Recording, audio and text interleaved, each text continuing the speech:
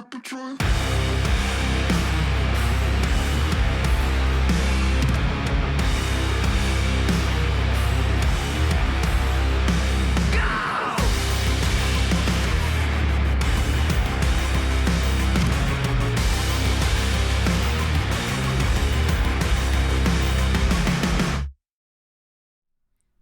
Hello, chatto, it's Thursdat, and coming up today on Building a Nation with Sirens of Malta, the Champions League returns, but this time Malta has two entrants as Gudja have waltzed their way through, slapping bodies left and right. They get the easiest draw I've ever seen in the Champions League. In other news, the values are back, we finally have money to play with. I sold someone for £60 million, and the stuff of fuck! It was going so well. Stirrups. Do not hate me. I am familiar with over 600 Oh, dance moves, mate, and I am programmed it was just to like get freaky. right there on tip of tongue. I feel sad now, honestly. Just Carlisle, honey, we off. If we could judge it on the first, like, sort of 80% of the intro, I'd say we were onto a winger. Onto a no, he's fucked it. Bro has fucked it. Washed streamer. SJ, thank you very much for the follow. And Bolivian Matt, thank you very much for the tier 1 during the intro as well. It's very kind of you. Welcome aboard.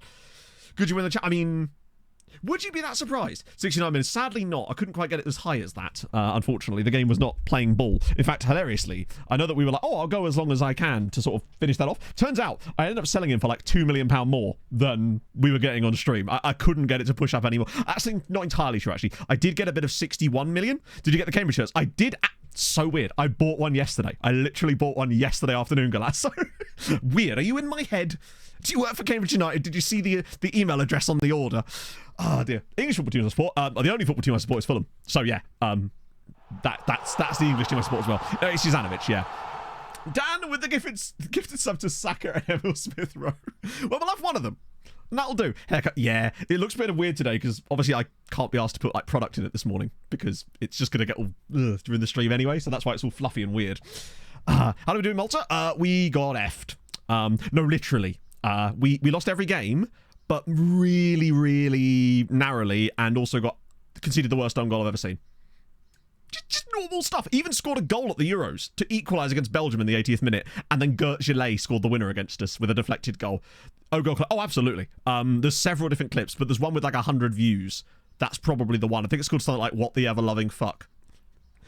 I've always had quite fluffy hair, and it's because it's like thinned out, so it's not as like my hair stands up quite nicely when it's thicker, but because it's like fluffy and like thinner, it's flopping down across my face, which was not great for running this morning, I gotta say. Ah, dear. Yeah, we lost 2-0 to France, 2-1 to Belgium, and 1-0 to Bosnia. The Belgium game irked the shit out of me because we played really, really well, got the equaliser, and then conceded a deflected goal. France, we lost 2-0, they were the better side, but the way they scored their first goal was the worst own goal I've ever seen. Bosnia, we just didn't kind of turn up. I think the tiredness had kind of got to us, and they got the winning goal. It was a real shame. But the winning goal also came about with the ball being crossed in, it going through my player, who swings at the ball and just misses it entirely, goes straight through their striker, and they score. It's a frustrating time. Veggie, thank you very much for the gifted sub to Mass Dubs as well. You'd bloody love to see it, friends. Emo hair. I think I could. It's not straight. It's not long enough, and it's not straight enough. I used to have like collarbone level hair when I straightened it, like around about here, kind of length. Well, let's go to the final. England. I don't know. Did we? I think we must have done right. The new Malta manager. Let's fucking go. Let's go find the answers to all these questions that are beguiling us this morning, right? Then we'll catch up because basically I had made 2 signings. With the money that we had left. I say left. I made 2 signings. I wasn't doing a huge amount of stuff because I was like, I don't want to do that off stream really. But there was 2 guys I was like, right, no, I need to sign these guys because one of them you already know about. The other one you sort of do as well, but some of you may have already seen him. But first things first, Euros. I think England beat Wales, right? Wasn't it like 3-2 and Wales were the better team? If I remember correctly. Spain beat England in the final, but I think England beat Wales 3-2? Let's check. I'm certain of it. Yes, yeah. England beat Spain 3-2. Yeah, that was the one. The Ever-Loving Christ was that. That's the clip. It even made it to TikTok this time. Yeah, we're getting pretty close to 1,000 games. So we'll probably get that at the start of next season, most likely. Hello, Inferno. How's it going, friend? Not straight enough. What about here? Oh, that'd be my hair. I haven't thought... I mean, to be fair, I could probably straighten it now. It's pretty long on the top because I've been growing the top out. I wanted to go for something a little bit different, so I'm growing the top of my hair out a bit more so it can be all swishy. I can go do Nivea commercials and whatnot. You know how it be. So yeah, England won the Euros. They beat Wales, but this was the game. Spain were 2-1 up at half time and were the better side in this game too. But the red card was quite late, and England just battered them in the second half, unfortunately. And Mullet, no. Pog was like, oh, you should do it. I was like, no. I had a mullet once when I was like 14. Whopping bloke, thank you very much for the 10 months. How's it going? How's your Thursday? So that was the first thing. Wales, Spain. Nah. I think that's a high honour to be known as Spain, no doubt. They won the Euros, you know. Finally back to sunny Essex. Are you in a different Essex to me? Like, which bit of Essex is the sun in? Because it ain't here, let me tell you that. I tell you that for free. But yeah, I actually bought the Cambridge United away kit yesterday. I was thinking about it, and I thought, you know what? Yeah. Let's do this. Also, hang on, was the final the exact same score as the real one? That's funny. Oh my god, what a 10 minutes. It even had the same scoring pattern as the England-Spain final. Spain score, England equalise, Spain score. But all in the opening 10 minutes. And also, Joshua Hambusher scored in the semi and in the final. Bear in mind, he's a right back. And the fact that wait, what? Oh, that was literally his last tournament as well. Scored in the Euros final for England, then went, I've had enough of this, I'm out.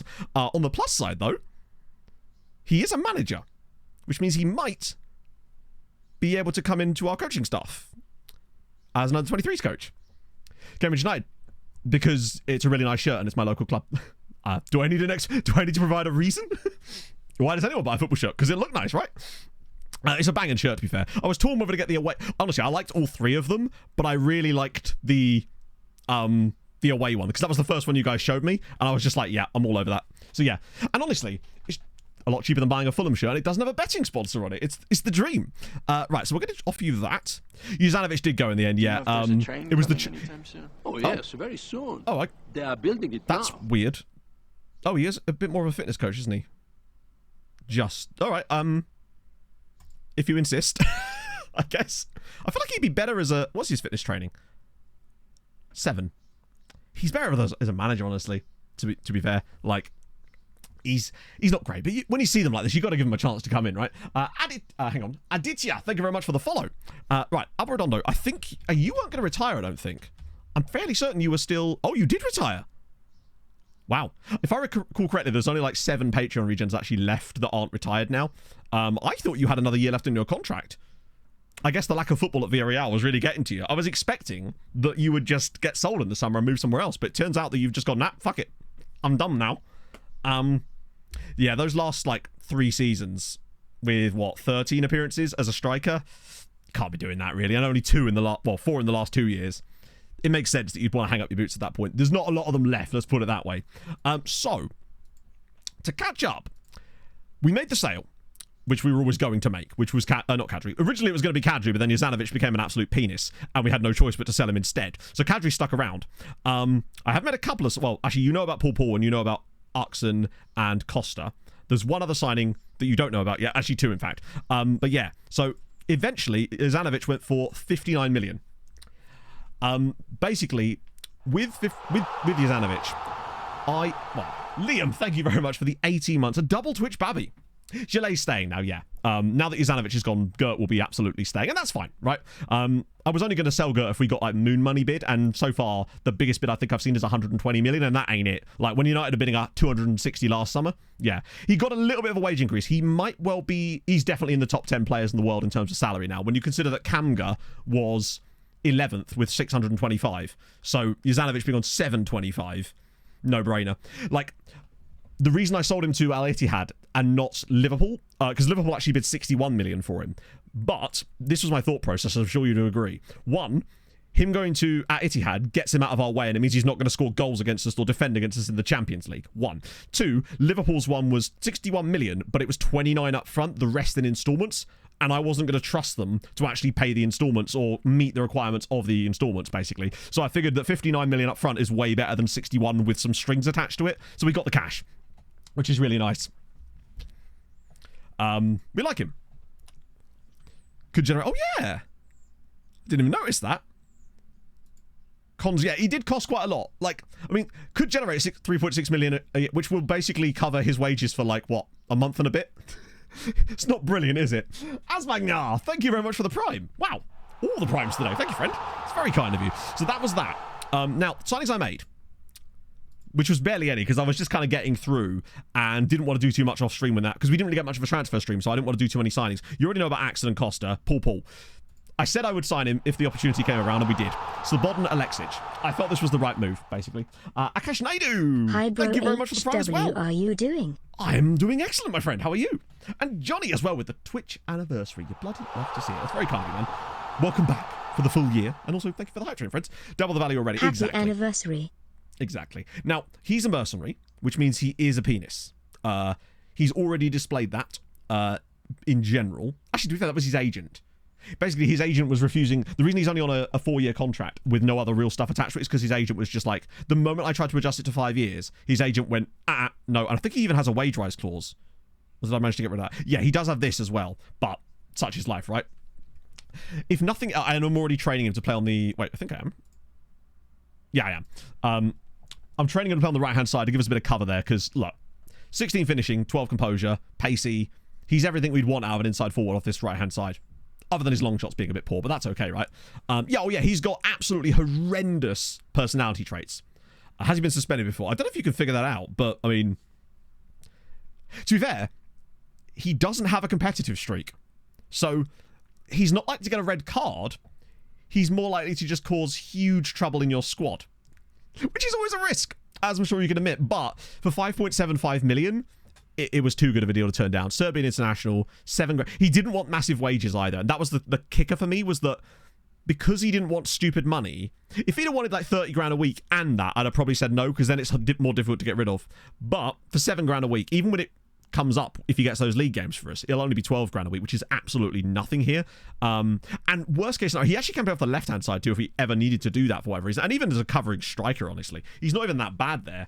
He's also 6 foot tall, which I do quite like for a wide player. I like me a tall winger. Okay, not that he's really a winger, but you get my point.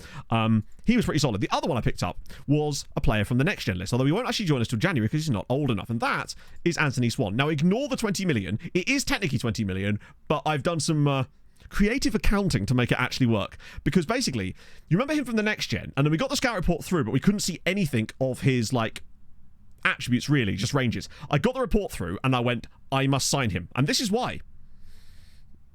Yeah. Ignore the stars for a minute. At 17, he's a bit fucking ridiculous. Basically, we're paying 7.5 million up front and the rest over the next 9 years. So essentially, he's a 7.5 million pound signing for us, as far as it goes. And then it's like, I don't know, 1.25 million a year for the next 9 years. But yeah, he's phenomenal. And the reason I liked, and the reason I was willing to ignore the stars is because I've been doing this new approach, which is why if a player looks like this, I believe that it's okay. Volante, maybe. We'd have to work on his finishing. I don't know if he's got the speed for it. But I like a lot about him. He's good on both feet. Resilient, unflappable. If he has any potential, and this isn't a lie, or rather, if this is a lie, hopefully, then again, that's still pretty high, then he'll probably reach it too. And he's 17 as well. The unflappable Swan. Well, is this the guy that was from Grants Pass, wasn't it? Yeah, the guy from Grants Pass. The fact that he had 5 caps for the US already. He is a bit Birkeland, and the thing is about Birkeland, I actually extended Birkeland's contract. I wasn't going to, but I decided that the better thing with Birkeland might well be to extend his contract and then sell him, rather than let him go. Draft guy, normal interplay. I don't actually know. How would you know? Never. Really, Tony? Who are you managing and in what league? And it can depend heavily on your game setup as well. And I like the fact that we can call him Swanthony or Swanthony. It works. It's a good name, innit? Yeah, I don't know if you can tell. Maybe it's in his bio. Nah. Entire career at Philadelphia Union. It'd be cool if they had, like, from the University of Pennsylvania or something. I don't know what. It's Penn State, innit? But, like, that would be quite cool, actually. I wish you could take the MLS draft and just dump it into other leagues. That would be so damn cool. But I know Hadrian's already tried this, I believe, and it just doesn't work. Normal intake, probably, yeah. Either way, he's joining us, and I was willing to do it. I thought that for a guy that looks as good as... He just has such lovely building blocks from which to build a player on. Providing... we see so many players that look like this, but have attributes like this, and then end up having 5 stars or at least like 4.5 when they actually join us. That's what I've noticed so much more. Because I've had a couple of 5-star guys that we've signed that look nothing like this, and immediately once they join, they actually look like that in terms of their. It's almost like it's reversed. Fun American. Yeah, no, it is fun. I wouldn't want to see it actually brought into other leagues, of course, but it is very fun. Like, you know, the NHL draft this year was just super fun to witness, I suppose. Should anyone else argue? I guess it's fun though, isn't it? Right? Overpriced Belgians today. I mean, from a financial standpoint, we are at 215 million. FFP is at 103 million, so that's good. It means if we find there's one guy that I'm kind of intrigued by. I don't think we'd sign him now because I don't know if he'd better go in the squad. But it's this guy. I like him a lot, but he'd be quite expensive. I really like Fulvio, but I think we'd be better off trying to get him at the end in January when the season's over. He's the one that really just tickles my fancy. 4 Brazil caps at 20 years old, plays for Flamengo. What's Fulvio's name? His name is Fulvio Rodriguez. Wow. What a letdown that was. I wish we didn't know. We could have at least pretended his name was something cool. But great natural fitness, reasonable-ish speed. He's just very technically gifted and great mentals for such a young age. Resolute as well, adaptable, very good, only 20. I reckon we could get him in January. There's a few players I've got my eye on in January. In fact, there's a guy, that striker, for example, at Boca as well. I reckon he'll be much cheaper in January when the season finishes. Sexy that's the idea challenge anyway. man. Chili Oh, con sexy carnage. challenge man. Oh, that's He's me. been the sexiest man since time began. Oh, he's a sexy challenge man. I was getting serenaded today. I wasn't expecting this. Registration bar is not showing in the squads. I haven't seen that. No, I don't believe so anyway. Alberto is better. Skin, exclamation mark skin, and you will get the folder that contains the latest versions, because there are different versions of the skin, and obviously a video guide if you should need such a thing. Oh dear. Where is Alberto? Did I re-sign Alberto? I actually forget. I think I did, didn't I? What's Tenconi up to these days? That was one of our best ever flips. 25 for free, 25 million. In less than 6 months. Was genius. 11 work rate. Bear in mind, work rate has nothing to do with age. Work rate's just the player's work rate. They almost never see much improvement to work rate from what I can gather. It's one of those attributes that just kind of is what it is, because it's a mental attribute, and at the end of the day, that's part of their player's style, I guess. Udinese loan. No, the reason the Udinese loan isn't the best flip is because we got the good money from the loan, but I had to sell him for basically nothing after the loan had finished because we got the value drop. He is, Josh, he is, and I'm so happy. I got a notification while I was out running this morning. I was just like, no, surely fucking not. I'm just super happy with that. It feels like an absolutely no-loss situation for us. We take back a player that everybody already loves at the club, and yeah, if he's in, but it's a free transfer. I can't imagine his wages are going to be massive compared to where, you know, they were at Spurs or whatever. It's just, I don't know, I'm happy. And if anyone could turn him around and get him going against Marco Silva, right, I feel like it's the perfect situation, really. How's our value? Our value is up to nearly $1 billion again in terms of overall. So, well, I say nearly $1 billion. 927 million. So it's creeping up. And you can see here, Paez is worth 43 million now. Kadri's worth 33 million. Valmir's worth 36 million. This is so much more. It's still not quite where it should be, but it's way, way better, right? It's way more workable for us. Gert Gillet is worth 110 million, mostly because of bids. As someone that's worth a lot as well. I believe it's Vieira. I think he's worth like the most. Yeah, 142 million for him. Have we got some? I would be. The fee is extremely high. That's what worries me. I'd be massively happy with the player. I like him as a player, but the fee is extremely high, and that was what concerns me more. So yeah, values are really, really good right now, which is awesome. Now, I know that we weren't planning to sell Kadri, and I'm not. Now that we've got the whole Juzanovic situation sorted, we can't really sell Kadri because we need the depth, which is Van Hout. Good question, actually. But with Kadri, I actually got a bid for 83 million for him. Valhout's actually only worth 9 million pounds, but that might be because he's out on loan at Sweetie. However, look at the development on him. Corgi Plus, what a brilliant name. Pog would like that. Hopefully she's still watching. Look at the development on him. He's getting there and getting there and getting there. Notice how he's on 68 grand a week as well on loan. I'm liking what I'm seeing out of Valhout. He's still only 20, plenty of time. Like, absolutely no rush to bring him back to the squad or anything like that. Players have performed well. No, I agree, Jason. I think that's partly because the players trust now that Marco Silva has the reputation of turning them around. I mean, what he's done with Andreas Pereira, for example, is amazing. I mean, he's had his ups and downs, but I feel like it's been really, really interesting to see that happen. Calvin Bassey this season too, you know, really good at Rangers. Maybe didn't work quite so well at Ajax. For Fulham, I think he's been absolutely insane, fantastic. No, Palacios not first choice in anything anymore. Look at where he's really lost it. It was just a really low intro there. But hey, Cookie Boss, welcome aboard. So, yeah, Palacio is... I think he might be on the shopping block as far as a sale next summer, honestly. 2 years left on his deal. Next summer, there'll be 1 year left on his deal. I reckon... bear in mind, we're actually not at the end of the window. I came back a tiny bit earlier just to see if we could do any little bit of business with you guys before we get into things today, just because it's fun, right? That and also we're going to try and get some more loans out. Because I want to see what Goodyear are going to do now that they're in the Champions League. Because you know what happened when Hamron got in the Champions League a few years ago? They took shitloads of ridiculously good loans. So I want to see if... yeah, exactly. I feel like next year it would... Well, Josh, we're in for Andre, and that'll probably end up going through at some point. But yeah, I think Palacio might be a sale next summer. Big Ikara, not as far as I know. They're certainly different from us anyway. The FM stag thing, that's hard to explain, but I do explain it in the video about it. It's just extremely detailed statistical metrics, basically. Don't you get itchy? Yeah, I do. But like I said, he's got 2 years left, and the plan is to sell him at 1 year's left. That's the idea anyway. Particularly as he'll be 34, send him to Saudi, get maybe 15, 20 million for him. It's just free money at that point. He's a guy we signed for free 17 years ago. And I think for me, that's the perfect situation for us. Squad-wise, obviously, with the lack of Jezanovic, I mean, someone is going to move up into the team this year. Now, Palacio, I don't know if I want it to be him, but he's there. Focus on selling Perez. Well, yeah, I mean, that's kind of meaningless, though, isn't it, Dan? Focus on selling Perez doesn't actually do anything. There isn't. I can't press a button that says focus on selling Perez. At the end of the day, I can only sell a player if there is a buyer. That's how economics works, right? Like, we have to have someone bid on him in order for me to sell him. Now, should someone do that, I'd be more than open to negotiating the deal, but we need to actually have a second party to make that trade. We can't just put him on waivers. Well, that's the thing, Con, as well. It's a little bit light there, too.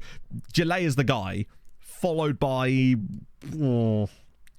We need something there as well. Now, the benefit is, Frimpong has just come back from his loan at Marsa. And I think, like... But it's more than 50%, Corgi. We have 300 players out on loan. So, yeah, it's probably more like 75%, actually, when you think about it. Yeah, Matt focuses. We don't do that focusing behaviour here. I think Frimpong is a guy that potentially could be promoted to the first team this season, because I think he's right on the...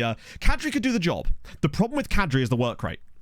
His work rate is really low for the role, and we know how absolutely crucial work rate is for the role that we wanted to play. He also has... He's got good stamina, but his work rate is really, really low. I want at least 15 here. That he'll do, but it's not the ideal scenario, basically. Kral, on the other hand, slightly better. Still not amazing. Birkeland... Honestly, I'd prefer to play Birkeland there as a backup. Frankly, he's got the 16 work rate, decent tackling, reasonable stamina. I think he's the guy. I think you're right, Ginger, or at least until Valenhaupt comes back, because I feel like Valenhaupt is the guy that actually is that role. I think he might be long-term the guy that actually steps into the Palacio spot now. Not as the backup left-back, obviously. Not the better backup. Yeah, but... Okay, but this is what I feel like we really don't understand this properly. A better backup, how good are we talking? Because if he's so good that he's as good as Gertulé, then he's not going to want to be a backup, and thus he isn't a backup. That's the problem. You can't have two players that are as good as each other for the same position and have them on the same squad status. That's the problem. So a better backup, like how much better? Because this is Gert, he's the role right now. Obviously, he's way better than him, right? But the question is, which player slots in between Birkeland and Gertulé levels of good? That's the problem. You can't just go, we need depth here. We can have 7 world-class players in this role. We need somebody, right? Young was on the shortlist. Well, the young ones on the shortlist aren't going to be as good as Birkeland, I wouldn't have thought, because they won't be as developed. But let's have a look. Shortlist and scouted players, too. I feel like that sometimes we forget about that. But I have been shortlisting people. So let's have a little look. Oh, but it's actually 10 Patreon guys. Yeah, but just find a Wonder Kid book. Oh, why didn't I think of that? Just find a Wonder Kid. Ah, I knew it. Let's have a look at DM and see what we got on the shortlist. There's the guy at Rangers. Send to the rest of Malta. They absolutely could, but what we're trying to do is find a backup right now. Just find someone with 200 CA. Problem solved. First value drop was 2032 for me, and then it started coming back over the course of that. But then it hit again 10 years later, unfortunately. Hey, Corinthiano. A bleeding awful amount of money. Oh, bleeding awful amounts of money, right. Ignore the projections. Basically, the projections are absolutely pointless. Do not take into account anything the projections say. It doesn't account for anything. The year is 2024 right now. The bulk offer out, it really does work, doesn't it? Yeah. So, Let's have a look. What we got here. We just... God, I hate this screen. There we go. See what the ages profiles are like on some of these guys. So the oldest of them is Ali Shewan, who's a guy I'm genuinely intrigued by.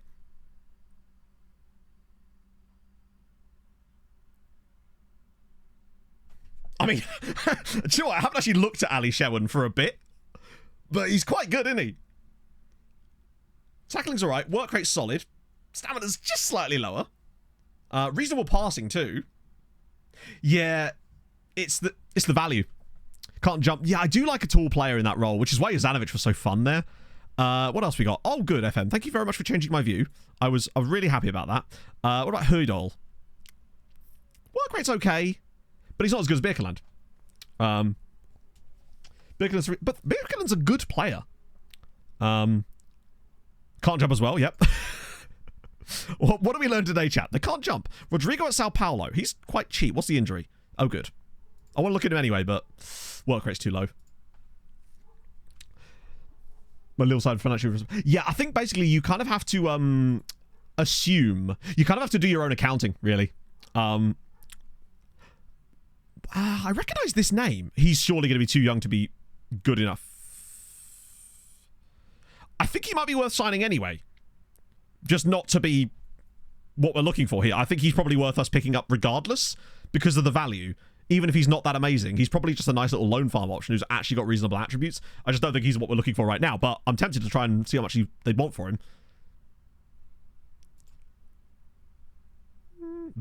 Wages nice and cheap too. Seems okay. He's 18 years old though. His physicals are really lacking. Tackling's not great either. He's got that Marek Hamšík hair. Let's have a look. This isn't really what we're trying to do here, but regardless, we might as well have a look, because, hey. Oh, yeah, 1.8. That's fine. I'll pay 1.8 for him. No problem. Shouldn't overpay for him. No, we shouldn't overpay for him, but, like, under 2 million with the money we've got now, that's absolutely fine. Anthony... Oh, remember, Anthony Swan is also already joining us. So, although his work rate isn't great, so he's more for the other side, I would say. What about the really long-named guy at Tromsø? He's only 16, so we can't sign him yet anyway. We probably could, but he's not it either.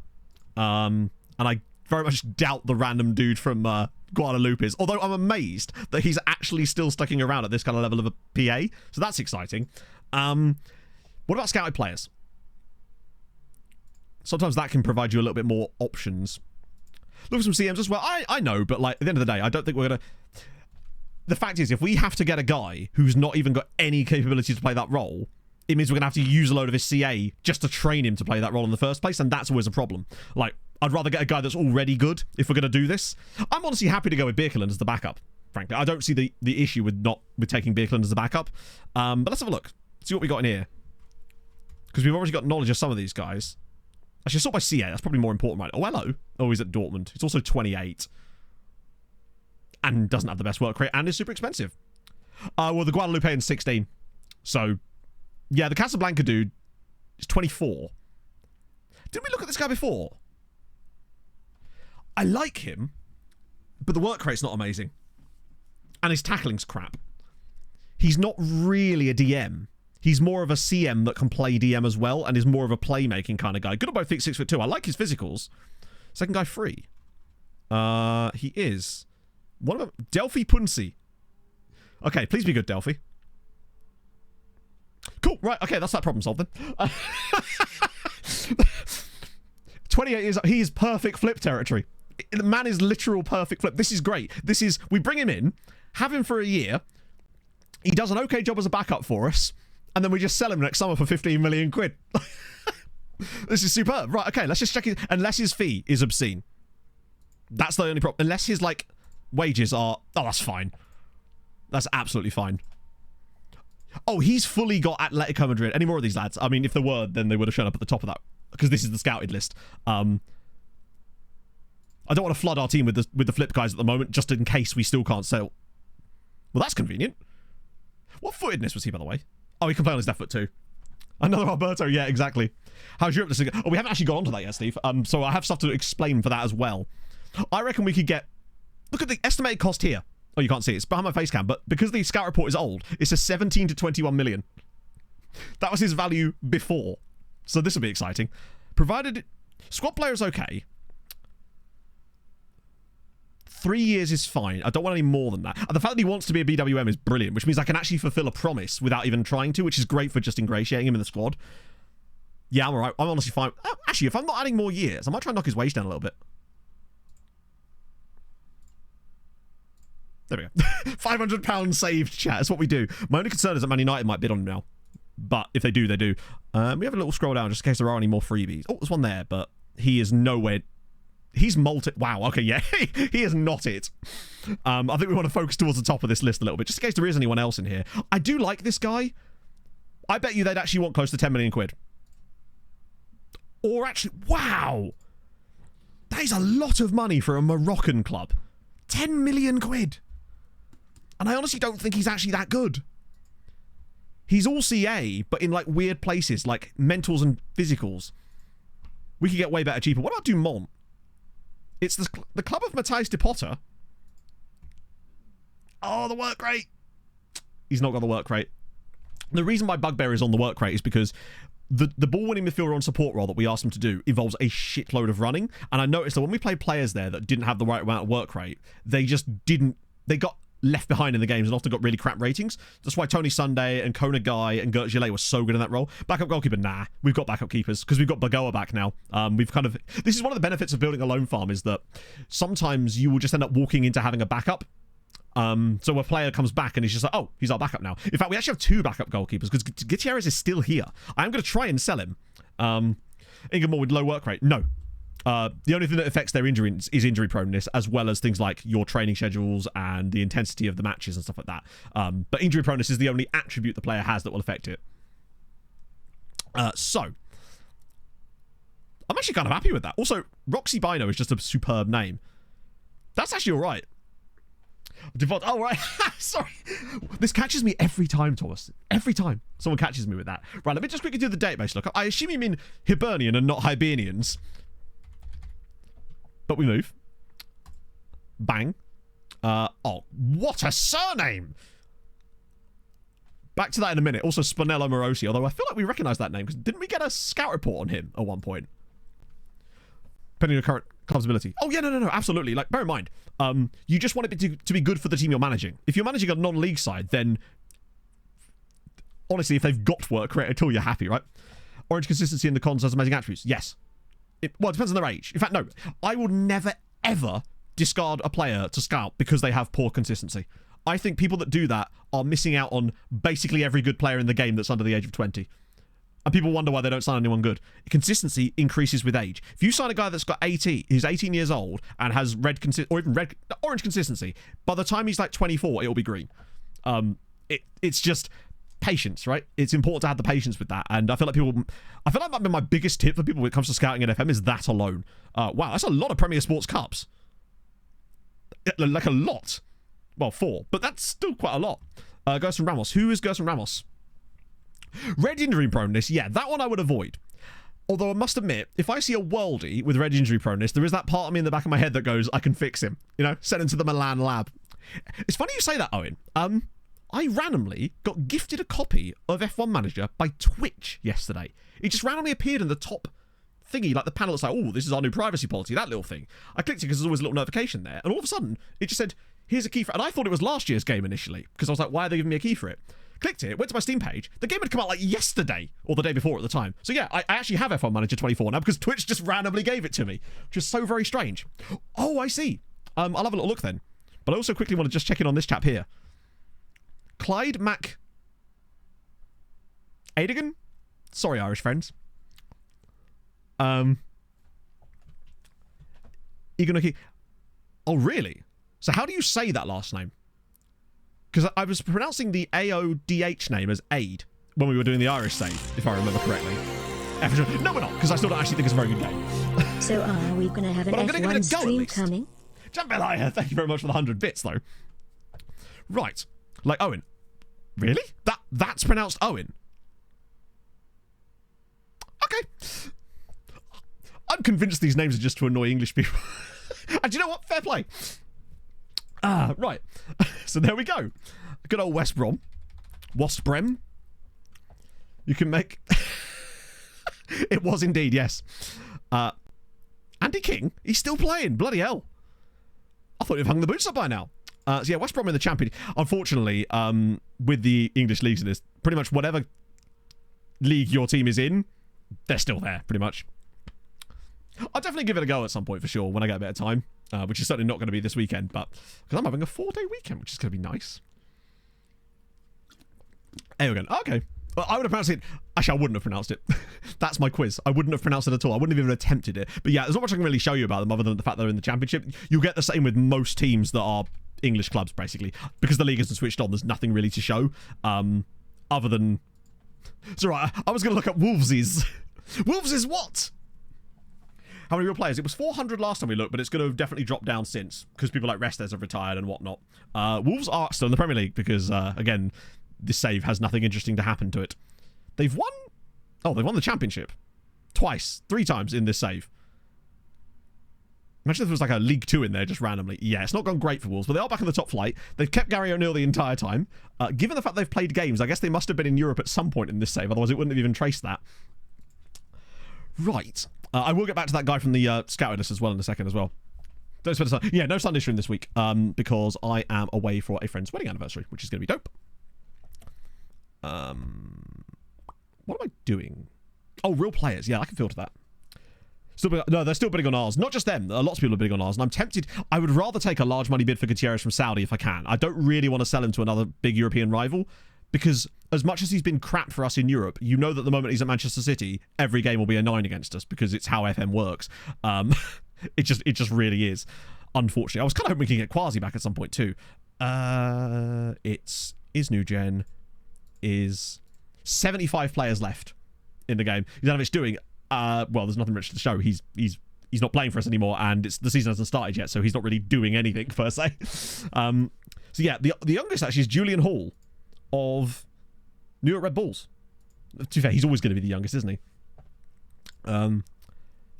The oldest current player. Wow, that's just quite as if he's still playing. Bro is literally here to torture me. Nathaniel Nwusu is the second oldest player in the database now.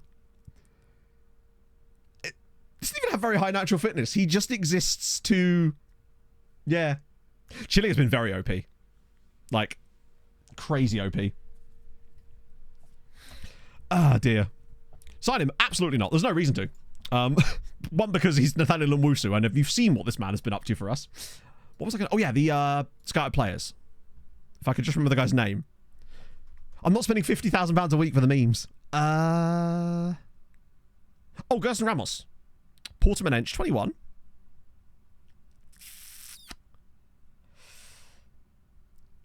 Do you know what I mean? He's fine, but not for what we're looking for. Sao Tome, yeah. He is very cheap, to be fair. Provided his squad status wasn't ridiculous. Do you know what? Actually, I'm tempted to sign him anyway because he's cheap. And Sao Tome. Oh, he's not. He's Portuguese. Oh, he's actually born in Sao Tome as well. Sir, he's going to be one of these horrible players that won't declare, isn't he? That means he could become Maltese, though. Yeah, I think for under $1 million, he's well worth it. I feel like every save I do, there's like one country that just overperforms themselves a little bit. Like Romania has done a few times for me, but this year, not so much. Yeah, we're fully going to get awaiting paperwork on him, aren't we? Get rid of that. If this is under $1 million, oh my god, yeah, 100%. 600 grand. Was he poached for Sao Tome? Was he really? Trindade. Oh, damn. That's amazing. Hang on. Does that mean he would have come through with Sao Tome's youth rating? He can't have done, right? Either way, that's fucking amazing. I want him just for that. The current boss of Malta is Kirill Alevsky, who was the North Macedonia man. You had so many options, Malta. Why have you done this? Waiting paperwork. Someone found a way around it. Did they? I didn't see it. And does it involve using third-party tools? Because I'm really curious. I never saw that. But enlighten me. I'm really interested now. He does look like he's in the mob. I mean, yeah, very much so. Right, let's see if this goes over the line. Oh, shit. I forgot we approached like several players, didn't we? I also need to offer out our other guys. Youngster is perfect. That honestly makes me think he's probably not going to be that good, but you know what? If he'll accept a 7-yearer, no harm. Don't have to put any clauses in. Ramos, Future prospect is perfect. Means you won't care if we leave him out the squad, and he might be open to a loan. Now, got to be careful with him because of his Sao Tome-ness. If he does just go, oh, maybe I fancy it again. There we go, cool. European exploits. Then we can look at the European exploits. Yeah, finally get to the European exploits. Right, so, first things first, they were mad. This is, I think, so there was 12 games played by Maltese sides in the qualifiers, if you count the home and away legs, and we had two ties in the Champions League, 2 ties in the Europa League, 2 ties in the Conference League. 12 games played, 11 wins, 1 draw. 11 out of 12 wins, which is, I know that you get less points for the qualifying wins, right? But to get 11 out of 12 victories over that period is absolutely mad, which obviously means they're all in, right? But this is where it gets even more fun. It's the way they got in. I just clicked the impulse like 3 times for some reason. There we go. Let's start with, well, just do it in reverse order, right? Who let us down? Nobody let us down. I mean, come on, we got 11 out of 12 wins. Nobody let us down. Big Ikara, first up. Scoopy, home and away wins. Celia, home and away wins. I mean, you couldn't ask for a better draw. The one draw. Oh, I believe that was literally the first game that was played, and that was Goodyear drawing away at Rangers. Yeah, Sirens. Not yet, we haven't, but give it time. So yeah, just easy as you like. Cruising through, points aplenty. Then we had Sweetie United. Elfsborg 3-0 away from home, 2-1 at home. IMT 3-1, 7-0. They won 10-1 in the Europa League playoff round against IMT of Serbia. What a beautiful draw that was. Just absolutely annihilated them. Lucas Juarez, I believe, has already got like 7 goals in the Europa League this season in his first 4 matches. He's having an absolute dream time of it. So you get, again, they just weren't even close to getting. In fact, they won 3-0 away at Elfsborg. Yeah, IMT, I'm amazed they were in Europe. Not just in Europe, but in the Europa League. Did they win the cup? They did. They won the Serbian Cup. So that's why they were in it. That's amazing. Oh yeah, and of course their group. Hammarby, Villa, tough. Slavia Prague, Wolfsburg at home though. AEK Athens, Tromsø in Europe again. Bayer Leverkusen and Anderlecht. Not amazingly easy, I must admit. Do we even look at Bikikara's fixtures? I actually don't think I have. Who have they got? Crvena Zvezda away. Torpedo. Well, that's going to be a draw because it's a Georgian side. Just always happens. Lyon at home is tough. Trenčín away. Puskás at home. RFS away. That should easily be top 8 again for Birkikara. They're just so consistent at getting top 8 every single time, right?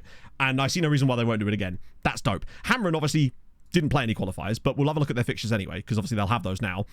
Red Bull Salzburg, Valencia, Midtjylland, Gil Vicente, Dynamo Kiev, Newcastle, Olympiacos, and Shamrock Road. It's not easy again, is it? They're not making this easy for themselves. It does feel a little bit easier than last time. We like that. But now the real fun part. Goodyear. This is insane. Bang.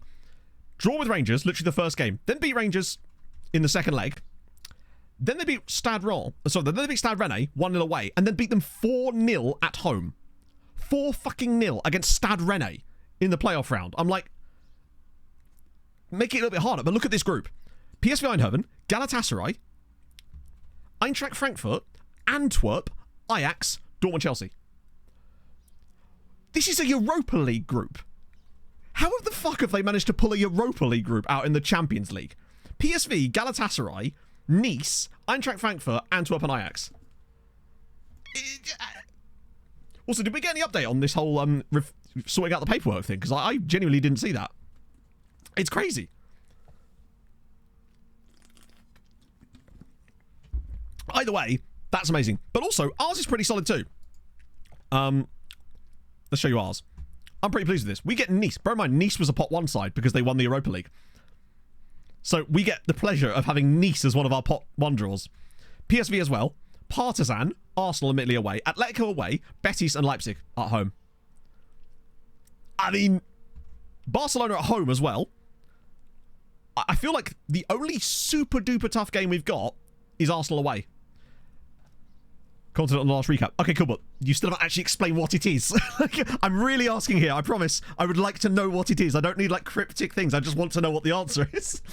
Sorry, I thought we were going to get to the answer at some point. Because it presumably is quite a simple process, right? Unless it involves using like third-party tools, and obviously we can't do that. But if it's something we can actually do in the game, then that'd be awesome, right? Point being, this is a really good group for us. I'd say Arsenal is the really tough game. Atletico away should be doable. Barcelona is at home. We've already proven we can beat Barcelona at home. Nice should be easy. PSV Eindhoven away. We already played them last year. Partizan away.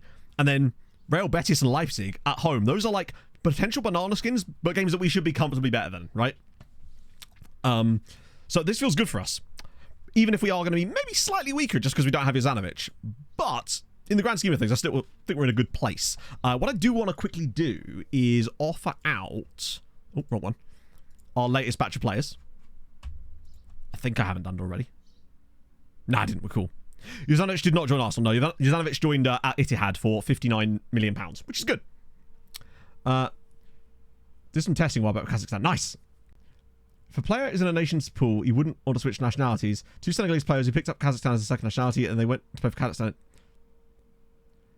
Senegal manager saw they both in the national pool of Senegal, removed them from it and went to Symphony and they both declared for Kazakhstan. Okay.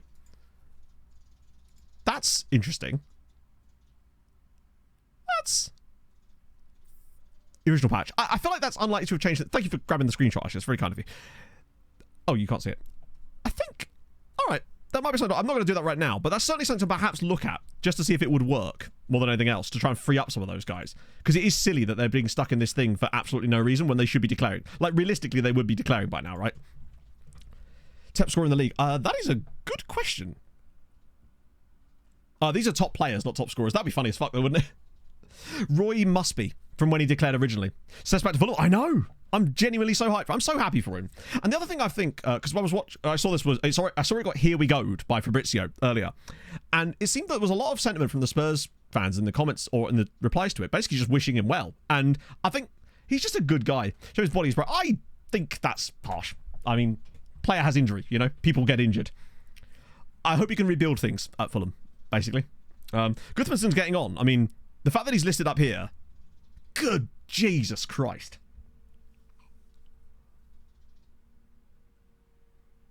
I mean, he is getting there, isn't he? Still only 23. It's mad that he doesn't have as more Iceland caps. He's one of these guys that I could see turning down a loan extension. And I'd be fine with that. Do you know what I mean? He's really, really good. 6'6", 19 jumping reach, and 14 acceleration. He is the mountain, innit? For players in recent seasons. Again, but I think you...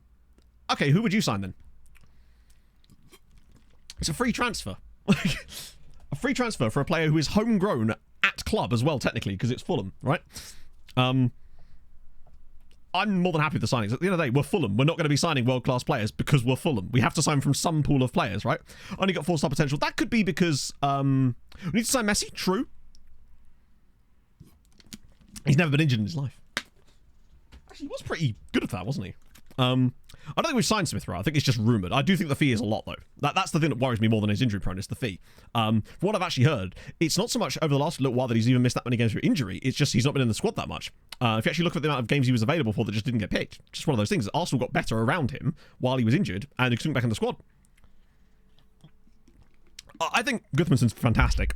But right now, he's still doing more good for Birkikara than he would be for us. He's one of those players that if he came back from his loan, say he just didn't want to do it, because that will happen sometimes, as we've seen in the past, I'd be more than happy to bring him into our fold of starting players, but we don't need him right now. Like, we actually do have options. He's around the same level as your Leos and your Fofanas, so he's still being like that second line of players, right? For us right now. But I still love the fact that he's developing really nicely. 35 minutes, yeah, to me that's too much, but you never know, right? Godfrey Atta. Do you know what? He'd actually be a pretty good ball-winning midfielder for us as it goes. If he wasn't on loan at Hamron, he kind of ticks a lot of the boxes we were looking for as well. But again, his value to Hamron is far more than it is to us right now. What about Torres? Has he got a good work rate? Now, see, Torres would be an appalling one. I feel like he was probably had the potential to be better than he was, but that low self-belief personality is absolutely killed. He's still good, don't get me wrong, but also no work rate, no teamwork. He's a brilliant defender, but he's a bit limited, right? He's not quite what we would have wanted. I'm very curious to know his PA. I reckon he had, like, proper high PA. But, because you know the way the game kept almost trying to tell us that he had proper high PA? When they gave him 5 yellow potential stars for, like, 2 straight seasons, which I just never, ever see. And I think it's the way the game was trying to say, hey, this guy's really good. But I'm like, he's got a low self-belief personality. He ain't getting anywhere. He's, well, not getting anywhere. He's probably got quite high CA right now, but not as high as it could be, you know? Milan chasing Cadridale, that's not very good. That's not very good. I thought that said Perez for a second. We haven't really had any bids on Perez, unfortunately. 190. If he has plus 190, that would be absolutely unbelievable if you had plus 195. When you consider that in every save of mine, maybe they're going to get maybe at most 20 players over the course of the entire save that have over 190, I would say. I reckon we do have one. I just don't know who it is, but I don't think it's him. I'd be willing to bet if we have anyone, it's probably not Renault, so he's probably close to it though, maybe. We'll see how he develops. Vieira might be the one, actually. I think Vieira might have a chance of being close to 190. Potentially. Maybe even Pereira, actually, but we'll have to see how he develops. Arsenal for Kadri, 40 million, no. Barcelona offered me 85. Pereira give 40 million pounds. It would be fun if they all turn out to be facing. Maybe all the facing the games are in it. Valenhout. I don't know about Valenhout. I'll make a decision. It's too early to say about Valenhout, I would say. Just because he's still young and in his development. Oh, Hadrian's injured himself again. This is what you get, Hadrian, for not declaring and taking that club job. Or the other one, as it happens. Top young player odds. That's funny as all hell. Why are there only 2 players in the odds for top young player? One of whom is a ridiculous striker who's on loan at Marsa. And the other one is a guy that we signed for the memes from Micronesia. 1 to 91 or 50 to 1. I think I know who my money's on, but I wouldn't bother putting any on it because we'd win nothing. Yeah, that's amazing. Follow-up, I will not be following up. Thank you. Oh, do you know Zagreb? I actually want to quickly just check the report in case there's anyone like these guys here. Oh, wow. Like, actual wow. Alden Zek. Oh. Can anyone say Padilla replacement? Oh. He's very intriguing. Only 16, which means he must have come through this year's youth intake. Which is why he wouldn't have appeared in any of our searches yet. Oh, that's dope. Love that for him. So, speaking of overpriced Belgians, there is this guy, Luigi Maresca. Amazing name. He's called Luigi. But I think he's a little bit overpriced even for our standards. But still, really interesting player. I think new... Oh, Phil Brown! I've always wanted to sign Phil Brown. Means rabbit. Oh, even better. We can go down the rabbit hole with him. What am I being responding to? Oh, that. And 107 million. They're dropping it. Emmett Doran. 2-5. Oh, yeah, no. They're absolutely interesting players. That's why I've scouted all of them anyway. I just wanted... Sometimes, like, if I see a club like Dinamo Zagreb, I will take a look at the actual report. Just because I get too intrigued to wait. What's Roy up to? Roy is playing full-time for Sweetie United. He was actually the top scorer, I think, in the league last season. For Sweetie. For everybody, but specifically for Sweetie. Phil, what with Phil Brown? You don't want to know. What we're looking for? Oh, yeah, the recruitment-focused guy. We got 59 million in the end. All in one go, at least. So it's basic and... So it's gone from minimal to basic... Sorry. Yeah, from minimal to basic. So it is slowly growing. But I don't think he's unlocking any new countries. He seems... And I believe this guy's the same. Yeah, so he's got basic again. So it seems that they go to a certain set of countries and that's the ones. And then they just get better knowledge of those, but never get any more knowledge of different countries, it seems. Paez will reject that as well. Just the darkness. Oh, this was Boston, I think. In fact, I know it's Boston. Which is my dad's favourite band. Birkikara want ISA. Sure. We going stocks and shares ISA, or what are we doing here? Does this mean I have to give them an extra 25% every year? Fine. Calaf. I don't know who that is, but odd that Goodyear are after him there. I'm hoping they'll come in for some of our loan guys. Before they go, oh, really? Oh, interesting. So once they get extensive there, then they'll start getting some other countries. So we just got to wait. I thought I'd accidentally signed Joshua Hambusher, and then I realised I forgot it was a staff role. I was like, what? Oh, that scared the shit out of me there. But in he comes. Oh, damn. Here come the loan offers. Petreski. That'll be fun. I'd say that's a really good signing for Birkikara. Well, on a track, on like a, yeah. Nothing for you. Naibur, Ox. I was so hoping that someone would take Andreas Axon. I think he's got decent potential. Yes! Hammering after the Pinares. Watch out for his murdering. Balzan want Isa on loan. Melita want Mendes. And Fredrickson. Oh, it's about bloody time. So, weird news. This was the guy that the game considered our hot prospect for bloody ages, right?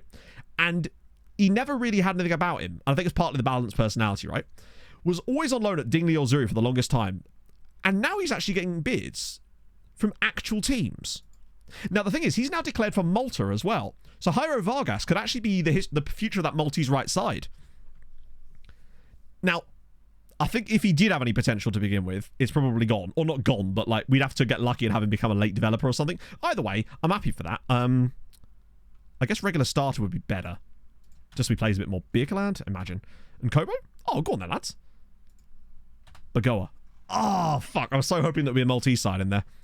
That would save us some time. But Bagoa's probably going to be our backup. Loan offers for Pebbles, obviously. We're not doing those. I think he's just on there for reasons. Okay, so there's a couple of bits there. We'll try again on transfer deadline day. There seems to be more interesting players there. Oh, did I not turn... Oh, I didn't actually accept the one for Vargas. GG, Matt, well done. Is there more? Ah, Gutierrez. It's just not enough. Give me, like, 73 million... Wait, what? Hang on a minute. Ah... I think I'd take like 40 million for Gutierrez. Oh, by the way, only one player got pissed at me across the whole summer as far as being asked to leave, and that was Krustev, yet again. Man is so annoying. I tried everything, but he became a penis yet again. All right, 33 million up front. Let's see if I can work with that. 47 million. I feel like Benfica's an only an... Oh, true, yeah.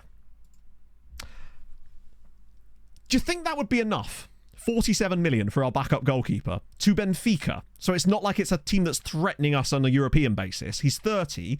Even if they were to sell him in a couple of years, he probably wouldn't have that much time to do an impact. I think 47 million for our backup goalkeeper is pretty... Think we can get more for him? Yeah, but we were on deadline day nearly. So I don't think we are going to get more for him because no one has bid more than this for him in the entire window. Let's put it this... Let me tell you that right now.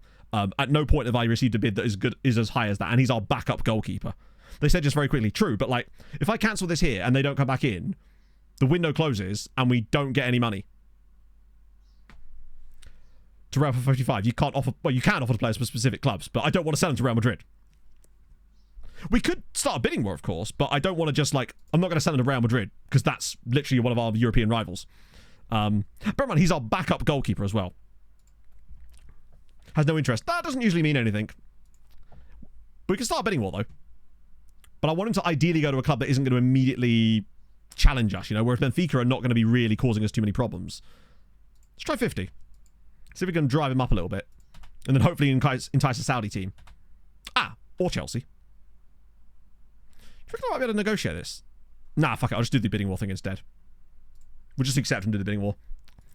Anything more we can get, but I have to be careful who I sell him to, basically. Chelsea I wouldn't mind either, actually, because they're not very good. Chelsea have actually lost reputation in this save. They're actually now down to 4.5 stars. I didn't realise this until I was looking earlier. 65 for him. That would be a lot. I'd happily take 65, but it has to be to the right team. I'd rather sell him to Saudi for 60 than take 65 from Man United, you know, because we don't want him playing directly against us if we can avoid it. Yeah, I'll send him to Goodyear. They're a European rival, right? Yeah, okay, so we've rejected that. We'll offer him out again. I'll try 55, because you never know. If we were underselling him a little bit, then maybe 55 would work. If not, then we'll just... Porto on Petreski? Yeah, no. 40... I want Pebbles to stay as well, because I really think Pebbles is going to have a bigger role this season, potentially. Yeah, I think that was a little bit too much. Oscar Jansen's going... I've decided to loan a couple of guys to clubs that aren't Maltese, if they're a bit older, and just to get them out the way, basically, because they clearly weren't going to go to a Maltese club anyway. Right, that was too much money. Let me try 53. Actually, no, 52. 52 is probably a bit safer. Smaller increments in it. See if that works. Benfica want Leo. It's a really bad bid, and I actually think he's going to get more game time this year than he might think. Team leader meeting. What? Oh, here's a fun one as well, chat. In pre-season, Gert came to me and said that he was worried that he wasn't playing enough in pre-season. The game, they have to look at that. Obviously, I just told him you will play, because he will. But it's mad that you get players complaining about a lack of football in pre-season. Now, obviously, it's because he wasn't playing as much towards the end of last season, but then have him complain about it then, not in the middle of pre-season, is actually stupid. Sousa might honestly get more game time this year as well. I'm still not going to do it, of course, because that would be silly. But he might well get the playing time by virtue of just being good. Right. I always up the Continental one because we've got the money, and it feels like it does work. Guzek. The fact that Benfica want him makes me not want to sell him. Unless they would give me, like, stupid money. Okay, that's interesting. Why are they surging around him? What do they know? They're also after Bizarma. Well, so this was actually not even that long ago. This was like mid-August. Benfica suddenly... I wonder if they've made a big sale, potentially. And that's why they're going after... Then I always feel like the Portuguese clubs seem to always have a lot of money just because they make such brilliant business as far as their, like, outgoings. This is where we actually end up strengthening Benfica so much accidentally. Got injured, so I had to sub off in order to continue the game. It's so stupid, isn't it? Like, do you remember that time when a player, PSG are just like, hey, here's... What is PSG's deal? They see a player that we've agreed a deal of, like, 50 million on, and they're like, yeah, but what about way less than that? It's like, nobody cares, PSG. Nobody cares. I'll just offer them 50 million up front. If they do 50 million, they can have him. How about 15 million? No, piss off. Though that also makes me think we're a little bit too close now. I find that once basically, you know, you've gone too far with the bidding war when PSG come in with their half-price bid. I'll offer him out for 50 again to see if we can get someone else involved. Go away, Paris Saint-Germain. He may not go to Chelsea. I'm actually okay if he goes to Chelsea for 50 million. Because Chelsea didn't even get out of the group stage last season. They're not what they used to be. So that would actually be okay. Wow, they are really bidding up. Are they actually bidding up Bizarma, or are they just offering the same exact deal over and over again? Okay, that was 16 million. I still don't want to sell Bizarma. I'd much rather them... Wouldn't you guys be much more interested in Perez? I can interest you in a really nice Perez. Like, he's great. One owner. Careful driver. Kicked the shit out of him. Where is he? Wow, he really is bad now, isn't he? Yeah, he's still valued. But he's not wanted by anybody. Intermediary? Oh, wow. Wait a second. That looks quite good. 4% fee. 9 million quid. Perez directly to Benfica because it doesn't work. I don't know how many times I have to say this. Offering a player specifically directly to a club like that just does not work.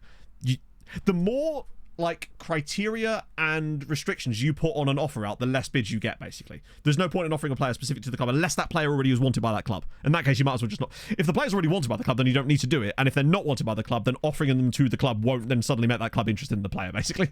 It just doesn't work. 50% next sale. I don't know if they'd go for that, but we'll see what the club is. Plus, I've noticed that with the intermediary offers, if you try to negotiate with the intermediary offer, or is that the agent one? I actually forget. It might be the agent one. There's one offer, basically, that if you get it, you basically can't negotiate it, because if you do, they just reject it immediately. It might be the agent one instead, actually. Right, let's see. We're taking part, obviously. Now we should be able to offer our guys out again and maybe get a couple more bids. Potentially. I think most of these guys are already on offers, actually. The intermediary, they reject if you increase the bid. Yeah, but surely, I mean, as far as the AI is concerned, adding a 50% an Excel fee clause is increasing the bid. Like, it changes the value of the deal. And I don't want to risk a deal not working because we did that, as far as I'm concerned. I've never managed to actually get them to do anything other than accept the deal they want. And that one did say transfer, right? Not loan. We'll see. I also didn't offer any players out. That would help, wouldn't it? If I actually did the thing we were supposed to do. Oh, wait, hang on. Is that Man City trying to loan him?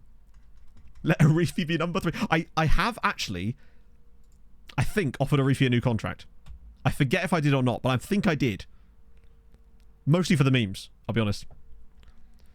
5 million. Oh, you dropped the... Oh, okay, sorry, yeah. I thought you were just talking about upping the... We'll see. It'll depend on what club it is, too. But also I've noticed is the last few years, I've not been able to get any of the clubs to actually buy those clauses off me. They just take them. The only ones I've been able to get are all, like, for example, all the ones we've got in here, these are all Maltese clubs. Melman, I think he's finally retired. Oh, no, tell a lie, he's still going. 34, out of contract. He's actually asked to leave. Fancy becoming staff? Ah. DM saying, no, the DM is still dragging his heels. But on the plus side, Man United. I'm not looking to sell Bizarma or Pebbles, no. Bizarma's our backup striker, and Pebbles is possibly going to be our starting Segunda this season. Because I think I want to give him a go there instead of Valmir. Pineda, it's about time someone actually bid for that. I don't want to sell him, of course, but it's about time somebody showed an interest in him, honestly. Man City must be super desperate for a striker if they're after Bizarma on loan, of all things. Offers made for Reynoso. Weirdly, the bids for Reynoso this window have not been particularly large. Both on the list then. That wasn't a sale list, that was the loan list. That was only because of lack of football, so they complain about it, so I put them on the list to keep them happy and then just reject the loans. City can have Perez, yeah. Now we're talking. Wait, Juventus make bid for Perez?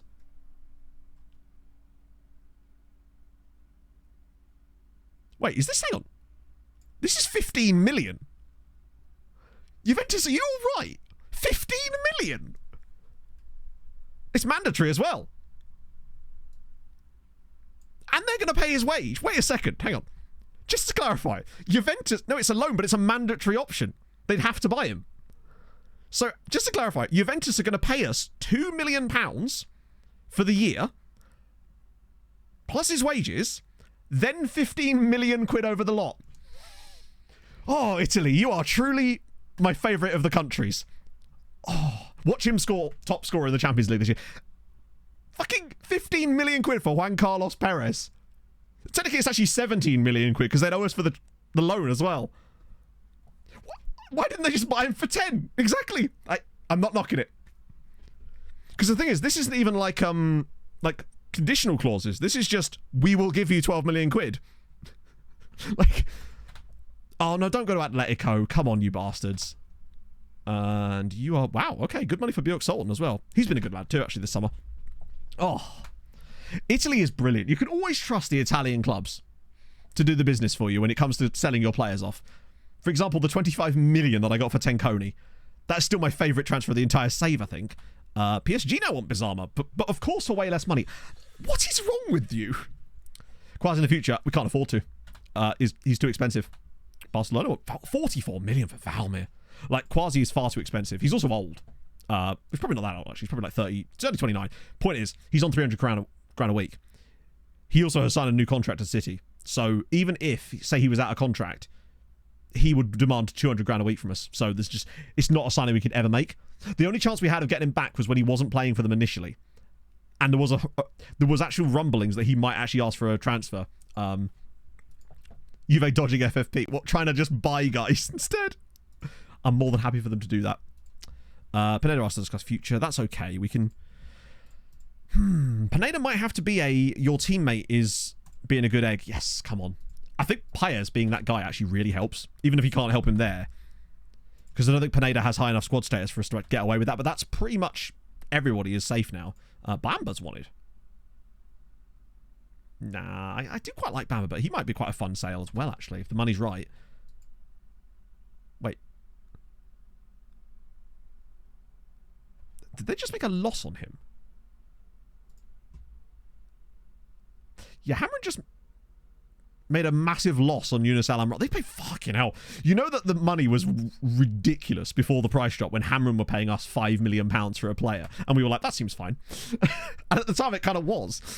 Not like that for you. Oh, now you want Frimpong. No doubt he's worth 5 times that, because basically whatever City are bidding is probably... I hate him. I hate him with the passion of 1,000 suns. There is a special circle of hell reserved for betrayers and mutineers and Juan Carlos Perez. Bro has just cost us £17 million by refusing that loan to Juve. That is unbelievable. Smug little face. Oh, David Rojas. I thought it was Ramiro Rojas. Fair. He's got a wanted to, but it's probably Benfica. Of course it's Benfica. Oh, Benfica, you say? How interesting that you mentioned Benfica. And now I can't offer it. Very interested in speaking to other clubs. Do you know, something tells me that's not true. Wouldn't it be so funny if after all this, he ends up going to Benfica instead of Bizarma, and we end up selling them a terrible bill of goods? You're going to Slima, nice. We've got 11 hours to try and get this done. Lots of loans. Oh, hang on. You're not that bad, actually. I'd say we've lucked out on him. I don't mind him. Oh, I can't believe this, man. Right. Fredrickson's gone. We've got 11 hours to make this happen. He hates pasta. Could do. Good news, finally. Some good news is upon us. Delphi Punsi. Where are you from, Delphi? Spanish. Okay. Is joining us on a free. That's nice. That's absolutely fine. Like, it's only going to cost us 99 grand to sign Delphi Punsi. Fine with that. This is kind of worthless, isn't it? Is that the guy we just looked at? Or is that a different... Good God. 13 million quid at a Moroccan side. There's no bargains there. 90 million for Badia. PSG want Bocons. Okay. Maybe offer more than we pay for him. Figura want to... Oh, that was straight away. Oh. Right. How's Delphi? Please be worth money. Nice. That's fine. Squad player. Does a backup role for us for a year. Sell him for 10 million next summer. Bish bash bosh. Off the books, you know? That's totally fine. For float? Oh, no. Nibor. Man United loan off. What is going on? Regular starter. I'll tell you what. Yeah, fine. Fuck it. Real Madrid wants a loan Bagoa. Good Jesus. I'll have to refund your points for that one because this song was too long. I guess we've got a decent backup goalkeeper. I guess we've got a decent backup. We'll take that. PSG net worth. Of course. Yeah, why would I want to... There we go. 142 million in the bank. They're rich and worth £1 billion quid. They've certainly not got the money they used to have, that's for sure. As you can see from... Yeah, so they scaled down their funding twice. Then left entirely. New chairperson. Then he withdrew the funding entirely. And now they've got a Matteo Coombs. They've got a consortium takeover this summer. But that doesn't really mean anything. So yeah, PSG are not as loaded as they once were, which would explain, I think, why they've fallen off a little bit. Benfica make Perez offer. Oh, chat.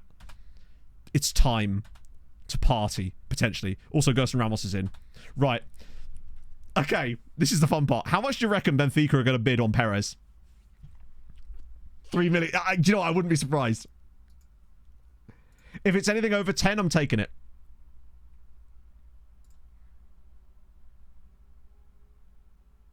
Intermediary fee? Excuse me? Wait a second. Are you telling me that the Juve one wasn't the intermediary? Oh, for fuck's sake. Which I can't, like... We'll have to take it. Because if I turn this down... If I try to adjust this in any way... Unless we try that trick. Because we don't actually need the money. I love that the Juve one just came out of nowhere then. That wasn't even the... I mean, it'll probably just... Preferred destination would be Benfica. Is that right? Is that right, buddy? Not sure what to do. I think I just take the 9.5 million. It's not as much as it was. And I do hate him forever. But at least he gets rid of him. Make a bidding war. We could try that. That's true, you're right. It's like, fuck. Okay, let's try and bid him up now. Wait. I think we'll have to continue a bit. We'll try and get him again. See if anyone else is interested. See if Juve come back in again. Gerson Ramos. Ooh. Maybe doesn't have the potential ceiling, but that's okay. See if we can immediately get you a loan. Like we did with the other chap. That would help. Look at us doing business. Pinares is gone. He turned them down last year. We take that. What other ones we got here? So the Chelsea deal, that's still going. Oh, it's work permit. So we might be able to make some good cash here. Oh, we absolutely... Wait. All the clubs review the situation. All the clubs... What clubs? I've already accepted the bid. Is the game going to, like, lock me out of offering him out again? God, this man is cursed, isn't he? He's truly cursed. Unless Juve come back in again. Chelsea offer for Pereira. No. Boca Juniors? Oh, no, no, no, no. Don't you do this to me. United, you fuckers. Do you think we parlay the fact that we're selling Gutierrez and just go for this guy now? Try and compete with United for him anyway. Sort of a Perez replacement. You know if there's a Because we're going to get 50 million. Oh, yes, very soon. If he rejects Benfica. They are building it now. If he rejects Benfica, it doesn't really matter. It's the Chelsea situation. We might as well try, right? Now, the wages could be the key. No. Not giving him £130,000 a week. That would break our wage structure. Go after the 29-year-old, because look at the state of the 29-year-old. These are the kind of guys, if you can pick them up, you can flip them for like 40 million in a couple of years, but at the same time, I'm not going to give them £130,000 a week to do it, you know? L1 Liam, or Liam, thank you very much for the follow, and Ekis Bokis, thank you very much for the prime as well. Very kind. He's gone. That's good to know, but I'm not spending £130,000 a week on the player, particularly not as we've got... That would also mean that Palacio would be on £130,000 a week too. It's not worth it for us. I think maybe we could have gone on him earlier, but the fact is, we would have ended up paying way more earlier. The plan was to wait for the end of the season in Argentina and then try and get him, but if he goes to Man United, he goes to Man United. You can't win them all. 29 million. Dortmund for Leo. That's 9 million. It's just not enough. How much? 18 million. We just turned down 32, you melons. So Gutierrez is gone. More players like him playing locally. Well, even if we could, we wouldn't have time to scout them before the end of the window anyway. So it sort of defeats the point. I mean, we are scouting those teams anyway. So if the players exist, like when I'm scouting the South American sides, I'm scouting their first teams as well as the under-18 sides because of guys like this. But there's no point in rushing it through for no reason. Like, we're already scouting those clubs. The only thing we would be doing is looking at players that we don't have scout reports on yet, and then waiting for the scout reports to come through, which is exactly what we're doing anyway. And that's how we found him. The biggest fail as a player you brought in... Oh. Possibly Francois Xavier Hardy. City want him as well now. Yeah, we're not going to be able to compete with the wages. And nor should we. Like, part of the reason that we're able to run the club in the way that we do, or are, is because we don't offer those wages. If we started offering players £130,000 a week like that, we would just... Wow.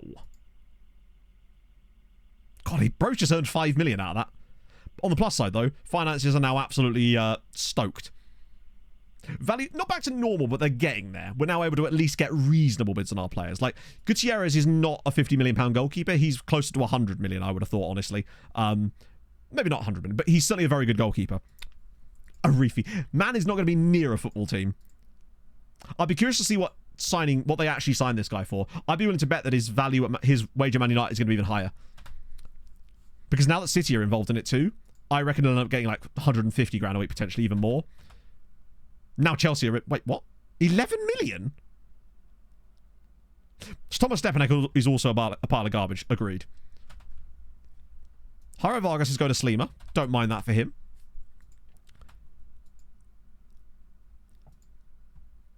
£11 million to Man City, and he's only on 120 at City. He would have asked for more to join us. It's just how it is. Press bidding war. We can't offer him out. If I can't offer the player out, I can't create a bidding war. The game just keeps telling me that, oh, now we can do it. It just kept saying that I couldn't offer him out. Let's try 10 million just to get us started here, I suppose. It might be too late, potentially. But, yeah. That's just the advantage of when you're a club like Man City or Man United. They can get the better players on lower wages as well. We just don't have the reputation for that yet. But it is what it is. Luckily, he's not a super young player, but watch him suddenly become a worldie at Man United. Like, he's good now, but we'll look back in 2 years and all of a sudden he's got those, like, Man City attributes that just come out of nowhere. Wow. Yeah, nobody... It's almost like they've heard. Things have got around. I mean, I'll transfer list him, but usually when you transfer list a player, I find it does the opposite. It actually seems to reduce the player's value more than anything else. Because teams go, oh, they're trying to get rid of that guy, therefore we will offer you nothing. Wouldn't be surprised if we get a £2 million bid from PSG. Like, that seems very much on the cards here. We still need to get to Champions League games. They're not interested. Benfica, they know. They know. I swear to God, if he doesn't... No clubs are interested. Oh, they are, though. I think we just do the older... and wins by 90k. It's the best you're going to get. Take it or leave it, right? We'll just part exchange him. Wait, did he actually say that? That's incredible. Wait, it didn't. Hang on a minute.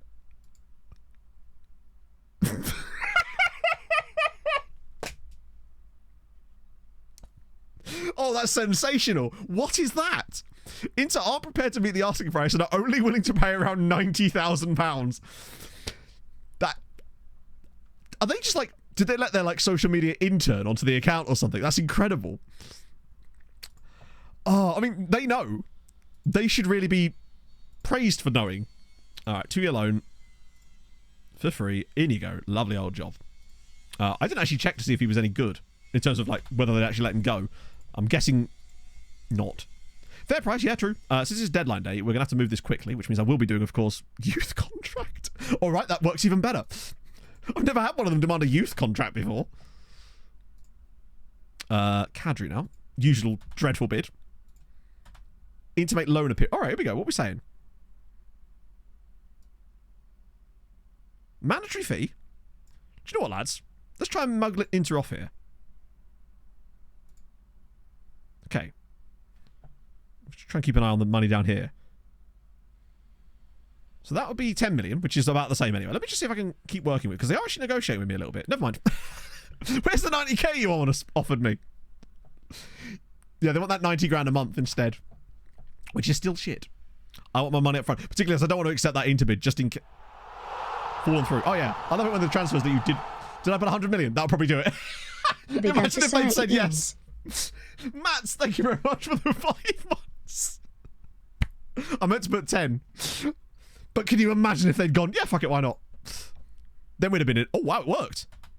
There we go. Gerson Ramos. Immediately off to Balzan. We take that. And now Luke's in, and we can immediately release him. Sorry, Luke. It is a strong counter. Hey, you got to play hardball, right? Never let you know your next move. Anyone else in it that's fun? All the loan interested. Wait. Just hoping there might be like someone that isn't Real Madrid that wanted him on loan. It's weird seeing massive clubs wanting our players on loan now. No, I was just being dumb. I wanted to get 10 million. Basically, if you offer like a bit more than they want, then you can usually mess around with it a little bit and get something going. Pereira's been a good lad this summer as well. Not even complained once, I don't think.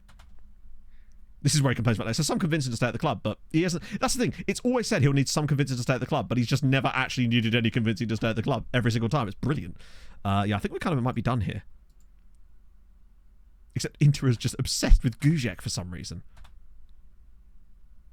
Really weird. What, is that guy like much better than we thought he was?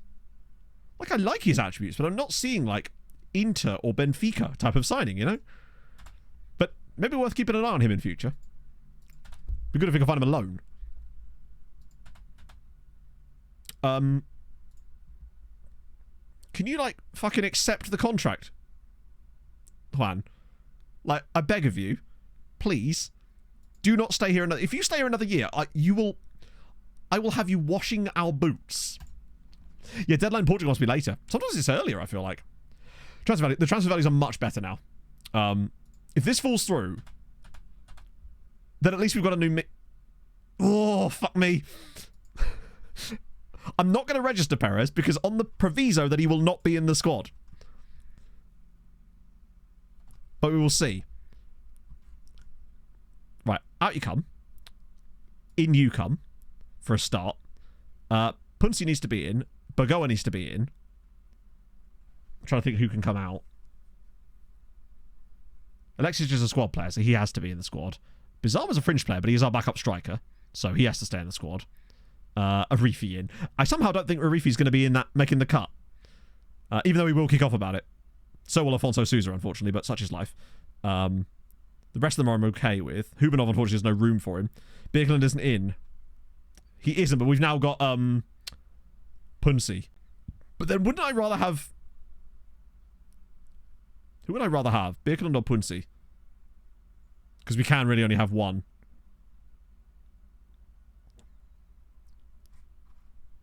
I only have 2 strikers, yeah, but like, who are we taking out? Punsi. They're kind of, they have their own thing. Hubernos counts under 21. Yeah. That means he doesn't have to be registered. But I don't think I registered him anyway, did I? So you would be born midfielder. Support. So Punsi wins a little bit there. Slightly better on the tackling as well. Bravery's much worse. Concentration's about the same. T-work's much worse. Work rate's about the same. Punsi does just kind of edge it, honestly. Yeah, I want to make sure there's no like random under 21s that don't need to be registered, but I don't believe there is. I think we're kind of covered on that. Lahovia has to be in. Vieira's a centre-back. They're in. Obviously, they're in. Alexic is... Do we need Alexic? I know he's going to kick off about it, right? But he's a third right-sided midfielder. We already have Pinedo and Pereira. I don't feel like Alexic needs to be in this squad. I know he'll probably kick, but... And he's a mercenary, so obviously he's going to cause shit. But I don't know if we need him. Sultan, obviously, we need. Valmir, we need. Padilla, we need. Palacio is fine. Holub can cover striker also. Yeah, but then so can Pereira. Like, Pereira can also play striker. So that would give us 3 strikers. And I feel like Pereira's a better striker than Alexis. I know Alexis has got better finishing, but Pereira's just got the raw physicals that I really like, and I trust him more. Pineda is fine. Holub, I guess he would be in the squad, and he kind of has to because squad player. Oscar Lopez is... Wait, you back again? God damn it, man. I didn't realise he was back. If I took... Like, think about Souza. He can cover both roles as well. But I'd rather take Birkeland than him. Frimpong needs to be registered. Yes, he does, yes. What's the song? If you do exclamation mark song, it'll tell you. The comparison is... I think I might take Birkeland as well, because he can cover centre-back. Covers 2 roles. Sorts us out there. Like, for strikers, we've got Reynoso, we've got Bizarma, and we can have Pereira cover if need be. We've got Pereira and Pinedo on the right-hand side. We're not going to need Alexis to play there as well, although we might get kicking off anyway. We've got Valmir and Pebbles, and also Blaž Krau to cover certain roles if need be. Sauerschnick for versatility. Does Leo need to be in? I don't think Leo needs to be in the squad. Leo's a fringe player, and he won't care if I leave him out either. We could maybe take... Do a draft for fun. Oh, no, I'm actually kind of busy. Don't know if you noticed. Cooper, we don't really do drafts around here. It's not really it's not a game mode I find particularly fun. Certainly not on stream, anyway. But thank you for the follow. I appreciate it. Kadri in the squad. Yeah, we kind of got no choice but to keep Kadri in the squad. But I don't think we need to have Leo in there, since he's now a fringe player. The question is, who do I bring in? And no, it's not Arifi.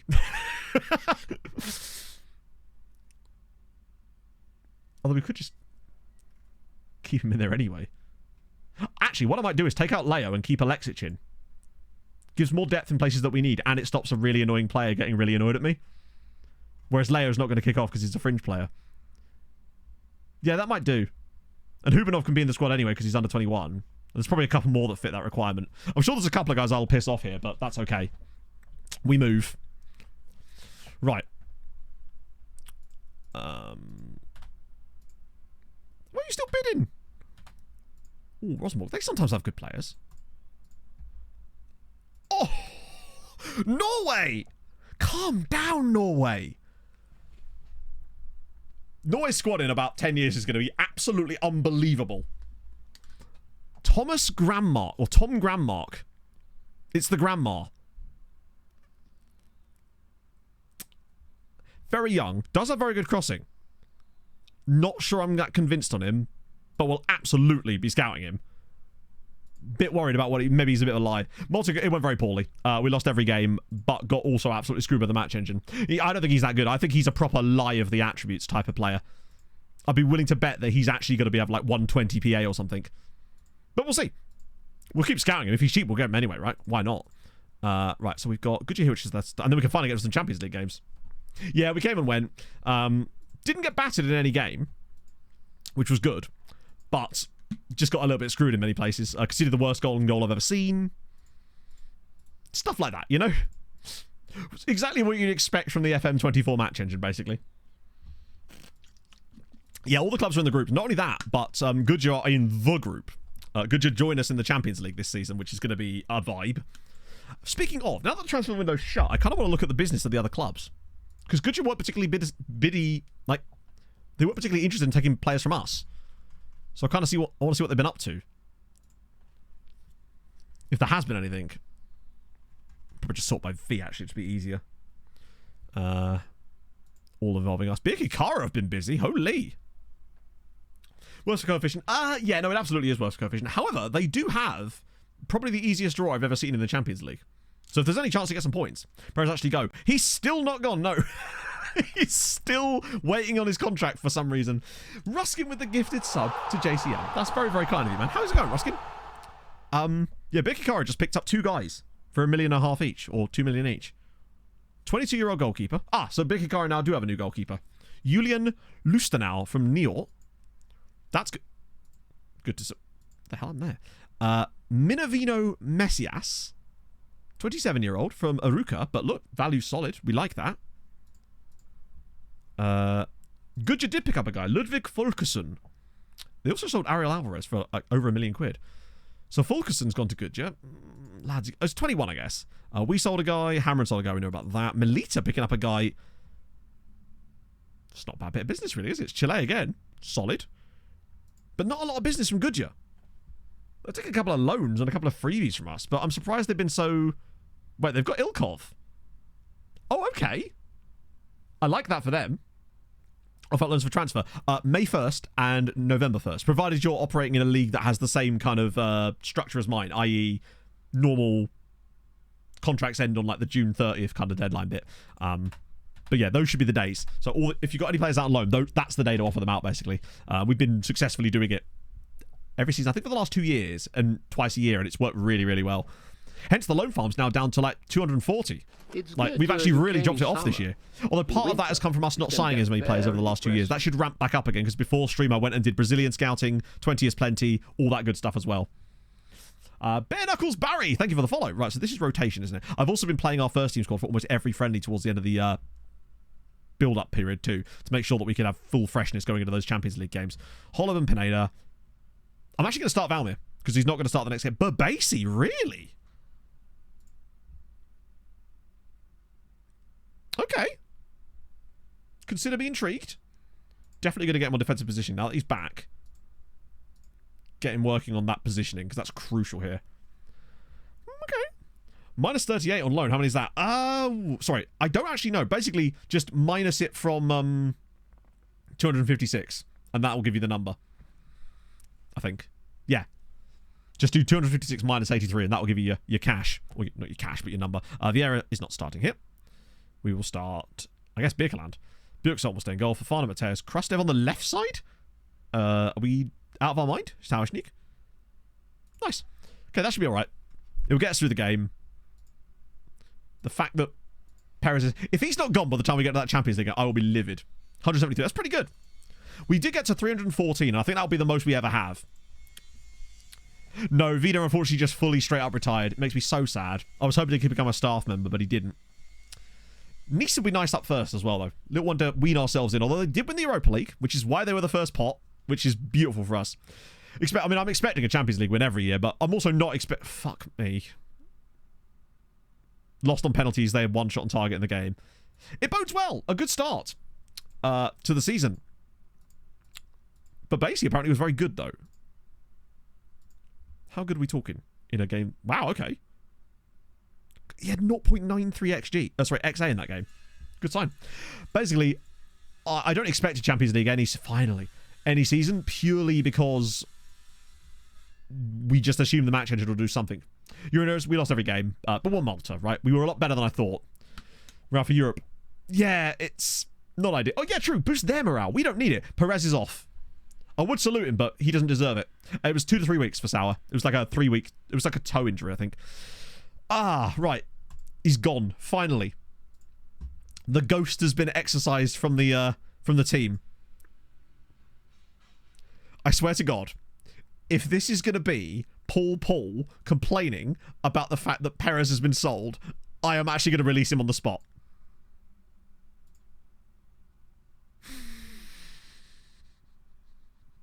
Somehow it was even worse.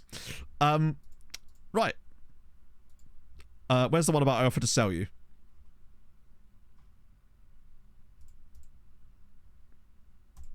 Oh, where's the option to just say... Alright, fine. Bye. One way of dealing with it. Hey, now you can be in the Champions League squad in the sky. Playing some squad player. Because you know sometimes you want to get that meme signing, and then the only way they'll join you is if you give them an insane squad status. Paul was one of those. I just forgot, basically. Yeah, now that Perez is gone, maybe he was the bad omen the entire time with his inability to do anything. Paul just needed to keep his head down, keep earning his money. But no, he decided to get above his station and start messing with the big dog. You don't mess with the big dog. Yeah, we could have a celebration party. Yeah, are we playing against Benfica by any chance? I don't think we are we? Which is part of the other reason why I was happy to sell it to them. It's their problem now. Anyone new? Ooh. Randomly one guy we already know about, but you. I might just... no. Ooh, actually, I will scout this guy again, just because of the high CA. But Damien Guevara... This guy's going to be one of those players that's a striker that's just got attacking midfield role for some reason. A celebration indeed. There you go. That was the same one, wasn't it? Nice. Okay, cool. Because we're still going to get through 3 Champions League games today. And here's the first one. Saudi slightly overpriced. No, they would never be overpriced. I don't know what you could possibly mean by that. Naturally, they're the favourites. Kamga and Lend. Oh, bless him. What's Kamga up to these days? Are you still playing? Yeah. Still earning 625 grand a week. In your big mansion. Perez returns full trade.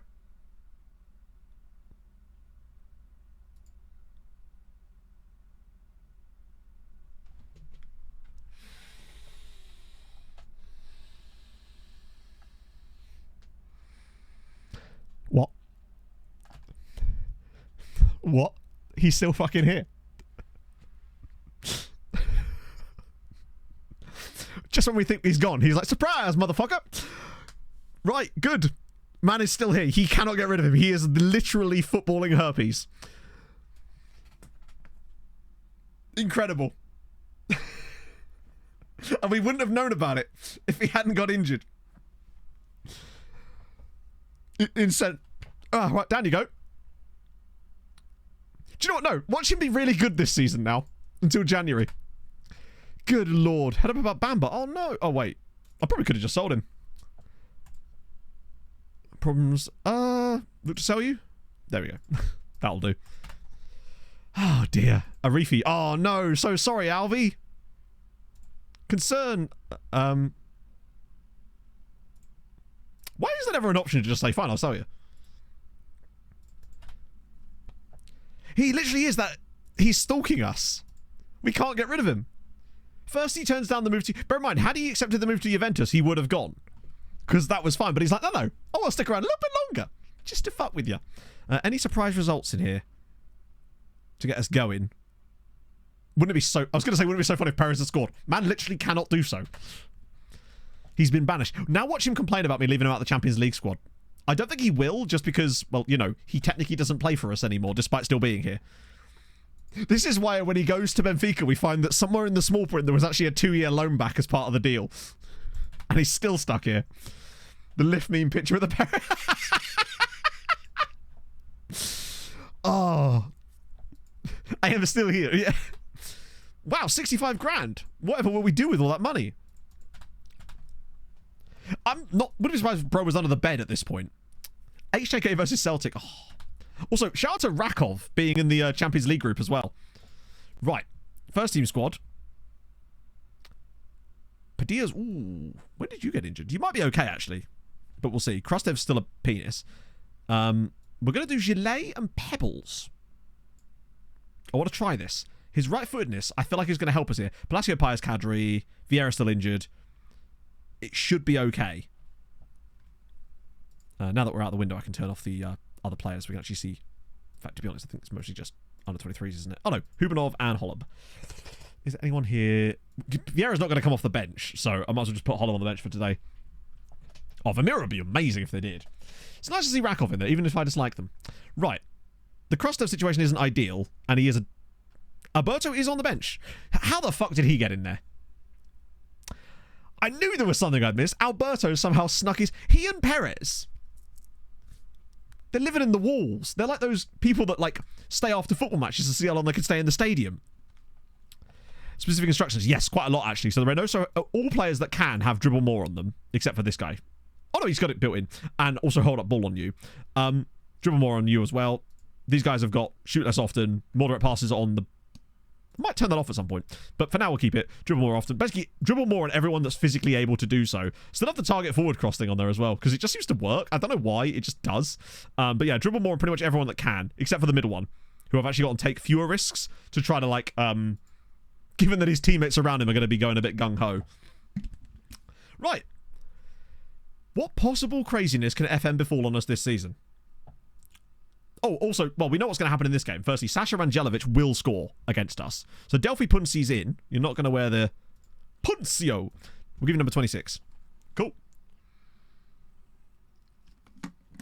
Okay. There's going to be some fuckery this year, surely. There never isn't any fuckery. Krustev's... Yeah, I hope he gets his act together sooner rather than later, because him having a hissy fit all season a couple of years ago actually did cost us because he was such a useful player for us. Okay. There's a guy on the bench for Nice called Jeremy Riviere. Presumably not the same one, right? Though he is 32 years old. And I think he's a goalkeeper. I think it must be because he's number one on the bench. Right, okay. Fully fresh first team squad.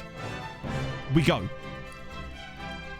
I just want to see us play the exact same way we were in those knockout games where we were just strangling matches, getting games put to bed.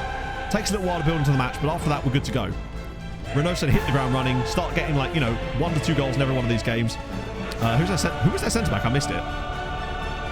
Oh, right. Oh, Pereira driving straight towards the box. Pebbles?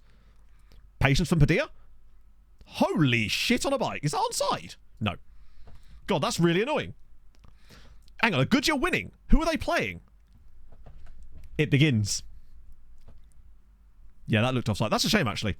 Because that was a really nice build-up. PSV, good start. He just overdoes it here. Oh, I think Padilla just drives into that space and shoots off his left foot. We just score. But instead he's overdone it there. Tried to provide Reynoso with a chance, but Goodyear already leading in the Champions League, away from home. Was it Samaka that had scored? Because he scored a lot on their run last year as well. I mean, there's a reason they got to the semis of the Europa League. Oh, there we go. Reynoso gets the goal. It is. Yep, Bakroon. That's most 95% chance. If it's building a nation, it's Poland and it's Wisła. Love to see it. That's actually brilliant from Krustev, to be fair. He just absolutely does the defender. It's a great ball in. And did he flick that up and volley it on his bloody hell? Good solid start. Reynoso gets a goal nice and early. Confidence is what we need. I'm going to get rid of the dugout here. This dugout thing doesn't really do much for us. We'll put the league table in here instead so we can see both. Actually, when do I ever use horizontal heat maps? I never do that, do I? We'll put the latest scores on this one. We used to do this all the time, but normally there was never anyone else to pay attention to. So there was just no reason to have it up. But obviously now there is, finally. Okay. Coronel Hinadwara. Where are they from? That sounds almost like Moldova or something. Oh, I love a good heat map, but we rarely ever have those. Oh, back inside. Come on. Yes. Go on, Krustev. Second assist of the night for you, buddy. Oh, it's nearly in. Romanian. I thought the second name sounded a little bit like that kind of area. Right. This has been solid. It's pretty much what I would expect from this game. But I feel like last season, before we started moving over to the more dominant approach, this would have been one of these games that we'd have just kind of huffed and puffed in. Whereas now I feel like we'll keep 60% possession the entire time. Stop pulling your socks up. What are you doing? Putting up stockings? Oh, I see. There was an injury. Well, I feel sad. They're all clapping him off and I'm just yelling at my striker that's taking a corner. So, how's live chat? One day's this corner. Oh, finally, we're going to take a corner. Imagine. Watch us now score from it as well. Oh, go on, overhead kick it. Ah, never mind. Yeah, I saw that that Gibraltarian pub team firstly knocked out. Who was it that knocked out? The fact that they're playing FC Copenhagen is just amazing. Lohovi back inside. Ah, that's poor. Just yelling at the medics. Derry City, yes, you're right. Oh, look at Krustev again. Okay, apparently the low morale is not affecting him too badly as he makes it 2. Get in there, buddy. Kokota Die, thank you for the 24. You love to see it. Krustev is not being affected, is he? No further comment. Holy shit. That was brilliant from Krustev. Picks the ball up himself, goes past the defender, and then just goes, hang on, I'm going to have a drive towards the box. Drives it in. Keeper makes a mail of it. Lovely old news. Save going, values are back, or at least are much better than they were. So that's the most important thing. But it hasn't stopped the match engine from routinely screwing us. Also, can we talk about FK Partizan winning at Barca currently? That's a thing. Speaking of, when I was coming back from getting a haircut yesterday, someone had been knocked off their motorcycle on a zebra crossing. It happened probably about 5 minutes before, and it did not look good. Unfortunately, bro wasn't wearing any kind of motorcycle protective gear at all, just a t-shirt and shorts, because that's definitely smart behavior and not at all suicidal. Every time I see a motorcyclist who's not wearing any kind of protection, I'm just like, what are you doing? It just baffles my brain. Bring on the Yeah, it'll be Viswa. Also 3-0. And now Krasov's hurt. Shit. William King, thank you for the follow. Luckily, it wouldn't have been that fast because it was in the middle of a village. But even so, going over the bonnet of a car, you know, not ideal. It's mad. It's just like, if you're going to do something crazy like that, at least protect yourself a little bit, right? Long-term man says, it does kind of feel a little bit like that, Schuber. And that was never my intention, but I'm really glad that maybe some people have just found a new type of save that they enjoy based on seeing me do it. And that's awesome, really. Like, I'm really glad for that. So I've heard very much about the Darwin Awards, yes. I remember reading those books when I was like 15. All I was riding around a moped. Yeah. But like, and this was not even a small bike. This was like a proper, you know, a proper bike. But to be fair, I was saying he was in a village, so I don't know how fast he was going.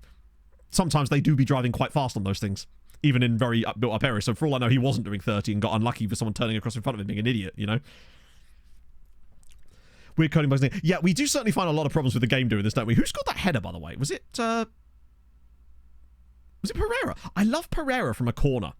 He's an underrated goal-scoring threat from set pieces because of his height. He actually gets a surprising amount of those goals. Right. 3-0 at half-time. This is more like it. Way more like it. 8-point season is very fucking good. Where did the accident happen? Well, I can't say where it happened because it was like really close to where I live, but it was at a zebra crossing. Oh, sorry, just past a zebra crossing. And then, nice. With a turning to a right. So it was like zebra crossing and immediate right hand. It's a really dangerous crossing as well. Like when I first drove up to it, I thought someone had been knocked off at the crossing because that does happen a lot. I refuse to use it because it's so dangerous to use the zebra crossing there because there's no visibility for the traffic. So they just come through and they can't see the pedestrian until the last second.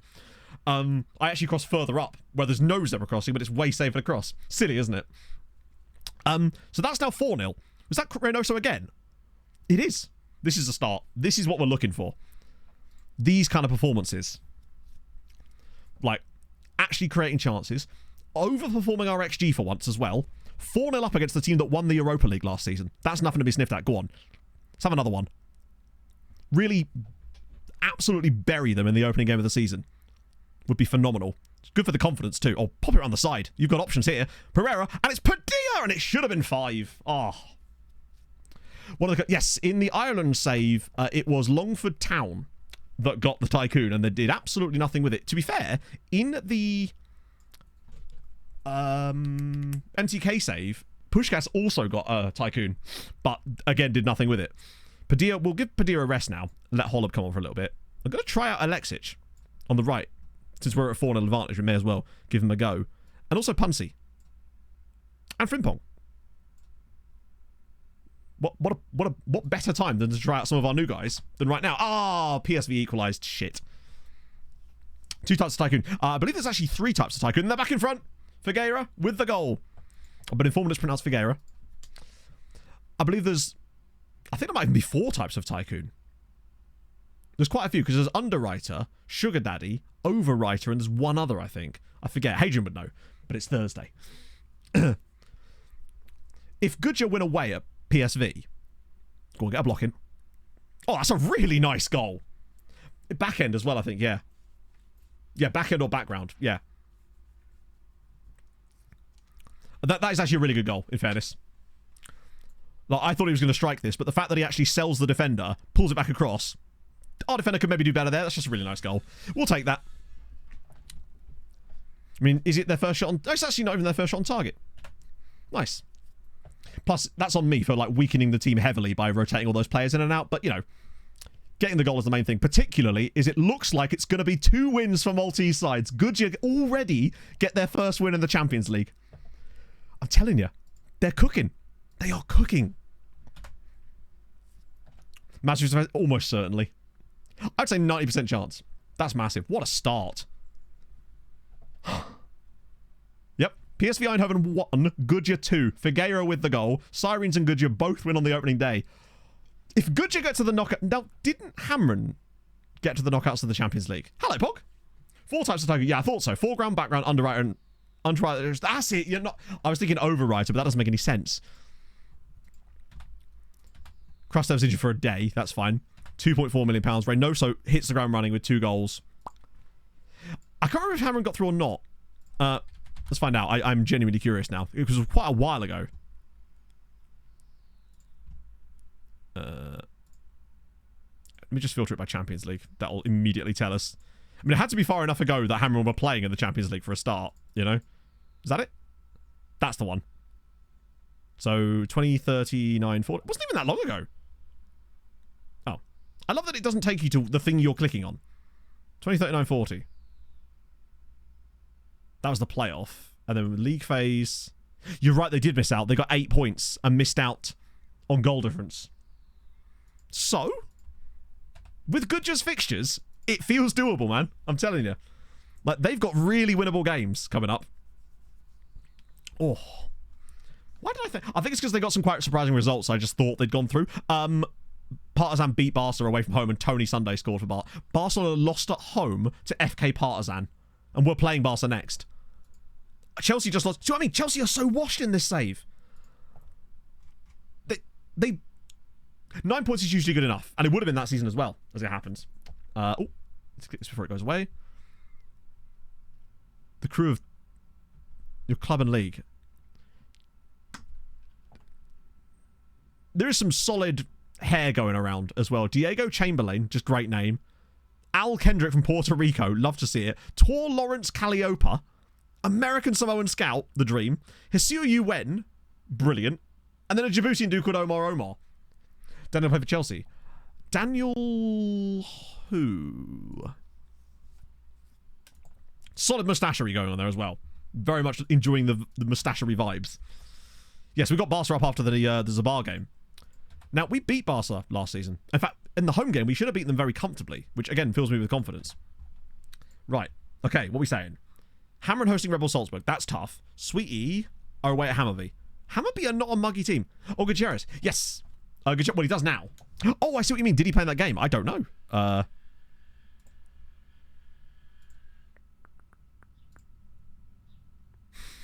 No, he didn't. Chelsea have spent £50 million on a backup goalkeeper. It's not like he's not in the squad. He's literally the substitute goalkeeper. This is the dream. Did they even need him then? I'm not convinced that... I mean, this guy's not as good, right? But that would be so amazingly Chelsea. Yeah, also, Ajax's keeper is Jibril Fall. Did we sell him to Ajax?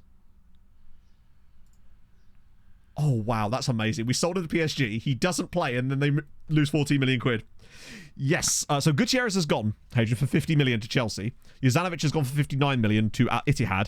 And Perez has gone, well, will be going anyway, to Benfica in January. But he turned down a £17 million loan to Juve, then agreed a deal with Benfica after the window shut, and it turns out he's still here.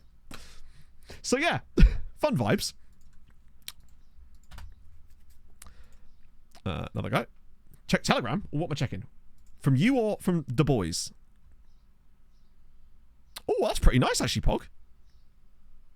That's pretty cool, actually. Pog might have just found a house. No, literally, he turned down the Juve contract, which would have netted us 17 million. It was a £2 million loan, followed by a £15 million mandatory transfer, and he turned down the move. Now he's going to Benfica for 9 million quid. But it turns out he's now not moving until January as well. Insane. Nah, it can't still fall. Oh, no, I think it's agreed now, right? Yeah, you should email them, yeah. Sincerest condolences, my friend. That's a shame, but we'll just sell you if need be. Right. So, yeah, we've got a bit more Wemprey this season. I think it's because we picked up a couple of guys on, like... Oscar Lopez is also a penis. What I don't want is the squad complaining about the fact we've left them out. Because I'd happily sell him. It's annoying, because I would have much rather loaned him. But... Nah. He was one of those guys that we ended up having him on a squad status that was far too good, far too high for his actual station in the team, but it was the only way we could sign him. Luckily, the new guy, Swanthony, Hammer and lose at home, Sweetie win away.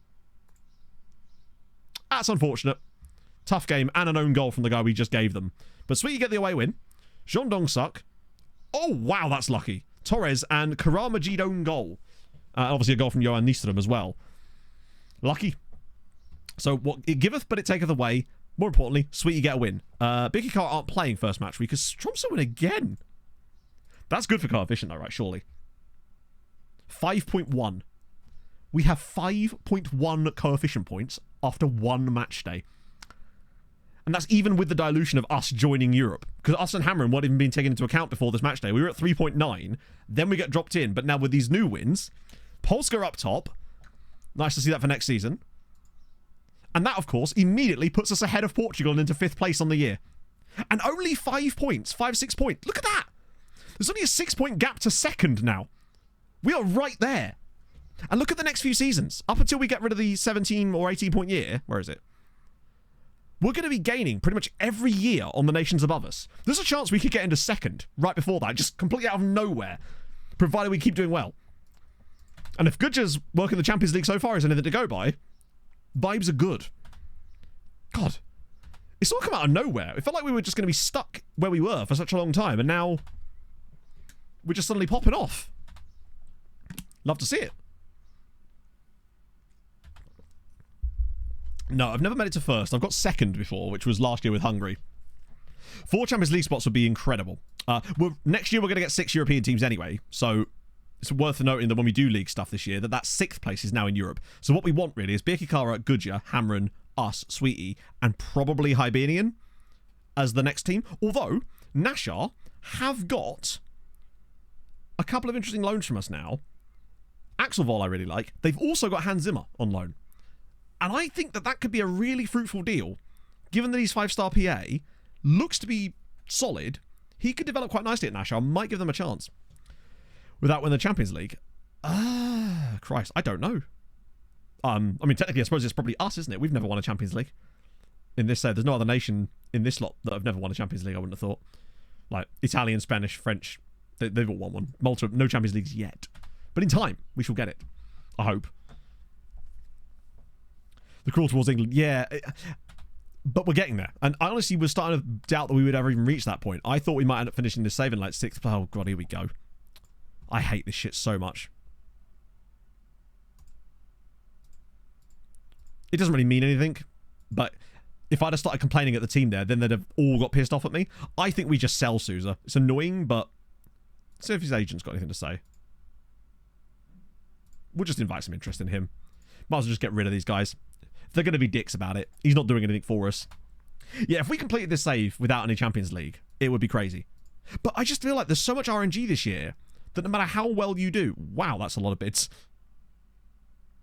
I guess we'll just accept the biggest one, which is Lens. Bit of a loss on him. Wait, can I negotiate any of these? No, they're all non-negotiable, aren't they? Would have been cool if I could have stuck in a cheeky little 50% of next sale fee or something. Wait, is that the same? Fuck it, we'll just do that. That will usually just get them to cancel anyway. Remarkable pro... I love these emails. I just wish they applied to players that we cared about. Bidding war time. Fuck it, why not, right? Probably not for £3. Might have to just... might have to do a bit faster than that, you know. First name Maldini. That's cool. Bolivia's... Yeah. Bolivia has always been fun because it's really hard to find really strong Bolivian players for the most part. I've had a few in the past. My favourite one being Ivo Pachuri. He's definitely my favourite Bolivian player. But we had a Bolivian player at... I swear there was a really good Bolivian guy we had at MTK as well. I just can't remember who it was. Right, so this is rotation. How did Pebbles get on in that first game, by the way? Bit of XG, 6.8. Nothing major. But, okay. I want to monitor that. Because part of me is like, do I do Valmir this year? Do I do Pebbles? I might try Valmir for the next one because it is Barcelona. And we might need a bit more bite. Curious to see how we get on with our... Oh, Punzi again, I guess. Bizarre, Holler, Pineda, Kral, Krustev. This weirdness of putting Krustev on the left side for these. Paul it is. Things you'd love to see. We're not starting Vieira. We'll play Sousa. Just to really... Centre back that was on loan, then came back and started for us. Really? He was Bolivian.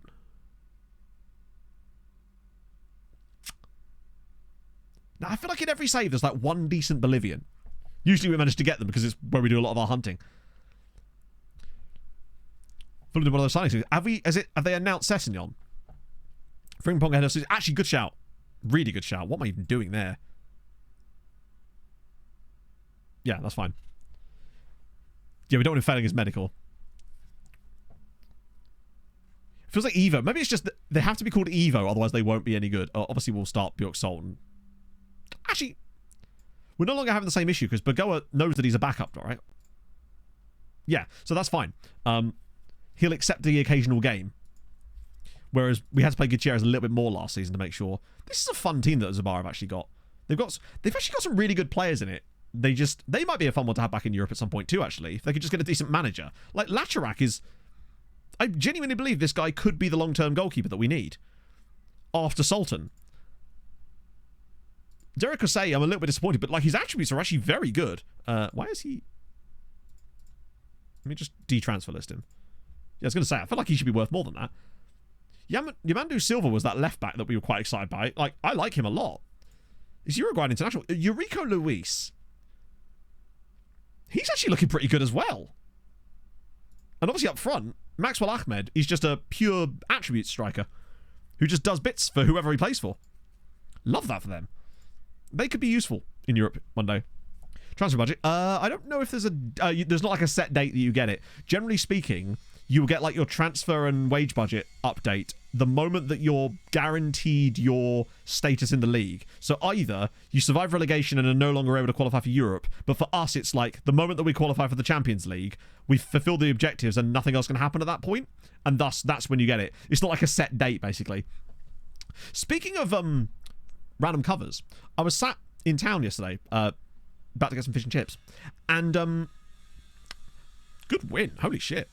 God, Michel is so reliable, as is Hollum again.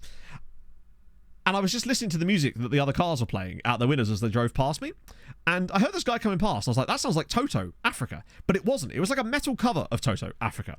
The weirdest thing is it's not the same metal cover that I had on my playlist. There was a different one. Like, I love that multiple bands have covered that song, and to be fair, it is a banger, so I understand it. There we go. 5-0, cruising through. Weezer. No, I was like proper, like, it was a heavy, it sounded like the Defiance cover, but slightly heavier. Got 20k and I still can't buy anyone because I have -1 wage budget. Whereabouts in the season are you? You can ask the ball for more money, but if they've got nothing to give, they're probably not going to, right? But yeah, usually it's at the end of the season once you've confirmed your status. Like for us, it's whenever we officially have qualified for the Champions League, but that's even easier now because we've got 2 spots. But that's usually when we get it. 1 month away from the start of the season. Wait a minute. Hang on. What? Surely you would have already just had your transfer budget then, if you've only at the start of the season. I'm not sure I understand now. They've all said no. They always seem to say no, don't they? I feel like the ultimatum thing doesn't actually really do anything. It's just basically a way of saying no, but that takes longer. Whoa! You got 20k. Oh yeah, but that's your transfer budget though. Sorry, that's why I was confused then, because that is your transfer budget. Who are you managing? Sweet with a big win. Hopefully Goodyear don't balls it up and not qualify for Europe. Hammerin have hit the ground running. Holy shit. Mamadov with a hat-trick. Chelmsford. As in National League South Chelmsford.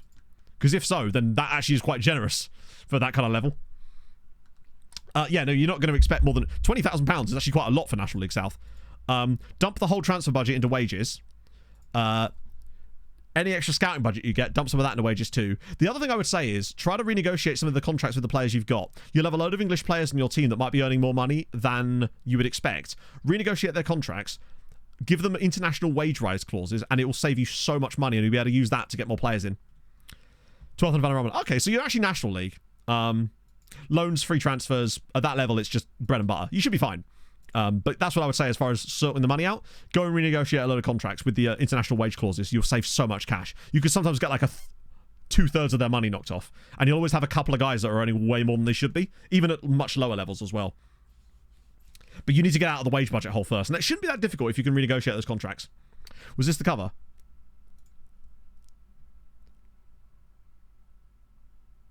I've got an advert with a dog. It could well have been, honestly. It might well have been. I'm not going to try and bother playing it, but it possibly could have been. All I know is I didn't realise there were multiple ones. Ah, that's annoying. Oh, God. Oh, that's great. That's a shame. I had high hopes for the Andrew the Pigeon this year. I was hoping to get more game time. And he will, but... once you get to League 2, because Chelmsford are not professional, are they? They're what, semi-pro. So just getting professional alone will make your life so much easier. It will cost you more money because your contracts are going to be more expensive, but you'll have more security over it at the very least. And honestly, once you hit the Football League or even the National League, that email you get at the end of the season, place is gone already. But the email, I haven't even received an email about it yet. Or have I? Nope. Mental. Nothing specific. Thank you very much for the 9 months. Buy for 20k, you're going to use... Yeah. I would never spend... I honestly wouldn't spend a single penny on transfers until I'm in, like, League 1. Transfer fees at that stage are utterly... There's no need to it. Because any player that you can get that you'd have to pay for at that stage, I guarantee you can find a free transfer or a loan that will do the same job, but save you so much money. Also, get a senior affiliate and get free loans. That's the dream. A senior affiliate and free loans is... Is this a cover of Get Lucky? Nice. Oh, look. Hey, look, chat. It's more takeover rumors that definitely are real and not at all bullshit. I guess we'll offer you out again. I thought Pog's just like, this is a thing, but, and then hasn't explained. Transfer to wage budget and it's still 1k. 1k's a lot to work with though, right? You can do a lot with 1k. But have you started renegotiating the contracts is what I'm saying. That's how you'll get more money. You will get so much money doing that. It's the first thing I do. That sounds to me like you're just overpaying the players then. At that stage, you really... renegotiate the deals. That's how you'll get it. Is the takeover in the room with us right now? In it, yeah. Yeah, if you don't need your scouting budget as well, dump that in there too. That's what I was doing with Beaconsfield. And I actually always had like £1,000 a month. Oh. Archived on their system, so she's on archive just to make sure I'm on the mailing list and said there's some houses that are in the pipeline. So we go, what do you mean in the archive?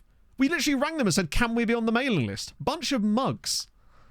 Oh, I'm glad she was nice, but sorry, dealing with these fucking estate agents has been utterly appalling. They'll list a house. The second it goes up, it just says booked for viewings. It's like, why the fuck are you listing it then? Like, absolute knobheads. £500 scouting budget. Really? That's very low.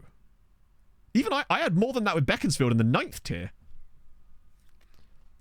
Glad I... No, absolutely. I mean, if they do actually provide us with stuff, then brilliant. To be honest, we'll see, I guess. Fair fucking play. Get lucky and constantly pass them. Yeah, literally. It's what we've been doing for the last 4 fucking years. It's grad. Board is just greedy. Usually... I don't know. What I'm saying to you is the best way to dig yourself out of the hole that you've got is to renegotiate your contracts. And luckily you should be able to because you won't have long-term deals at that level. So most of them will be up for renewal anyway. Yeah.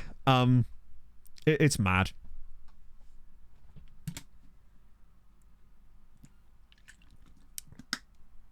Right. Let's see. Yeah, DOF recommendations for free transfers, trialing anybody that comes through your inbox that's vaguely decent. That will save you so much scouting money because you won't even have to scout them. Get a senior affiliate for free loans. Just getting any loans, actually, because often at that level, they'll end up being free anyway. Usually they don't start asking for money until you're like League 1 level. Or Sirens for some reason. Did someone just request this? Is this a different one? Okay, it turns out there's way more covers of Toto than I thought there was. I've learned something new today. Or just don't spend too much on Duolingo, yeah. These are your options. Lahovi, Krastev, Palacio, Paez, Vieira, Saltman, Pereira, Padilla, Reynoso. Good. It's weird how little... Oh, I think Krastev had an injury right before it as well.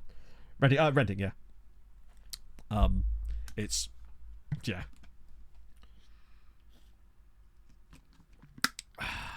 The best youth intakes only when during a journeyman type of save. I believe that you get better youth intakes in the first couple of seasons of every save that you do. I'm convinced of it. Because when I was testing all that stuff with Beaconsfield, I started multiple saves. And the first 2 years, I always got way better players because I could see their PAs. It was like a good 30 to 40% better in those first couple of seasons. It's really interesting. It feels like it's almost like a mechanic to keep you hooked in. Any Belgian amateur? Oh, show me the Belgian amateurs. You know what I like. This cover's not doing it for me. I prefer the Defiance one. Teo Payet. 16. Solid. He's solid. He's no Julian Palacio. He's the man. That's supposed to be the gap filling, yeah, for sure. Right, let's go. Is it natural libero? Well, I've missed something there. Isn't that sweet? That's that me libero, chat. Right. God, Lamine Yamal is still playing. He's no Flavian Moores. No, that's true. He's the ultimate Belgian amateur, I must say. I can't think of a better one that we've had. Wasn't Flavian Moores like the original Belgian amateur as well? Like the very first one that got us onto this whole journey of discovery. He's not Patrice. This is true, but Patrice weren't no amateur. Patrice cost us a fortune. If I recall, Patrice was from Club Brugge. Oh, Barca are doing that thing they always do when they play us in the first game. Where they always play this weird box system and then switch it at half time. Let's see if this happens again. And usually we're quite good against it. So we'll see if the pattern continues here. Was there a Belgian there before him? Was there really? Moores was definitely the best one. That guy went straight to our first team. Or winger. That does ring a bell, actually. Oh, yes, fuck, I know who you mean. I know exactly who you mean, because we sold him for quite a lot of money, didn't we? Shit, yes, I know exactly. He was a right-sided winger. A lot of possession for Barca this time. The box is apparently doing bits, although it seems that we're still doing okay. Good you're playing today? No, doesn't look like it. We are sans Goodyear. This feels an awful lot like our Champions League knockout games against Barcelona, where we just kept things dead and slowly ground into the game until chances started to come our way. Which is fine by me, I guess. Provided we don't then concede the first chance. Oh shit, I started Vieira. I really should have done that. Age of Lamal. Probably 38 now, I think, right? 37. But he's got 18 natural fitness. How long is his contract? So he's actually up at the end of this year. He might well retire after this season, but he's still not bad. But he's nowhere near as mobile. Like, they've got a 10 pace. Having 10 pace in this game up front is crazy. Hopefully there are other strikers faster. Yeah, there are other strikers. Though he's not very tall. Barcelona's squad is nowhere near as elite as they used to be. Banksy! Thank you for the 16 Thanks months. for 16 months of content, I'd Matt. love to see it. Hope you're doing well. I am doing well. It's been a good vibe this week in general. And looking forward to a 4-day weekend, which is a nice rarity, but spend some time with the friends, go see Twisters on Monday. That's going to be peng. Finally see Pog again. I haven't seen him for a week. That's weird. Right. Okay. Second half. Well, they've maintained their system. I guess it's because it's a draw. Goodyear beat PSV 2-1 away from home, which I was very impressed with. Ah, there you go. Now they've switched the system, but they've now put Lamine Yamal as the lone striker.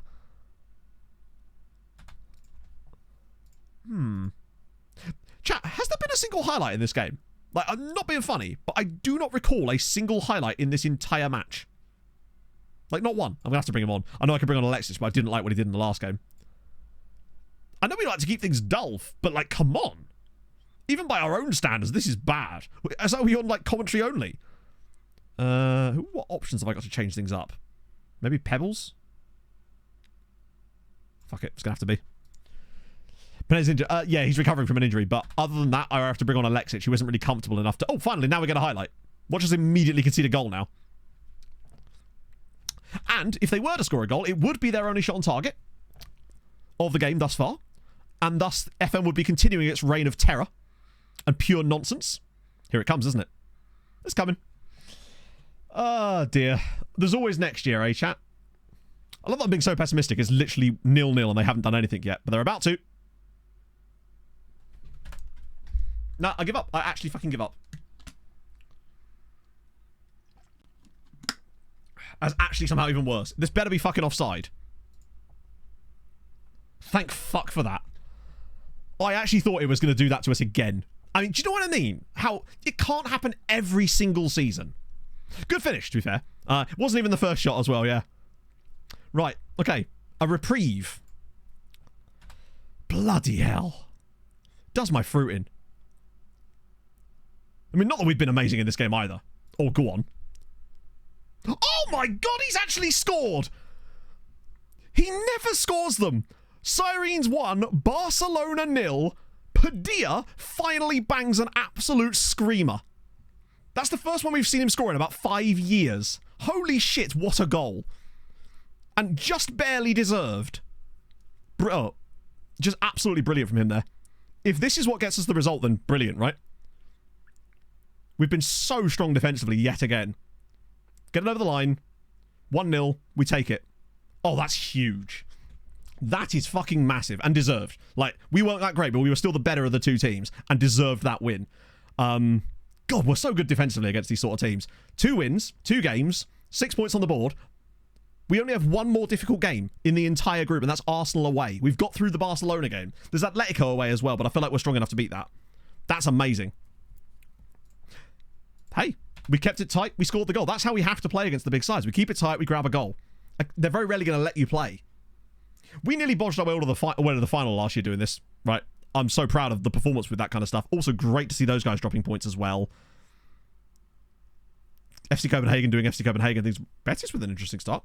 In fact, confused. What's the registration rules? I've not managed in France since when I managed Lyon on streaming, like F20. It's been a while. That's super good, and it's great for morale as well. Like, we have 3 games to do today. That was the one I was really worried about. Next one's away at PSV. If Goodyear can win at PSV, and we beat PSV 4-0 last season in this exact fixture, we should be going into the next stream with 3 wins out of 3. Maybe we could finally win the damn thing. Like, the actual group stage. We've not done that yet. I think the best we've ever done is 4th. That felt like the exact type of game that we lose 1-0 before. Because of a chance like the one we conceded. It just feels like maybe there's a times are changing. We scored a free kick. Random game between IMT and Breidablik on a Wednesday. We take that. 99 players, 4 non-EU, all former colonies count as EU. Is that it? Italy's a bit of a pain for that kind of stuff. Are we literally just requesting covers of Africa now? Because I'm here for it. So, Goodyear away at Galatasaray. This is, of course, Galatasaray who were in the quarterfinals last year. I don't see this being the case. Is that all it is? What makes it annoying then? Because if it's 4 non-EU, that doesn't seem that confusing, surely. Or is there some other rules? They might have changed since I last managed there, to be fair. Filip Novak. That's the guy. That's the guy. Because he had the mohawk, didn't he? Nice versus Chelsea. The battle of mid. I reckon Nice might win that, you know. Right. Okay. Goodyear. Do us a favour. Yeah, to be fair, it is Malta versus Turkey, which usually goes in our favour. So we'll see if the trend continues. It's a tough one, though. Galatasaray are about as good as Turkey gets in this save. They are superb. This is like a swing cover. This feels like it would have been on the soundtrack to Chef. Yeah, he was the... You're right. Oh, game hasn't started yet. Right. I'm not used to seeing it twice. This is a vibe. Oh, fuck me. So close. Do you know what? Oh, they missed a penalty as well. That should have been a 3-3 draw. The best part about it, Fraj, is he was actually Belgian. They're competing, right? Bear in mind, this Galatasaray team gave Milan a pretty good run for their money in the Champions League quarters last year. So the fact that they're showing this kind of quality, didn't get any injuries. Zolt Islay scores twice more. He's already bagged 4 goals and 6 in the Champions League this season. Might not have been a win, but it's still encouraging signs, right? What about Thursday? Any crazy stuff for us? Betis win again. Nice 4, Chelsea 4. Chelsea really are incredibly washed, aren't they? That's 1 point from 2 games, which were against Ajax and Nice. These are like... I mean, Chelsea didn't even get out of the group last season, in fairness, so... Rakov is not going so well for them. God, I wish we got Rakov. Holy shit, Matt, thank you for the 300 bits. I know you're a well-travelled man, so Matt, well-travelled, and I'm mate. heading off to the south of France on Sunday. Any recommendations for places to see? Keep up the good work. Well-travelled man indeed. I am not a very well-travelled man at all, really. From the age of 13 to the age of 30, I never left the country. Oh, that's not true. I technically went to Belgium on a school trip. But I didn't fly from the age of 13 until I was like 30, when I went to Tromsø. Admittedly, this year I have been about a little bit, just because of, like, Pog and I went to Malta, obviously. Then we did the day trip to Copenhagen, and then obviously I went to Switzerland to do that thing with FIFA, which was just come out of nowhere. My passport's getting more stampy, but I've never been to France in terms of the south of France. I've been to Calais once, and that was on a school thing. That's about it. I think HJK... Oh, the reason HJK have so many goals, you'll like this. They had a Samarinese side in the qualifiers, and put 9 goals past them in the first leg, and Eero Koskinen got 5, and then 8 goals past them in the second leg, and Koskinen got 3. What I would say, though, is, embarrassment, they conceded twice to a Samarinese side. Twice. And in one of those games, the San Marino side had... Chelsea couldn't even beat our youth team. Open a car wash, lads. That's crazy. Right, Thursday. What are we saying? What does Thursday have to offer? Hammer away at Valencia. Oof. Sweetie hosting Aston Villa. Bigger oof. Well, the trend of visiting where you're managing... Yeah, that would... Well, to be fair, we're not doing OTI, so that wouldn't be an issue. Although, Poland, love to visit Krakow. That'd be dope. Typical Croatia. It's just, yeah. I do want to visit. I mean, I'm probably going to go to Austria later in the year as well. And I do want to take Pog to Madeira. Just because I really want to go to Madeira. It looks absolutely beautiful. And she wants to just get away for a little bit. So we might go to Madeira. So that'd be Portugal and Austria as well. I'm an old hand at this. I'm a jet setter, chat. But yeah, I mean, if we do Wisła, then I would absolutely love to go to Krakow, because I have heard it is genuinely a beautiful city. I'd like to see... I mean, Poland in general has some absolutely gorgeous places. So many old cities. Madeira, yeah. Works Madeira. No way, what was it like? This I don't mind. Right, Becky Kara have entered the chat. Srevena Zvezda, that's probably their toughest game, I would say. Coefficient points, please. Yeah, I'd love to go down the Dalmatian coast. There seems like there's some absolutely gorgeous places on the Dalmatian coast as well. And Dalmatian. It's dog-related, ergo, it is good. La Equidad? I probably should check in on the old... we've only had 2 weeks. I keep thinking we've progressed more than we have. It's because we did all that transfer stuff right at the start of stream. I'm not used to doing that on these Champions League malarkey streams. At least we're entering that little gap now. Right. Oh, fucking get in. Malta is massive. I don't even care. Sweetie 2, Aston Villa 2. Valencia 0, Hamron 1. They did name it after the dog breed. It's true, yeah. It's crazy. There was just a lot of them there. Woo. Almost not going anywhere else. Bear in mind, it's not me saying I want to go to Krakow because of that. It's just because that's the team we're managing. Hello, Stewie. We be good. Indeed. Who even is Valencia? Who is she? That was deserved. Hammer with a better side. Selling the Mamadov and Kamaji. How much is he worth now? £7 million. And they paid us 700. He's actually a legitimately really good striker. It's gone under the radar how good he's become. And now he's theirs. Sensational. What about Sweetie? They must have got lucky against Villa, surely. This must have been a pretty tight game. Yeah. Very lucky. But they got the result. Roy bails them out in the 86th minute. What a guy. Did you see Tromsø won again? They did. Tromsø top of the group. No, they got 6 points, but so Sweetie got 4, Hammer got 3. More points, innit?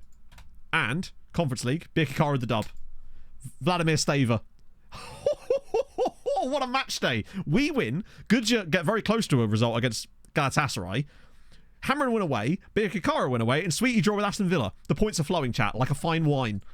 What's that? 6.5 points on the year already. Holy God. Now we're popping. We are popping off. And more importantly, closing that gap to Spain, France, and... Spain, Italy, and Germany. We're keeping them on their toes. Yeah, Poland are doing bits. They're getting ready. They know what we're going to befall them next year. I don't think we've ever had 6.5 points at this early stage. We surely can't have done. That's far too high. Imagine if Gudja actually qualify for the knockouts of the Champions League. They've got some easy games to come. Right, now it's not Europa League. Now it's international break time. Well, but we can go full strength against National, though, which would be fun. Bit of Royal Parry. Being... finally, a scout report. Learning to GIF and add to my meme game. To be fair, your meme game on Tuesday was absolutely stellar. 8 points. Holy shit. But how many teams have you got in Europe? Lots of crap. Obviously. Lots and lots and lots and lots and lots of crap. Obviously. 4. Yeah, so I think we might have had... Actually, I don't know if you've ever had 8 at this point, even with the lower dilution. World-class keepers. Yeah, I get that same problem, honestly. I've just had to sell one for 50 million. One at United. You've got one at Arsenal, one at United. That's amazing. You're loan farming Arsenal and United. I think if I just pronounce Jod. Right. Ooh. So a few of these free Brazilians look pretty poggy, actually. God, I wish we could get more information on the Angolan dude. Because there might actually be something there. A couple of these Mexican chaps look pretty We got 18.7 was our score last year. So this is a real chance for us to capitalize on the newfound success that we've got. He's so good, but he's so expensive. Okay, what about Martinez, though? Who the fuck is he? This guy I already know about, but he's so expensive. He's really good, but he's just a little bit too much for us at this stage. Andrew Bishop's way out of our price range. You're at Bodder. We already looked at you earlier on stream. Still like the idea of him, but he's quite expensive. Mario Fissing. Okay, we've got to look at Martinez. Is this... Oh, right. For some reason, I thought this was a cover again. He's fun. Like, quite a lot of fun, in fact. £8 million, though. But he is 18. He won't be, though. There's no point in buying him now. He wouldn't be... If we were going to get him, we would have needed to get him in the summer. He's like a Padilla if Padilla had better physicals and obviously way worse technicals. Jonathan Martinez. Cooper, do not hate me. I am familiar with over 600 dance moves and I am programmed. Just not sure. to get Monthly installments? freaky. No, it's a release clause. Panos, thank you very much for the follow. You can't hit them with monthly installments unless they... Oh. We can't get them immediately anyway. But if they have a locked-in release clause like that, you can't get them on monthly installments. If they have like a value range with a release clause, then you can. Personality is fairly determined. Level-headed, so that doesn't say much about his professionalism. Hard to say. Certainly worth keeping an eye on, should money come to... I mean, it's not that we're not exactly made of money right now. We've got 257 million in the bank. And we're 141 million above FFP. Like, we've made huge money. For the value fluctuation, nope. No explanation. I mean, I don't have an explanation. Let's put it that way. I don't know why it happens. SI claim that it's because you're doing it on a custom database. However, they also say that when you do it on a non-custom database, so no. Basically, unfortunately, it's a case that every time something goes wrong with the game, if you happen to be using anything that isn't built into the game, they just say it's that did it. There couldn't possibly be bad coding, even if you provide examples. So no, we don't know why it happens, and we're never going to find out why it happens. We just have to kind of make do with the fact that it does, sadly. He wants a lot of cash. Oh, he's at Liverpool, that's why. It's the kind of guy I might pick up on a free, but not for paying for him. You're Jamaican. We'll have him. He's a free Jamaican with an international cap.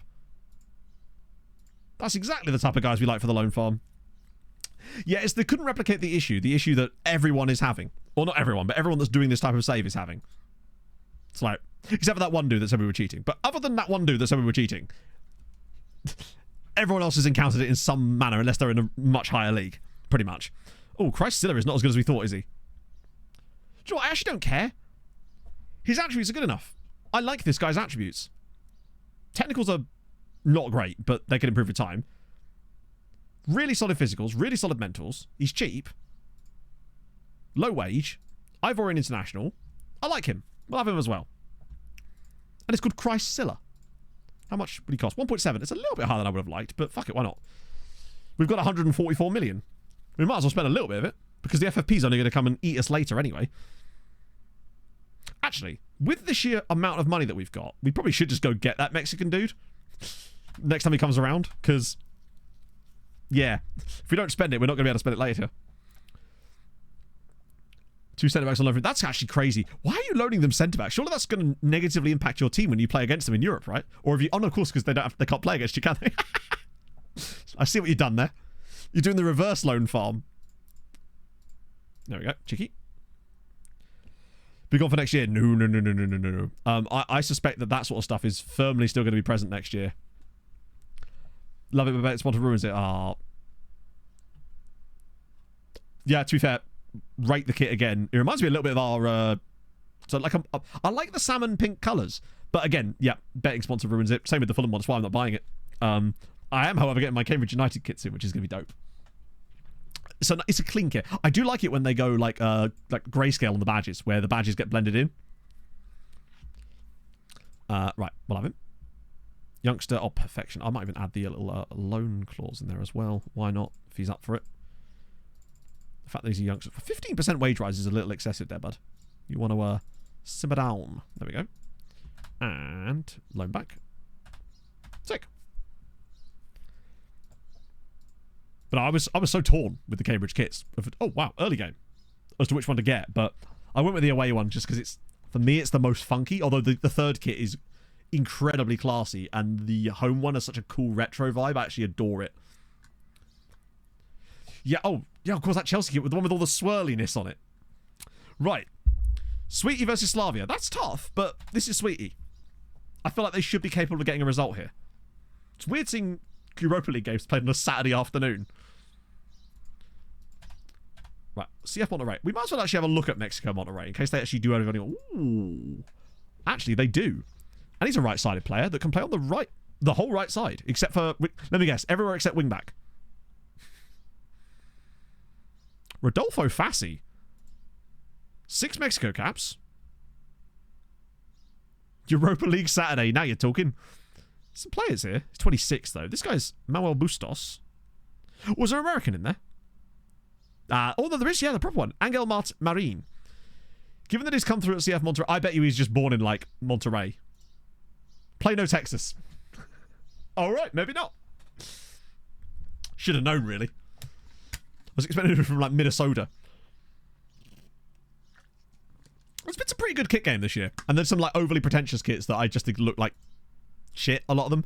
I feel like there's a fine line now between, like, everyone just trying to be Venezia and just being more of a kit than a football team at points. And it's like, But I would like to see Fulham actually try something like that. Just do something a little bit different. Our kits are always so boring. Even when they're classy, they're just a bit boring. 84. That'll... Hang on, for 84... 84 what? I'm assuming £1,000, right? 84 million from Chelsea City. 84,000. I mean, you'd be amazed how little that's actually going to hit the wage budget. It goes down pretty quickly. I find that player sales are almost never going to help you with your wage budget that much. The Sweetie game, I don't think it has, no. I think we're actually going into the middle of it, because it will tell us if it's finished, because it resets the thing. Not resets the thing, it shows us when it happens. I will play Pebbles for this one, just as I want to give him another chance to play. Actually, no, we'll play Hubanov. This is the perfect chance for someone like Hubanov. And also, possibly... Vieira needs match fitness. We'll get Palacio out and put in Frimpong. Because I think he's got a nice future. And Padilla just needs to keep building his match. Well, no, Padilla looks... Yeah, actually, we can't start Padilla. I'm certainly not starting Perez. Well, we can't play Andrew the Pigeon. I guess it's Alberto. I guess Alberto is back in. We thought we got rid of him, but no. He cannot be killed. I forgot they had the mountain at Nashar. Wait, where's our guy? Where's Hans Zimmer? He better not be injured. Where's Axelvol? Are they, like, resting players against us? That could go badly for them. Even before we lose horribly. Horribly? Horribly. Alberto mentioned. Rah! Right. I want to see a sort of uptick in goal scoring in the league for us as well this season, if we can do. Or just draw 2-2 against Nashar. That's fine too, I guess. Right. Oh, God. Oh, Zimmer literally scored the equaliser in the 95th minute. Well, isn't that just lovely? 2 more goals for Pereira, though. 3-3 in all competitions. He's just started off exactly like he did last year. Could have done without that, though. I think it does kind of go to show the quality of the other teams. They are definitely improving now. Yes! Fuck, how? I'm so glad we sold them, gave them Redencic. He's been really good for them since he joined them in January. Him and John Longsuck doing the business. Is that already 7 points for Sweetie? Yep, 7 points on the board in the Europa League already. Sweetie are this close to qualifying already. I think they could do what Goodyear did last year. It's nice to have Sweetie back in Europe again. How the fuck did they not qualify for Europe the last year as well? When they were clearly this good. More coefficient. Takes us to, what's that, 6.9? Yep, nice. Just insane. With a good set of results on the next match day, we could be up to 8 coefficient points already. This is the year we needed. It could also go wrong for us, of course, but I'm feeling something good. Even we look good. Which is really saying something. We're 4th in the league. Tabarcado, that's a good question. Oh, well, that's top flight now, aren't they? They're struggling. So his ability to score goals for them is very much going to be up in question this year, I suspect. He's actually only played 1 game for them so far. And put in a 6.3. Have they signed someone? They better not have done. They've signed quite a lot of people, actually. Let's see what their tactics look like. No, they are playing him. Maybe he was injured. Oh, wait, have they only played one game? Oh, they've only played one game. They haven't played their next match yet. So he has played. So he is their starting striker, which is the main thing. But I don't think he's going to be quite as prolific as he was in the past, you know? He was stand by the coach. Yeah, but positioning is a defensive attribute. Right?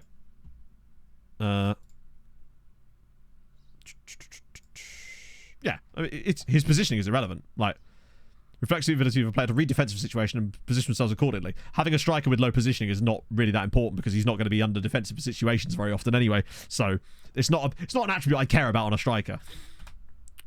It only really matters for the defensive players. Or midfield and back, I would say. Occasionally on a winger, I don't mind it being kind of poor. Right. No, I don't want 2 matches here. I want 1. Right, where's pirate noises? Honey, it's time to get your regularly scheduled spanking. And it's Marsa. Wow, there's actually a little bit of a gap there. Wait, 3 games? We'll do 2 games. Off the ball is kind of the attacking version of positioning, yeah. And I think his off the ball was reasonably good, wasn't it? Looks like the foreign teams... Oh, no, we can do... I guess we're going to play against... Psip. And... Can I get... Ah, there we go. Still no pirate noises. They're on the run. They fear me. How dare they? Yeah. Off the ball is what you're looking for in a striker. So don't be put off if you find an attacking player with low positioning. It's not going to make much difference. I'm amazed if you find many that do, actually. You're at Mgar now. To be fair, they are similarly pirate noised, but not quite as...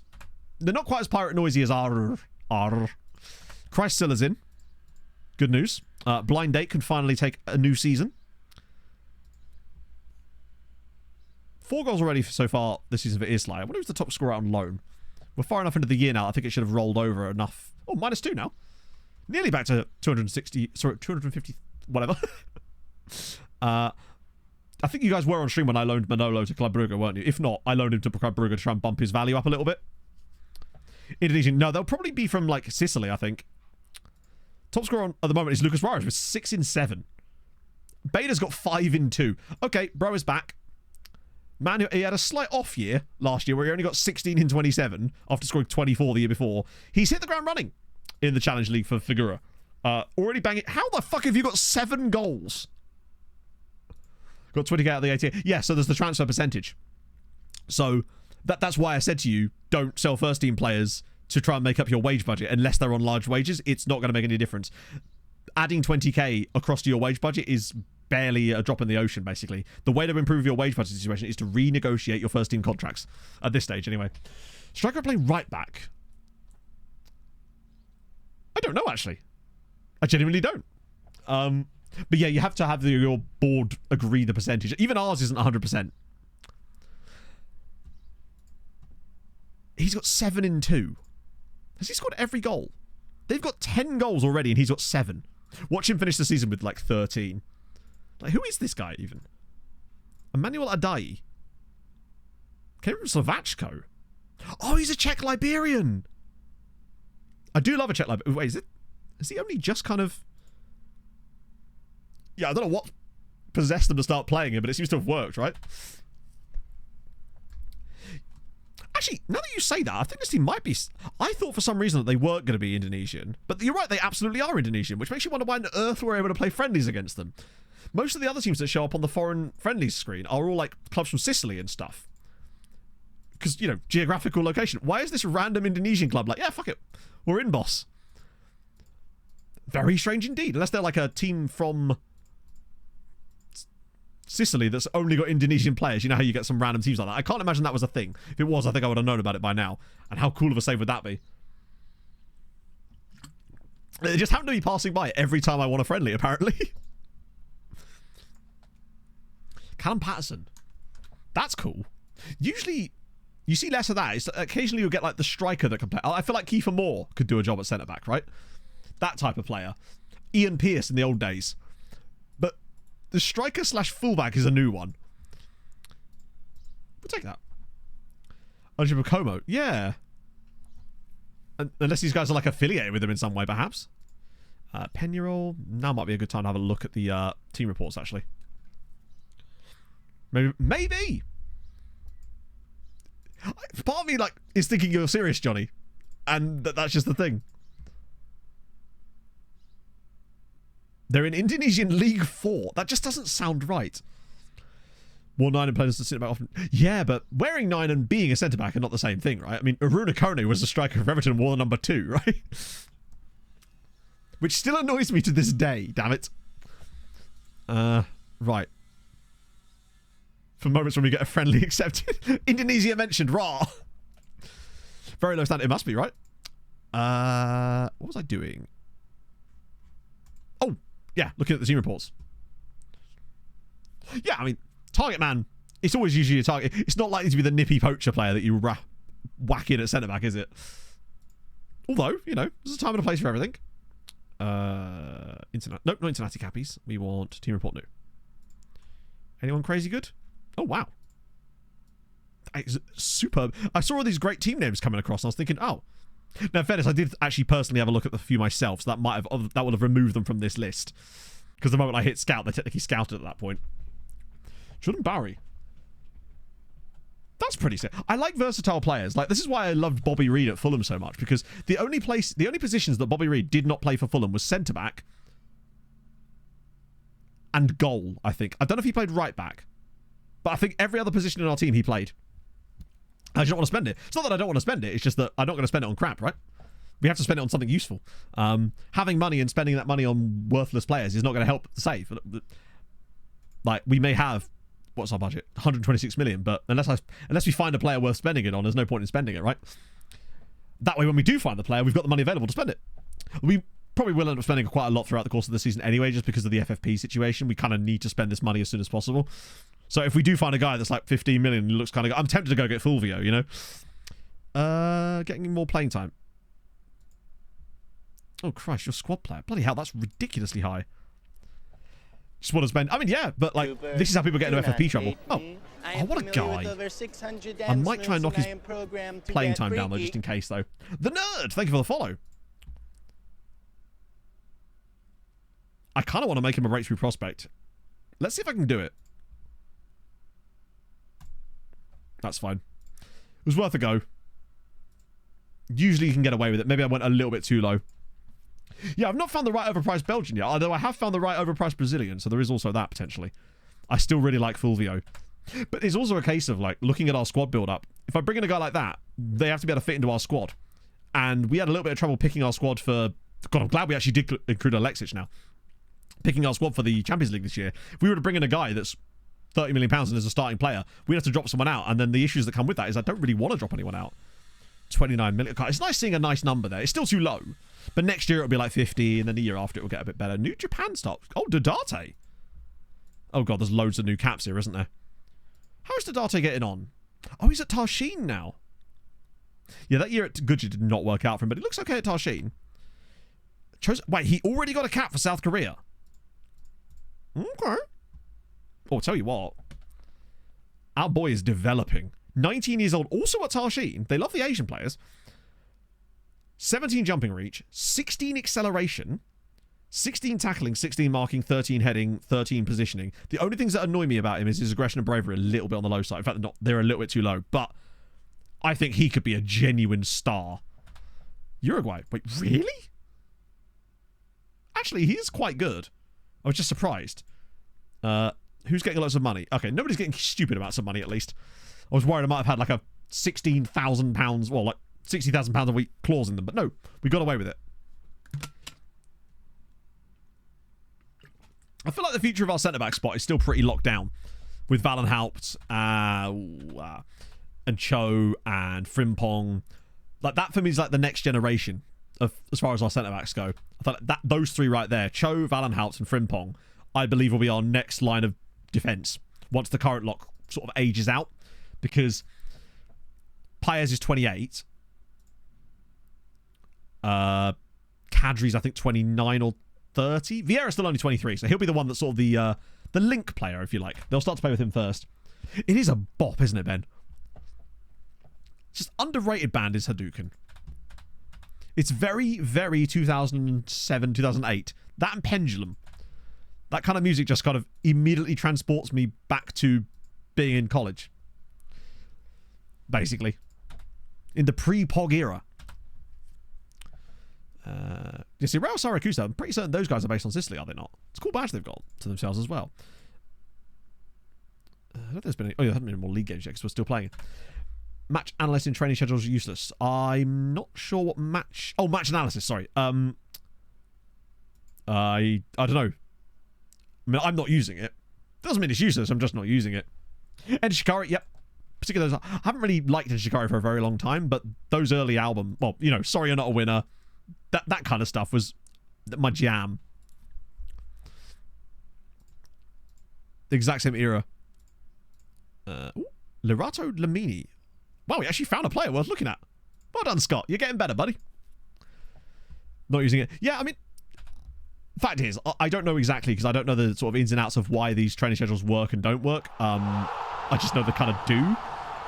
Also, Mods playing in Nations League. Springtide! Thank you for the 13 months. How the devil are you, friend? No, I like Bezbs. Is Bebs okay? When you ask for Coke and they can't speak properly. Scouts Developing, we checked earlier, they have now got basic of those same nations. So we believe, from what Martini said, they're going to go all the way up to extensive and then they might get other nations. So we'll see. Oh yeah, they sponsor St Albans, don't they? I've already forgotten what I was doing. It was definitely a thing I was about to do. My brain's gone entirely blank. Welcome to my head. Oh, Malta games. Ooh. Let's get the attendant on these, just so we can keep an eye. They did beat Cyprus. Lost to Romania. Which you'd expect. And they got Gibraltar in their group, they'll be fine. Lamine Yamal is still on the save, actually. We actually played against him in the last Champions League game. Up front for Barca at 37 years old with 10 pace. Measure periods of my life. In a way, yeah. I feel like a lot of people's lives have events in them that you measure them by the before and the after that event, right? A lot of the time it's sad events, like the death of a parent or the ending of a relationship that perhaps you didn't want to end. But sometimes it can be good things too, like the forming of a new relationship, right? It's important to focus on the... It's important to appreciate the positives. Lamine Mold in it, yeah. I think Cyprus will be fine because Gibraltar are there as well. If anything, if Malta could get a good result against Romania... Fucking Jesus. Why do we even get excited about these takeover rumors? This is the second one in the last 3 months that we've had. Crazy.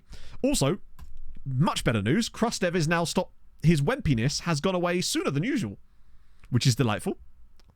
Also, my my Spotify day lists have been getting more and more unhinged in terms of some of the stuff that's on there. Like, firstly, there was the Sleepy Weepy stuff. Then there was the what was the one? It's a depress sesh. I'm just like, what are you trying to tell me? Have a top note or a Mohican? I don't know. Which one's our press officer? I think she's just got a bun, actually. Just like a little bob at the back. She's not a looker, is Andrea, I must admit. But hey, that's good. It keeps the eyes on the business. For Cyprus League, there should be. There'll be some on Steam. There'll be some on FM Scout, almost certainly. I think I actually saw one yesterday. And if you're looking to do Building a Nation, I think someone may have built a Cyprus one for Building a Nation specifically as well. The new Malta manager is the former North Macedonian manager, who is this Belarusian dude who looks like a mafia don. She's all business, exactly. Business up top, fun also up top. Everything up top. Like, it's not a great ceiling, but it's up there. Sirens versus Zero. That's annoying. I was hoping a worse team we could play there. Hurt by Johnny Cash. Yeah, I've never used the DJ thing. I just like the day lists. They actually do produce and recommend some really banging tunes. That seems to meet my vibe. The first one especially was great. It was like rom-com classics with Sleepy Weepy. And I was like, I'm in. Had some absolute bops on it. The amount of Olivia Rodrigo I've listened to this week. Right, Malta versus Gibraltar. It's the Battle of the Altar, but the priests are the only true winners. Go! That's a very loud spacebar clap. Sorry, Voddies. Also, apologies, Voddies, for the horrendous lip syncing on the last stream, the sort of whisper sync. Not to be confused with your Amazon Kindle. Hopefully these have all gone through. Cool. Malta with a win. Cyprus with an even worse defeat. Norberto Rey for every time, Matt. So that's 2 wins on the board for Malta now. That's the wrong group. Group C. Solid start. I mean, they're not getting relegated. They ain't going to finish above Romania either, unless they get an absolutely monstrous result against Romania. It's unlikely. But I think second is on the cards. Have they fallen in the rankings? They did, actually, but now they're back up to 115th. The highest they've ever been was 114. Come on, top 100 is doable, right? Particularly if we can get Roy Fleming to declare with that trick. So what was that trick again? It was take over as the manager, national manager, of the nation that he's declared for currently, and then remove him from the national pool. Was that how to fix that? Chapel Road. I've watched a couple of Sabrina Carpenter covers of Chapel Road. That's the only way I'm even aware of Chapel Road, if that's even how it's said. I don't know if it's a dude or a woman. I literally don't know. Right. Either way, song's banging. Bratgirls, no, I'm fully in the Bratgirls Summer Spring side. I'm totally on board with it. That's all the music I've been listening to. Like, seriously, my day list lately has been full of this. I'm not actually, the one this morning was all metalcore because apparently Spotify's like, you're angry in the morning, Matt. Why am I doing my phone? I literally have Spotify open on my fucking computer. What is my day list at the moment? Emo heavy rock afternoon. Okay, so that's not particularly helpful. Although, still sounds great. But the stuff I've been getting is like Luis Capaldi, Olivia Rodrigo, Codaline, Novo Amor, Christina Perri, Joji, Lifehouse, Halsey, One Republic, Duncan Lawrence, George Ezra, okay, Daughter, The Script, lots of Codaline, Forest Black. Chacaron. What's Chacaron?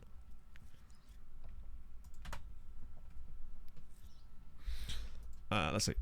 Yeah, the Africa covers. Just it'd just be entirely Toto covers, the entire playlist. And that sounds like a banging situation for me. It's more the evening playlists where it really likes to go, hey, you need to feel sad right about now. Here's several piano ballads about loss. And I'm like, and yet I listen to it. Sit there. I do like a good piano ballad, to be fair. Get on it. I will when it comes up. Add it to the playlist. I feel like my Spotify also gets influenced by the things that chat request as well, because as much as I have it set to exclude the stream playlist from my taste selections and stuff, it can't exclude the things that you guys request, because obviously it goes directly onto the queue. So I suspect that that's part of the reason why it's been offering me some more eclectic choices, we should say, mostly because of the things that you guys requested stream. Time to crazy up to sleep on Spotify. It's like, it knows Pog's not here. It's like, he's going to need some sad times. Hang on, was that guy 11 million? Oh, was it IX? I was going to say.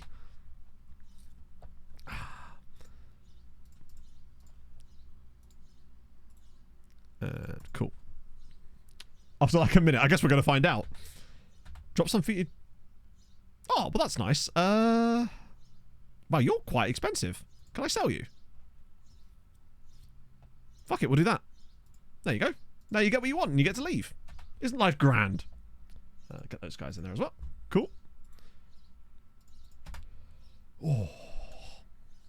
I really should have put hair products in today. It's annoying the shit out of me. Right, come on, Malta. Oh, that's actually good enough. They get the draw against Cyprus. That'll be fine. They maintain their 3-point gap. Now they've just got to beat Gibraltar in their final... Well, not their final game. They've got to play Romania again. But if they lose to Romania, which they will... then they just need to beat Gibraltar. The goal difference situation should be okay, to the point where I think Malta are going to be okay. Sticking in there. But also, shout out to Kosovo, doing bits. You've queued the wrong one. Typical. Once again, shout out to Faroe Islands again in Nations League. What is the D group got in it these days? Azerbaijan are down there. Wow. That surprises me a little bit. Biggest star at the club? Wow, apparently nobody, because everybody's not here. Oh wait, they're all unavailable as well. Oh no, I've just loaded every player in the world. It's tough to say. There is like literally this whole group of guys. I mean, Lahovi's the only one with full 5-star, but Perez... Reynoso's also particularly extortionately good. Vieira is also very young too. There's a lot of great players. There's not like 1 star anymore, which is good in a way. Livesey got a contract. Yes. Yes, I would. No question. How many at the club? It's definitely dropped down a little bit from what it was. We're probably not over 400 anymore. Because we sold a lot of players and released quite a few to just back into the wild. F21. Ooh, okay. I forget which one... Wait, what? Oh. Bear with.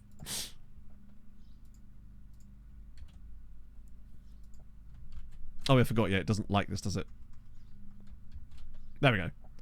It is 353. We've really lost a nice chunk of players. We only have 353 players at the club now. We were over 420 at one point. We're slacking, but in a good way. Is this a... Metalachi. What a day. But yeah, FM21 is, oh, if you're not familiar with Metalachi, you're missing out. It's a mariachi band that covers metal songs. We discovered them on stream back before we had to go back to using copyright-free music. So this is like 2020. It's a bit like the Bluegrass Simpsons band that just does covers of songs from The Simpsons, but in a bluegrass style. And it's exactly as vibey as you expect it to be. It's the dream. Not sure this one really works that well. But, you know, allons-y. You didn't think you needed it in your life, but now that you know that it is in your life, you want it to stay. Oh, hello. Kappenberg. Oh, he's a Padilla clone, isn't he? Wait, did he just lose a shitload of... Wow, he did. Wow. Okay, that's fine by me. We move.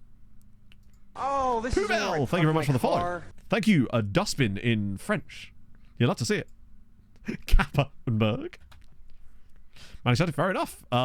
Yeah, FM21, I don't know, was FM21 the one where every winger shot into the side netting on every single attack, or was that FM20? I lose track. Or was FM21, oh no, FM21 was the one where nobody could score a one-on-one, wasn't it? To the point of absolute absurdity, where I actually had to build a tactic that created worse quality chances in order to create goals, because a player that was clean through on goal was unable to physically score a goal. That's the one. That was so fun. We had to create a tactic that created shots that were further away and less likely to go in order to score goals. So it was Tromsø, Norway. Yes, that was... yes, you're right, yeah. Tromsø, Norway was FM21. It's actually amazing that Fernando Avelar scored as many goals as he did. Maybe it was because he was bad. He wasn't bad. He's bad now. Just do a bit of that. Richard Cheese. My sister, legitimately... inquired to see how much it would cost to get Richard Cheese to perform at her wedding, if they were to have one. It was way too much. She actually was like legitimately serious. He had a neck for goals. He did. It's such a shame that he's never already... Oh, cheers, gang. So it's that, then that, then that. When is the game? River Plate? Don't have crosses code in the match engine. It pretty much... Yeah, 20 was the one where they would just hit the side net every single time. It was infuriating. I mean, to be fair, this is the thing. We complain about the match engine, and we're rightly to do so occasionally, but at least we don't have wingers smacking the ball into the side netting from the byline every single time they get into the penalty area. And we don't have to worry about our strikers missing every single one-on-one. They still miss a lot of them, but it's far more realistic as to what they would be like in real life. Whereas F20 was just like... You'd get like 0.6 XG chances being missed in every game constantly, yet all of your like long-range goals would just go in. Right, get rid of those guys. Is that a Puerto Rican player? We do like a bit of that. Lots of Brazilians still sticking around. Love to see it. A couple of the guys from... ooh, hello. Anyone interesting? I do like this guy here. Scrimmers everywhere. Maybe. I think one-on-ones was on FM21. It was the crosses. The side netting was 20. The one-on-ones was 21. Was 22 long throws just being like super overpowered? It must have been, because that was the last time there were showdowns, right? We're signing him, right? He's got a cap for Bulgaria already. Lacks the dribbling ability, but everything else about him suggests fun. Svetanov, I guarantee he's almost certainly a face in the game, but he's got that extra half star. Fuck. Okay. When we can get him, we will get him. Near post corner's been... Oh, yes. Oh, of course it was. That's when I got my goalkeeper to score 55 goals. Yeah, we can't sign him yet, but when we can, we will, basically. Elmaraz was long throws, yeah. Yeah, F20, to the point where I like refused to use them on my saves because it just kind of defeated the point of playing the game. I remember doing showdowns during that year, and it was just utterly like pointless. if you weren't with a really... I mean, you had to use them in the showdown because otherwise you had no chance. I think that was the year when Jack tried to use Virgil van Dijk as a striker because of the aerial stuff was so dominant. Yeah, I think I got Donnarumma to get 55 goals that season. His birthday is Christmas. True. Wait, hang on. This guy's birthday is 15th of January. It's a little bit expensive. He's got good attributes, but I'm not sure on him. The Bulgarian, yeah, the Bulgarian dude, it's not about his birthday. It's about his fact that he signed a new contract. He would probably still have signed for us if he hadn't just signed a new deal. So we'll just have to wait. He will probably get him in January, though. And we should do, because we definitely want to sign him. Abando, I swear I was looking at this guy for ages. Oh, he's only 18. Maybe not. Oh, no, this was the guy I tried to sign along with a hire, but we didn't get because he extended his contract. At 18, with these attributes, I actually might just get him anyway for the loan farm. Cheap wage, final loan move. He seems like reasonable enough deal. I swear this guy was like 30 million before. Bloody hell. I swear to God, this guy was worth like 30 million before. I mean, he's still worth way too much. Well, not way too much, but like for a 22-year-old, 4 Netherlands caps, physicals aren't amazing. But I'm not going to drop 30 million pounds on a striker for the loan farm that probably wouldn't even go into the loan farm. This guy's already joining us. But if he does go a bit lower, this guy... Wait, I swear you were already joining us. Yeah, he is. Okay, that's fine. I wish it would say TRN. Why does it not say TRN there? Or is that only for players that are leaving you, not joining you? I feel like that should be on there. It's really annoying. Biff Molek! How's it going, Biff? Thank you for the 11 months. How is your Thursday? This is kind of a vibe, actually. Oh, wait, is that the Mexican dude that we were just looking at? I didn't realise that this was that song. I've only ever heard, well, you know, this bit. I'm not sure about the potential anymore. I'll definitely shortlist him. He might be one to look at in January. I'm still trying to get myself out of the mould of being like, we've got no money, even though we do.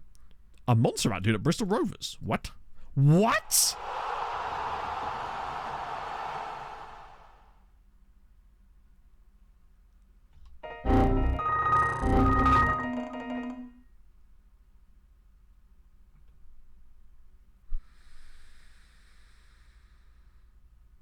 Speaking of what?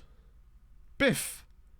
Thank you for the 10 gifted subs that you really didn't have to do. That's very fucking nice of you, my friend. I hope you're having a fabulous Thursday. Holy shit, man. Thank you so much, dude. Let me just try and get the Bristol Rovers guy up so I can collect my thoughts a little bit here, if I could. Hot dog. It was Rovers, wasn't it? This was in a youth team? Do you know if there's a train coming anytime soon? Oh, yeah, no, you're right. Very You're soon. absolutely right. They are building it now. December, February form. I'm not sure what you mean. Strom, thank you very much for the follow. Seriously though, Biff, that's fucking insanely kind of you, friend. I really do appreciate that. Yeah, December, February form in what exactly? Like which league? I haven't noticed anything in December, February form. It would depend heavily on like what league you're managing in, what players you've got, what competitions you're in, etc. We did have an issue with like sort of Champions League knockout form. Yeah, he's probably worth a scout. In fact, it seems like I already did scout him, which means I must have come through the everyone should just get battered. Okay, but all right, feel free to not answer the question. That's fine too. But like, I can't help you unless you give me any more information beyond I get battered a lot. Like, unless we're starting a chip shop, we're not going to get anywhere with that. We need to know the league, the team, the year, etc., etc. You know, if you actually want help, that is. Hey, JP. But it will depend. Fixture congestion could form a main factor. It would depend though. If you're in a summer league potentially, that can also cause a factor. Like we used to have a lot of issues around April sort of time when we were managing in a summer league because of match sharpness.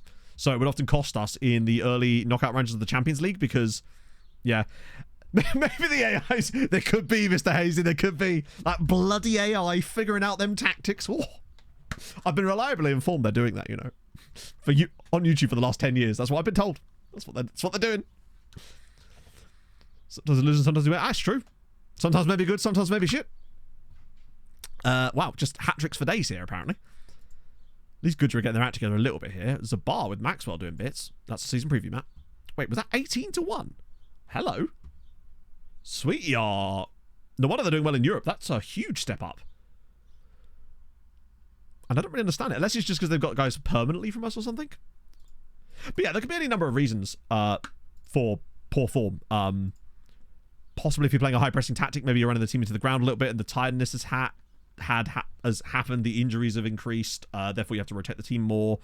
Again, depends on what competition you're playing in, really, because it's going to differ from you playing in, say, National League North to managing Porto.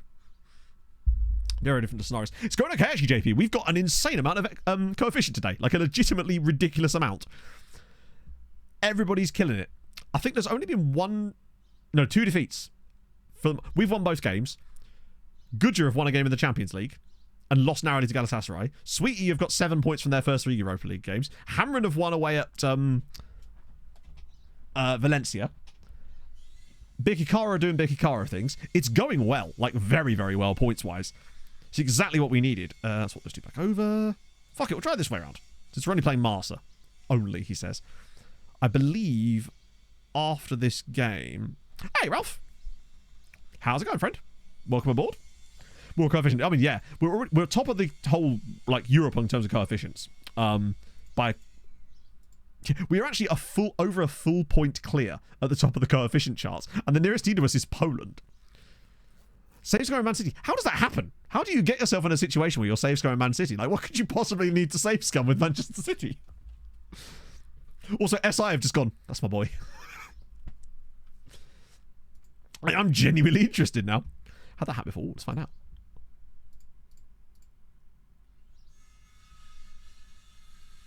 Oh, yes. This is the "you're making too much money, please stop." I've never received this because I always don't get a chance to make that much money. But if I recall, this is what happens when you've got like £1 billion in the bank or something, right?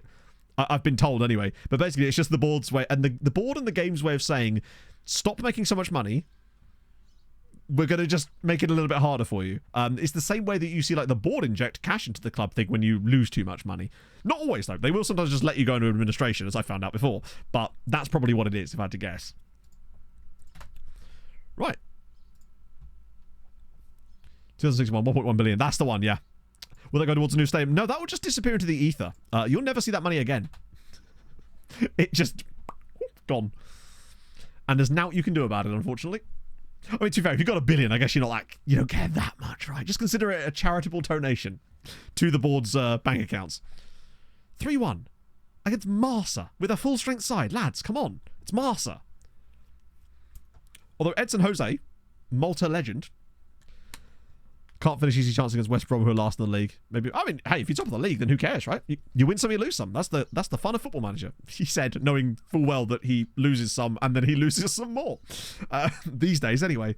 Badia with a good game. Where's this goal scoring I was promised? 10-3?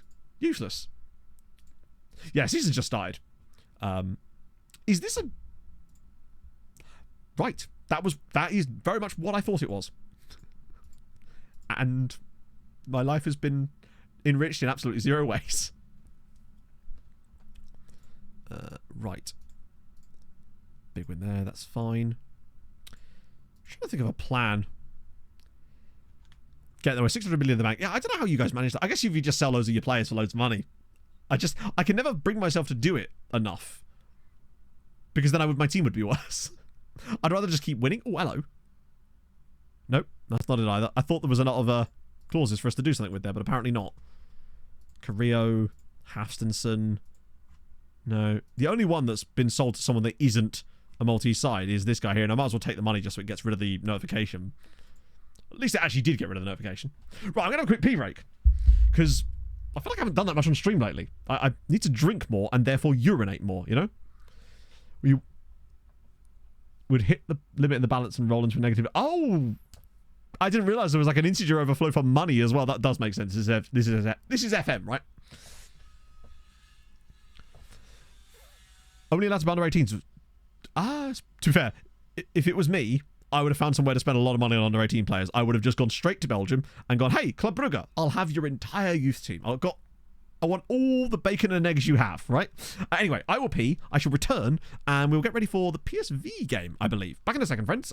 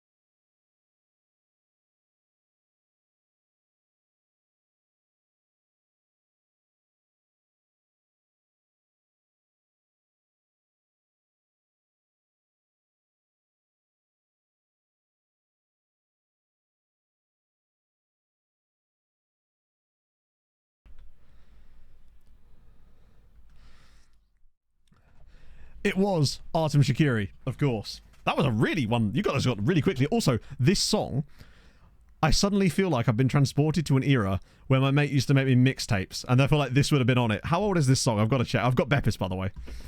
I have to check this. Also, it's really dark outside, man. It's like proper menacing skies. 2001. That makes total sense. This absolutely was on one of those mixtapes. I'm sure if you're of the same age range as me, right? Oh no, not just me. Basically, he used to do this thing. I realized I said that a bit weird. So basically, do you remember Kazaa? For a start, right? So what he would do is he would use, because I was not allowed to do anything like that, you know. I was a good boy. My father didn't want me blowing up the computer. And he'd download like stuff on Kazaa, and he'd make these like mixes, like called death songs. That was it. There was little volumes of them, almost like little compilation CDs that he would give to us, just his mates. He said, "How dare you, sir? I'm only 34." And they had some. I discovered so many bands because of him downloading random stuff off of Kazaa and putting them on these mixtapes for us. It was so fucking cool. Big stack of CDs. Yes, literally Springtide. It was brilliant. So good. Like the amount of bands I found through doing that. I'm trying to figure out what the current equivalent that would be. It's just not a thing you have to do anymore, is it? Like you have to trade CDs because now you're talking. Yeah, exactly. Basically midlife. I know. I mean, I basically might as well just hang it up now, isn't it?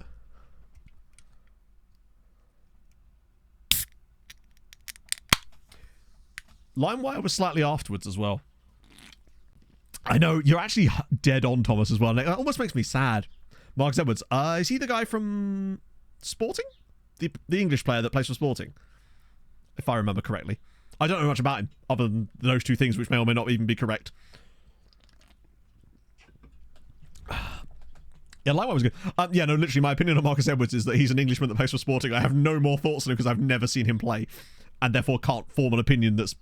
I know in this day and age it's really, really uncool to not have an opinion on something if you don't know anything about it, but I'm just one of those people that doesn't bring opinions to things I have no clue about. Unless it's for the memes. You know? Yeah, Kazaa was the original one, if I recall. Then there was LimeWire. Oh, Napster was, I suppose, the original one, right? Liam Rossini, new transport manager. I kind of like that. That's an interesting move for him. I hope he does well. I've always liked Liam Rossini, ever since he was at Fulham back in the day. Import on iShoot. Oh, I did the exact same thing. Import opinion on Arda Güler. Get ready for it, Ralph. He's a Turkish footballer that plays for Real Madrid. And so on. Choose best of the narrative you want. Yes. True. That's how you do it, isn't it? Isn't that how I could just... I'd pop off on football Twitter. I'd just say things. Yeah, I have no knowledge of him. I used to do so much of that stuff. It's just because... Well, actually, this was the one. Blogspots. Does anyone remember that? Back around sort of 2006 to like 2009, getting music off of Blogspots was like a big thing. My mate introduced... A different mate. I know it's the same mate, actually. No, it was exactly the same guy. Introduced me to that as well. And I found so many bands because of that. Like, absolutely tons. And this was just prior to Spotify being a thing, basically. True. Due to be important, so decided to... Oh, okay. Definitely better players. Hang on. Sign players with agility of at least 13 and 14 at age 18. The early signs, though, are definitely better with players with... Best players with high agility. I think I'm right. I genuinely believe this. This is something that Hadrian and I have been hypothesizing all year, but as much as there's the whole thing about pace and acceleration, I believe that agility is actually the attribute in this year's match engine that matters the most. If we just look at, say, Man City's squad, right? Because they are one of the best teams. Do we actually have it on here? Typical, I don't. Let me just add it. Tune. It might already be on there. I don't think I saw it.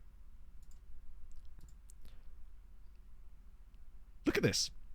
This is... Most of these guys are their starting players, and Quasi's in there too. Look at the agility. It's not just like on average a little bit good. It's 20, 18, 8. Do you know what I mean? It's like elite level agility. Whereas if you look at someone like Real Madrid... See what I mean? These are their starting players. Almost all of these guys are their starting players. They almost all of them have insanely high agility. And it's Man City and Real Madrid are the two best teams in the world, obviously. But then you look at someone like, say, Chelsea, right? I'd be curious to see if Chelsea's anywhere near as good as this. Look at the state of Chelsea's one. It's like the state of these clubs. There's no way. I haven't even thought to check this in the past, but you can see. What about Erstval? Yeah, I've heard that as well, Ralph. And I must admit, I'm not infused by it. It would be a huge fee, and I don't think we need another left-footed centre-back. I know we can cover left-back too, but like that's the one spot in our back line that we are really stacked in. We sold him earlier today, Jerry. 50 million quid, because Chelsea are washed, and we wanted to sell him to someone who wasn't a direct rival. Barcelona. Let's see. Because when you sort by like acceleration, for example, look, it's kind of mid. Pace is kind of mid. Dribbling, kind of mid. First touch is fairly high. This is actually kind of interesting, right? I wonder if you could figure out what the actual important attributes are just by working out which ones the best clubs have in the most abundance. Agility is it, really. What about first touch? First touch is probably quite important too. Bring on the Flugelkampfheimler! You see what I mean about the others? That's obviously more of a positionally based attribute, whereas agility can work for anyone. But like acceleration, it's not like world class on every player in the same way that agility is. Crossing obviously is very positionally relevant. Composure, it's agility, isn't it? What's skin? Saz24, Sushi Chef Kielby. Thank you very much for the follow. Agility trends. I mean, it could be, but it seems that I don't know. That just seems to be a thing. Also rather high, but that's more likely down to the. Bear in mind, determination doesn't directly affect. Like, I mean, it does, but like, that's more just having good personalities, right?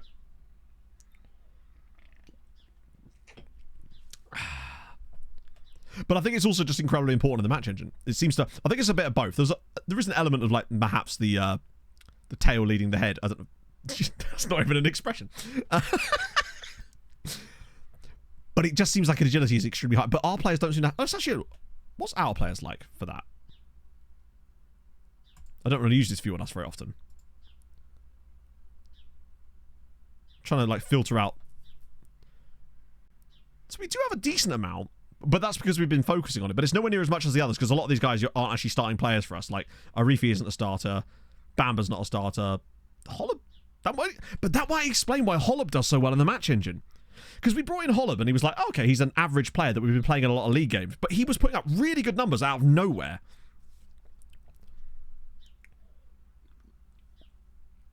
But that might explain why he's suddenly been so good. Gillet has high agility as well. Alberto, God, don't tell Anarith. Even Messiani. But ours is still nowhere near as good as the others. That's interesting. So is the way I just said interesting. It's not the be-all and end-all. And I know that agility does still train after a certain point, but it's just interesting is all. So this is their UAE dude. Saeed Ahmed Al-Mazraoui. God, he's good. Technically, he's actually still fucking amazing, incredible too, actually. They paid 193 million for him. Oh my God. So PSG do know what good money is. Turns out they just don't want to pay the good money. But that's why, if a player has high agility, I'm just on it, basically. That's the selling point for me. And I think you notice a lot, especially in wide areas, I've noticed a lot of goals conceded and scored by your player essentially sort of lining up a defender and then just bursting past him. Now, I know acceleration is important to that, but I think the agility is what's really driving that at the past. Oh, we already knew that that the physicals will matter the most. That's the reason we signed Reynoso. The entire reason we signed Reynoso, that he looked really good too, was because he had elite physicals when he was like 18, and we thought that his technicals and mentals looked solid, and we felt they could catch up with training if he had decent potential. So if we look at his progress, for example, over the time he's been at the club, let me move my camera to the left for a second. You can see that his physicals actually haven't gone up by much because they were already elite. So if you subtract these numbers, you'll get what he looked like when he was 18. And you can see he still had 17 acceleration, 15 pace, 14 stamina, reasonable strength, but it wasn't great. But he's actually got better with jumping reach as well. He was already insane. But then you look at his mentals and his technicals, which have improved a lot more over that period of time because obviously they had further to grow. And that's where he's become the player that he is. Like, his composure is astonishingly good now. I wish it was a bit higher, but it's getting there. Even his finishing's gone up by 3, 4 on the long shots, which is useful occasionally. His anticipation, a lot of those really crucial physical mentals. And also, remember, he's only 23. And while his technical ability may hover around this level for a while now, his mentals are going to continue to go. The decisions, I know, that might be what did it on Perez. I'm actually kind of curious what Perez's decisions are. 17. Doubt. Absolute lie. I'm not having that.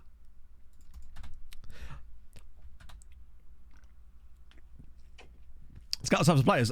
It depends, because with Reynoso, it was a case of we got a report through from our team reports from Colo Colo, I think it was. And I saw him in there at 18. He had high potential, reasonable CA immediately. That was my immediate impact. That was the first thing we saw. And because we got reasonable scouting knowledge of Chile, I was able to see a good amount of his attributes in the range without actually having to scout him. And so, given how cheap he was, and at the time we had shitloads of money, I figured the worst that could happen... I mean, I think I did actually scout him fully because I had no reason not to. But I figured the worst that could happen is we get a really solid loan farm player. And once I saw his physicals, I felt there was a chance, particularly if he kept that 5-star PA. And then from there, he just kind of did. So it's not really about like how long it takes. It depends on when you find them. For all we know, there could be a guy sat at a club anywhere in the world right now who's actually, we're going to get a team report on that club, but maybe they're like 500th in the list. So that's why we do miss out on occasional players, which is why I feel like it's useful to have things like the recruitment focuses in the background, because occasionally they do actually find the guy before we do. Rarely, admittedly. Yeah, that's true. He's making very quick decisions. It's just they're usually terrible. I like that attitude. Well, I don't. It's dreadful. But I like it from you. Yeah, Kappenberg is a fun player, but I feel like he's a trap. It's the physicals. It's Padilla. Just worse. Recruit is RF is what you're looking for recruitment focuses. Kiko Dideus. Oh, oh, wow. Okay. Also, Martin Canals. Whoa. See, this is why we still do recruitment focuses. Because this right here. We'll come back to him in a minute. Martin Canals of Banfield. Reasonable agility. Kiko, yeah. The name. Kevin Rainier. Gonzalo Negretti. Okay. Any winger with insane agility is just immediately in. Antonio Massa. Ooh. Iffy. Cedric Cargill. It's quite a nice spread there, actually. And it keeps getting James paid by YouTube, and that's the main reason that we do recruitment focuses, to keep driving traffic to James's video so he gets his regularly scheduled YouTube paycheck. I love that that's a thing. Do you... Because James was telling me last week that he knows when I'm streaming because there is always a spike in views on the recruitment focuses videos in his analytics, because obviously of the RFs in chat, which I just fucking love. Right, let's go back to look at Mr. God. Kiko Dideus. Well, we know he's not going to be an elite player. Either way, his name is astonishingly good. From Senhora de Hora. Sorry, Senhora de Hora. Superb town name and everything. But Kiko Dideus. I love that. I really hope at the very least he's got decent PA. He's fab. Oh, did I actually scout him? No, I am now. What a bop this is, by the way. Okay. Kiko of God. Oh, Kiko of God. That actually somehow is better. That's even better. Kiko of God. Yeah, kind of have to be godly at that point, don't you, really? Sorry, St. George. Love your flag, but unfortunately not today. Match the price he's agreed to be sold for. Oh, right, that's fine. These should all fail. Or not fail, but in a good way. Because, obviously, they were promised, like, really low fees. Rock me to Deus. Wait, is that a Champions League game on a Wednesday? Wait, hang on. Are we still in the international break? Oh, no. Why is there a random Champions League game between Bayern and Real Madrid on a Wednesday when no one else is playing? How very wired. We rate that. Oh, a Hammer playing Figura. Oh, oh no. Hamron, don't do what you did last time, alright? I'm not having that happen again. Yeah, it's weird. There is literally a random Champions League game between Bayern and Real Madrid on a Wednesday that isn't part of the schedule normally. Are Bayern sharing their stadium with someone that we don't know about? So it's Goodyear, that's rest. So we go full strength today again. Although maybe drop out Padilla. Or not, apparently. We'll go, yeah, fuck it, we'll put Pebs in. Why not? First video I watched was episode 1 of Fulham at FM14. That sounds extremely unlikely. Considering that was in, well, 2014. Wait, no. Yeah, it was, wasn't it? Wait, FM14? Did I make content on FM14? Oh, I did, didn't I? Yeah. That was the first video I ever made. Damn. Maybe you were the one that subscribed while I was in Little Chef. You never know. Yeah, Maltese clubs have it all the time because they have to share stadiums a lot of the time so they can all play into Ali, but it's weird seeing Bayern doing it. You did, Andrew. So we've made some big sales. We've raked in about 120 million in transfer rev, which has really kept us stable. Also, Malta is absolutely killing it in Europe at the moment. We are a full 1.1 points clear of any other team, and that team is Poland, in the rankings right now, and a full 2.1 points clear of England in third place. Because Malta is smashing it. Goodyear are killing it in the Champions League. Sweetie are top of the Europa League. Hamron are actually pulling up trees in a way that we didn't expect them to. Are you serious?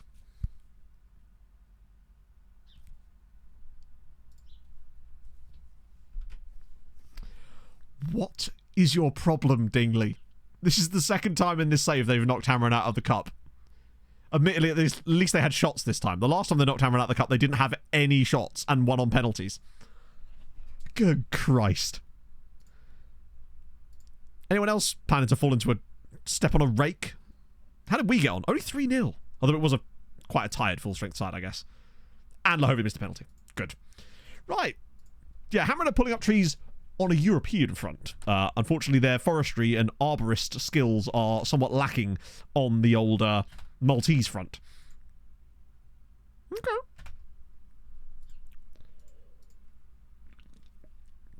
Wow.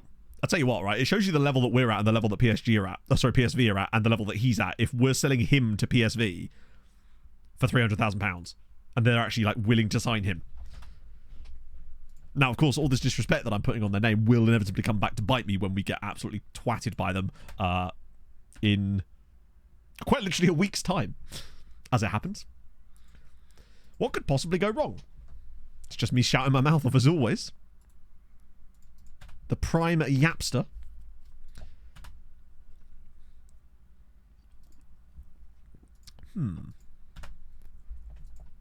Just give us a nice easy game, please. For God's sake. I wish we'd have to stop playing top flight sides here. Like, I like having cup games so we can occasionally stat pad a little bit, get some confidence back and put 11 past a team from the 3rd division. But no, we get to play all these top flight sides and then win 3-0. Boring. Juan Carlos Perez is injured. Imagine this somehow puts the kibosh on his move to Benfica. Tight groin. Alright, mate. As if you've been to a training session, you melon. Things are going very well, Sabika. Like, supremely well today. I don't think I could have asked. The only way this could have been better is maybe if Goodyear had got something against Galatasaray, but that's the only complaint I have. And even then, that would have been fortunate. They did miss a penalty in that game, though, so they possibly should have got the equaliser. But hey, it's just good times. I'm feeling a 20-point year. Put your setup with like 14. Because the inevitable leaving the game for a couple of days, having to restart it technically, it's going to cost us. We'll come back on Tuesday and it'll all be dead. Champions League table. Yeah, absolutely. That's the current table. Now, obviously, Real Madrid have played an extra game. So, we can kind of discard them a little bit. I just leave the game on until Tuesday. Well, I might be here. It's really fair. So, we're obviously second place. We beat Nice 4-1. And admittedly, it should have been more than that. We had some good chances and missed it. And I rotated the squad heavily in the second half just to sort of free things up a little bit. Then we beat Barcelona 1-0. They've actually lost both games so far to us and Partizan. Goodyear obviously have got their victory against PSV, who we're about to play. Goodyear have got such an important set of games to play. Like, their draw is so favourable. Good God. I'd actually be amazed if anyone finishes above Mr. Kosonen here. Fun this weekend. Yeah, so 4-day weekend, taking some time off. Tomorrow, Pog and I are going with some friends up to a other set of friends wedding anniversary party on the Saturday, but we had to go tomorrow because we wanted to be able to have beverages at said party, obviously, so we can get a cab. So we just got an Airbnb for tomorrow and Saturday night. Then Sunday probably just be a chill day or / getting over a hangover day. You know how it goes. And Monday, Pog is taking me to watch Twisters, and I'm very excited about that. I've been listening to the soundtrack, and it absolutely slaps, and I'm very excited to see some tornadoes and some Glen Powell. Change the meeting frequency, it says fortnight. With relation to what, exactly? Sorry, I must have missed something. Which frequency and which fortnight, which meeting? I feel like I've stepped into someone else's conversation here. Conrad Volney. Sorry, is that... Actually, that might actually be Volney. Because I'm not seeing a little slash on that L there. 19 years old. Rakov dude. I think it's going to be fun. It's just going to be nice to get, just a few days off consecutively occasionally is good for the brain, right? Rakov 2. You're right, he is actually, isn't he? Unless he's like... He's actually doing both. Bro is tandeming it. It's playing for both Rakov's second team and their first team. The weekly meetings. Yes, no, sorry, I understand. I'm aware that if you switch the frequency to meetings, you can change it to fortnight, but I'm confused about what the reference was to. Which meeting are we referring to? I didn't see any meetings. That's why I was confused. Sorry, I was trying to ascertain what you were asking. That's all. I'm trying to be helpful. Yeah, he's I mean, no reason not to scout him, right? 19-year-old Pole. Poland has not delivered players this save the way that it normally does. The only one I can think of is Michik.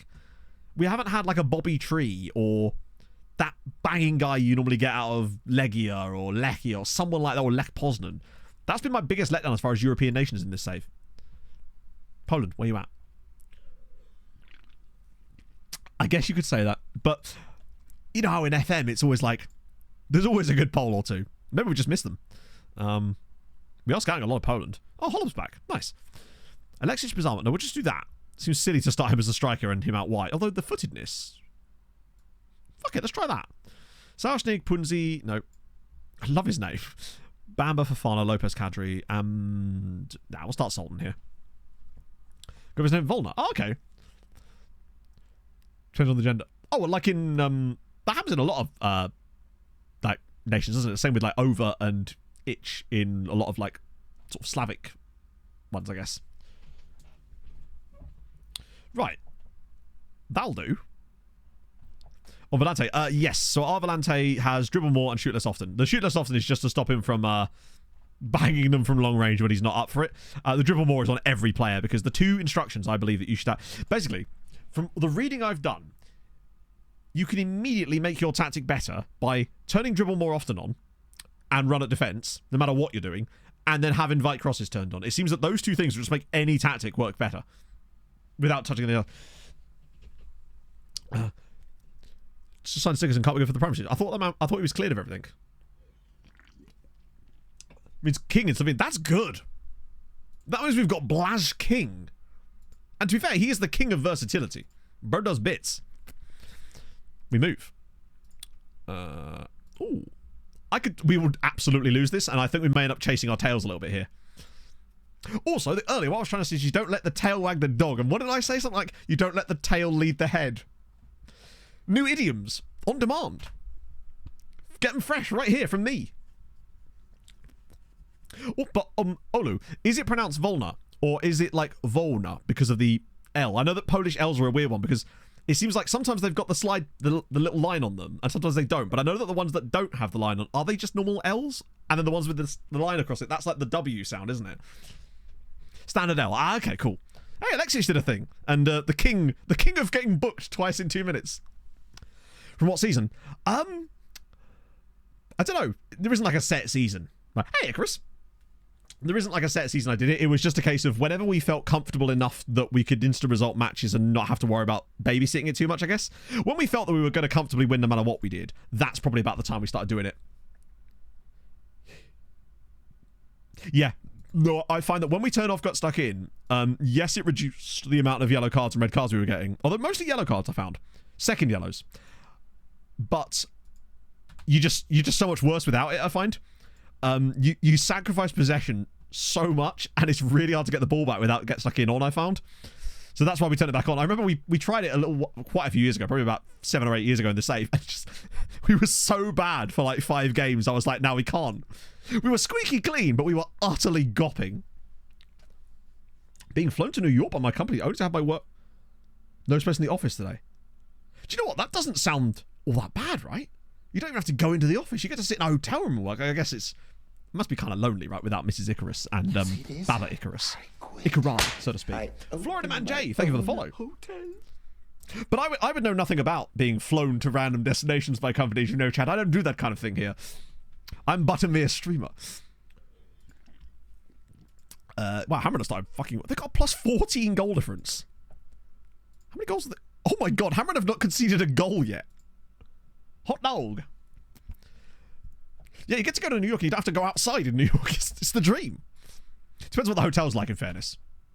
That's always the kicker, innit? If the hotel's a pile of shit, you're in trouble. Right. Let's go.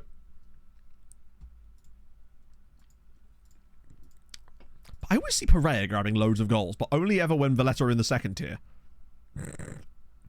Like, he's prolific at second tier level. 16, 25, 7. Actually, 7's okay. They did get relegated. He's got 7 in 6 already. Is he the top scorer in the second tier, or is it still that dude? He's got 10 now. But he had 7 in his first 2. Also, Bader also has... This is insane. Bear in mind, 6 games in to the second tier here. There are 6 players with a goal per game or more. In fact, 3 of them have got 9 or 10 goals each. This guy's only played 5 games. He's averaging a goal every 45 minutes.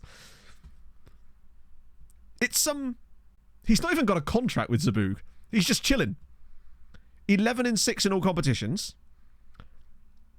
I wouldn't be surprised if Bader, this guy here, ends up being top scorer. He's got it in him.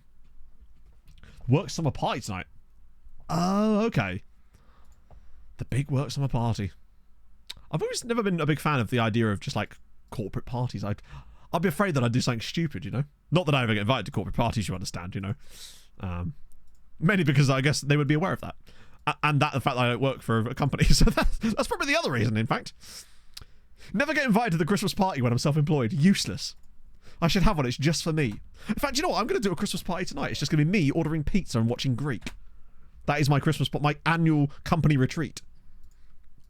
Do you think that counts as a tax write-off then? Watara, what are you up to, old headers? Septum is pretty solid.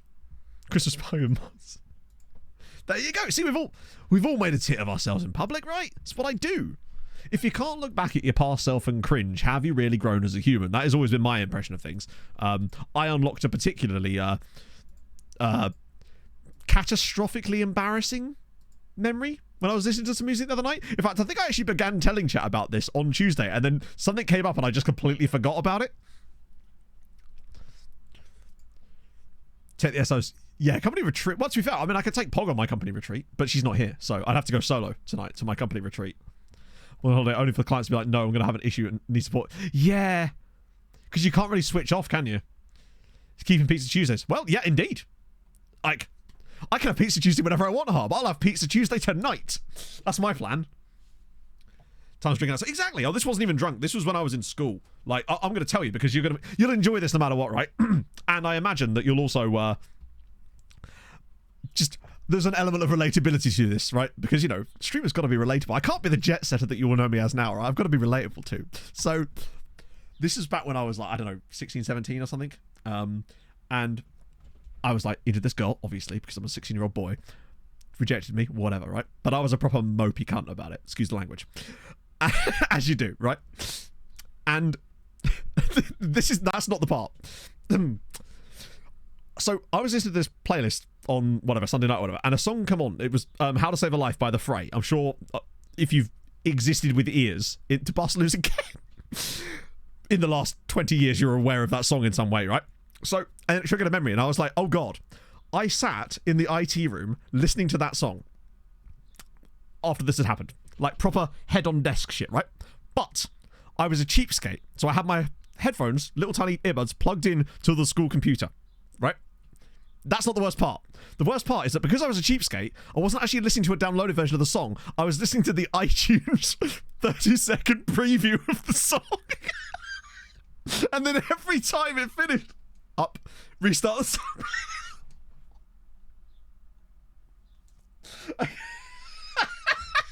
It's the most, like,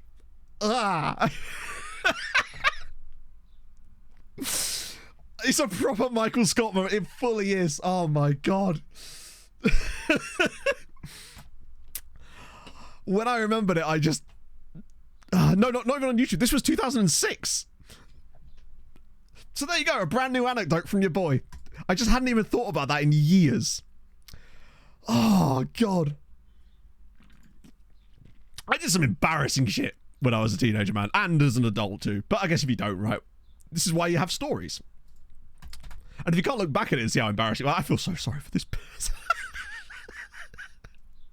It's as bad as the whole Valentine's Day card thing all over again, you know? In fact, it was the same person.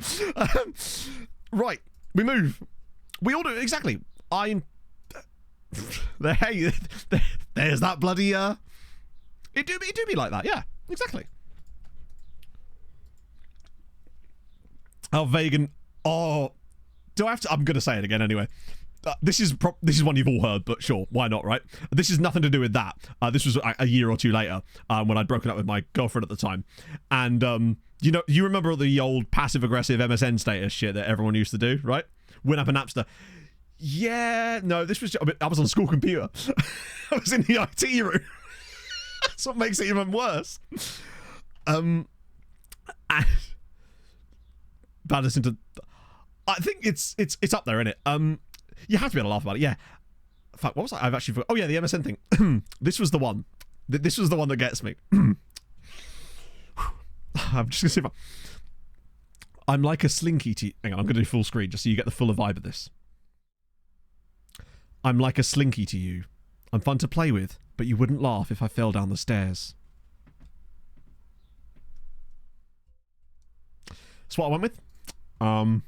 A classic of the genre of being a little bitch, you might agree. Cold, I know. Clip it and rip it. Send it up the line. Don't know what that means, but... Oh, University Dad. Second note, Slinky. Now you tell. Yeah. Must be confused as hell. Just me addressing the team. He went on, I don't know. I don't know why you wouldn't laugh. It's almost like I was a teenager that didn't really know what he was doing. It was just being passive-aggressive, pretty much, you know? Enjoying the storm. It fits my mood. I love that because that's so on the nose as well. Yeah, I really need my... this is where I need those tier 2 emotes, really. Except this was actually... No, this was actually after that. When you laugh, but you want to... With, like, musical notes either side, even though it's not a song. Red card or yellow card? Well, that's the question. I hadn't really considered it at the time. Oh, shit, man. But I share this stuff, so, you know, because some of you might be of the same age that I was then now, right? And either have recently or are about to do things that are on that level of embarrassment. Now, maybe not, because maybe you're slightly more socially aware than I am. I do wonder if perhaps it was another sign of the undiagnosed ADHD or whatever, right? But just know that it's okay to make a tit of yourself sometimes, as long as you say sorry and don't actually hurt anybody. Oh, dear. Just a photo of me sitting somewhere with sunnies tucked into my shirt. What does that even mean, Leaf? Bricks? Oh, right, I got it. Right, good. You've gone over the top on the X's. That actually took me a second to realise what that was. You're about the same age. Well, that's fine. You've almost certainly done that shit already then. You're all right. Usually the embarrassing stuff... Then again, there's me talking as if I've not got more embarrassing stuff in my future. It's a pretty bold assumption to make, isn't it, really? That's when I realised I'm actually very different. Maybe you were just the smart one. I have friends that I'm pretty certain have never embarrassed themselves in that way.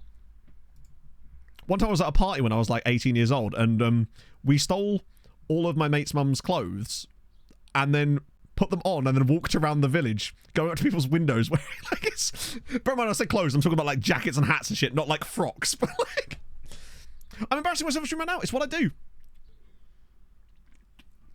I destroy you. those bars, Morg, those are bars right there. What we got? Is that the team already picked? Krustev, Lahovi. That'll do. We should be able to get this win no matter what, right? Stu's my home. And it keeps your MSN status name. Does it really?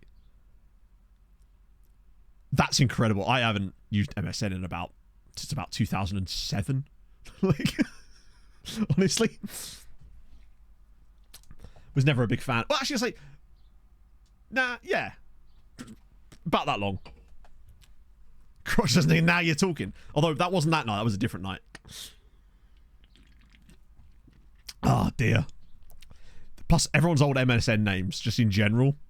It would always be something like, I'm a dinosaur 79 at hotmail.co.uk, you know? That's what it was. I mean, not mine, obviously. That would be ridiculous. That would be ridiculous. There you go, Ragnarok. Yep. Captain Awesome or something. :3. Oh, dearie me. Back when LOL was used to actually mean laugh out loud and it wasn't just a thing you said out loud. And all those weird, like, add-ons people got that would... Not to mention, displaying, like, playing music so that it would show, like, sad songs in your thingy and stuff like that. And also, what was the other one? Repeatedly signing in and out to make someone aware that you were online. Lita's lover. Are we talking about Lita of WWE fame? Lita. First name, last name. Oh, very nice. Look at you, eh? 68 and 0. Here's a fun fact. Voltaire contracted syphilis just 2 blocks from here. Cringy comments. Oh, mate, yeah. Random, thank you very much for the follow. Leroy Lita. Just a massive Reading fan. Oh, the nudge. Oh, yeah, shit. Forgot about the nudge. FM manager. Hey, that's almost like weirdly on topic, to be fair. It's like you knew. Bebo. Oh, yeah, obviously. I never was a big fan of MySpace. Like, my mates made me a MySpace page. And then I just never really used it. My mate met his husband on MySpace. Which actually, if anything, suggests that you should never meet people from MySpace because that didn't work out that well. Singing out sports.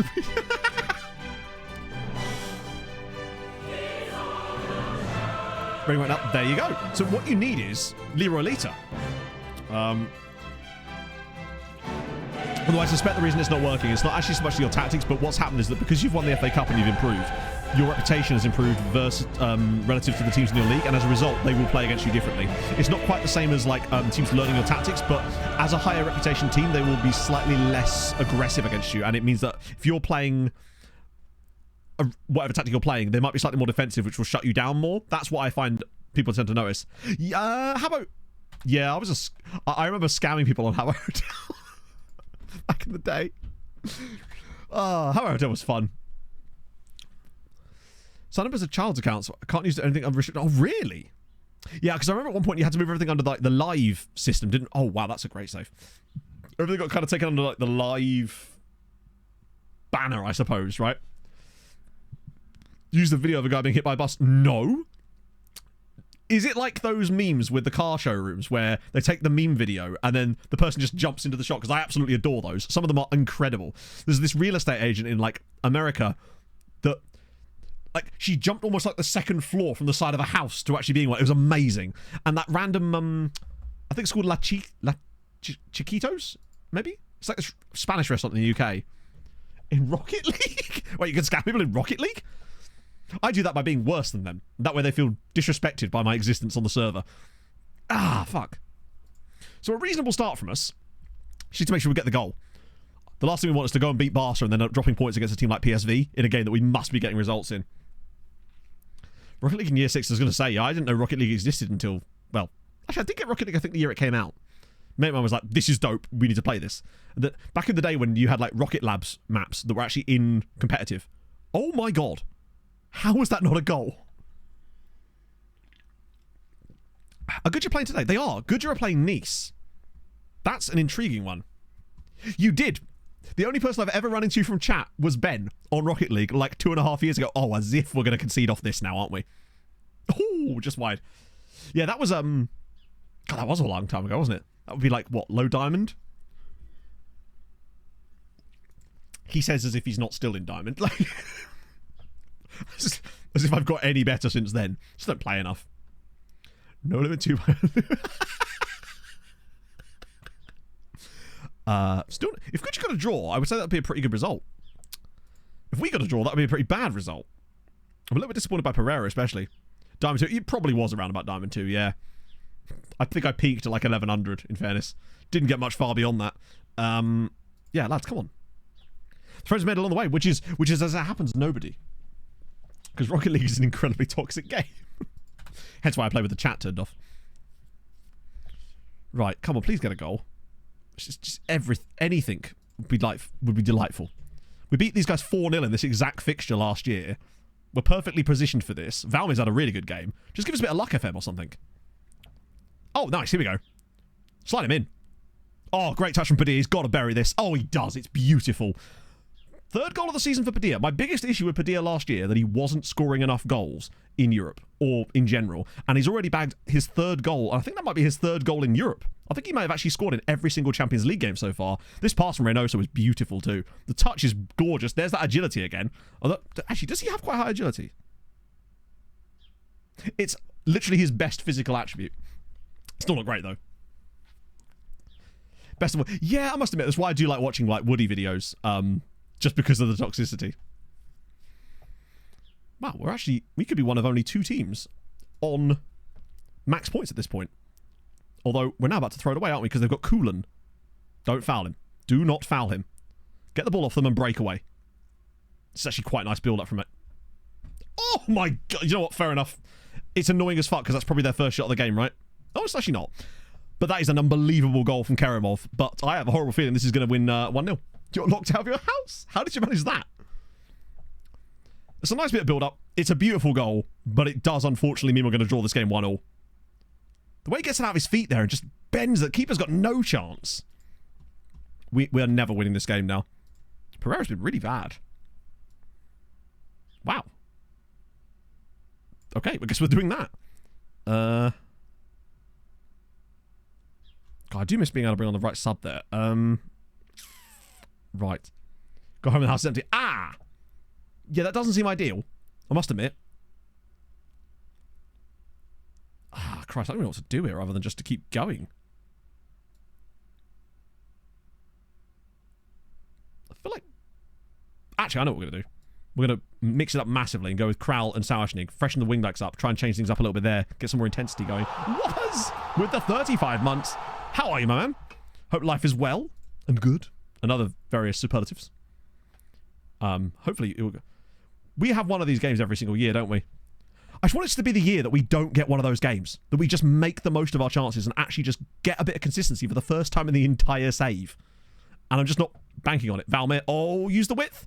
Come on, he's right there. Kral, whip it across, bud. There's an open player in the box.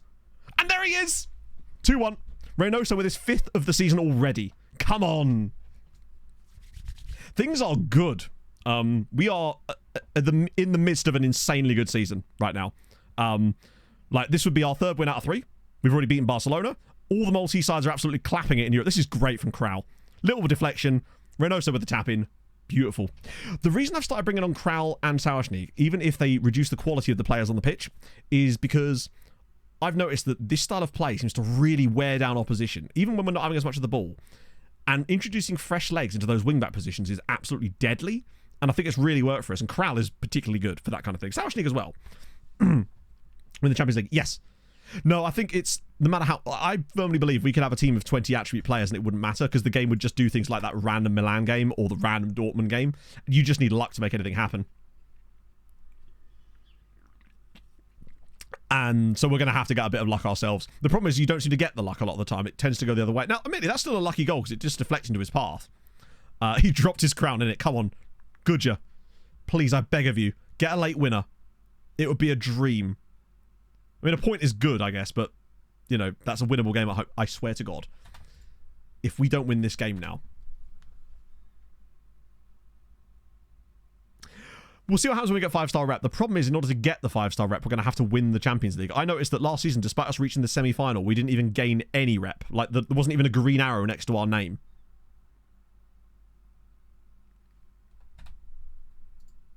Thank fuck he's offside.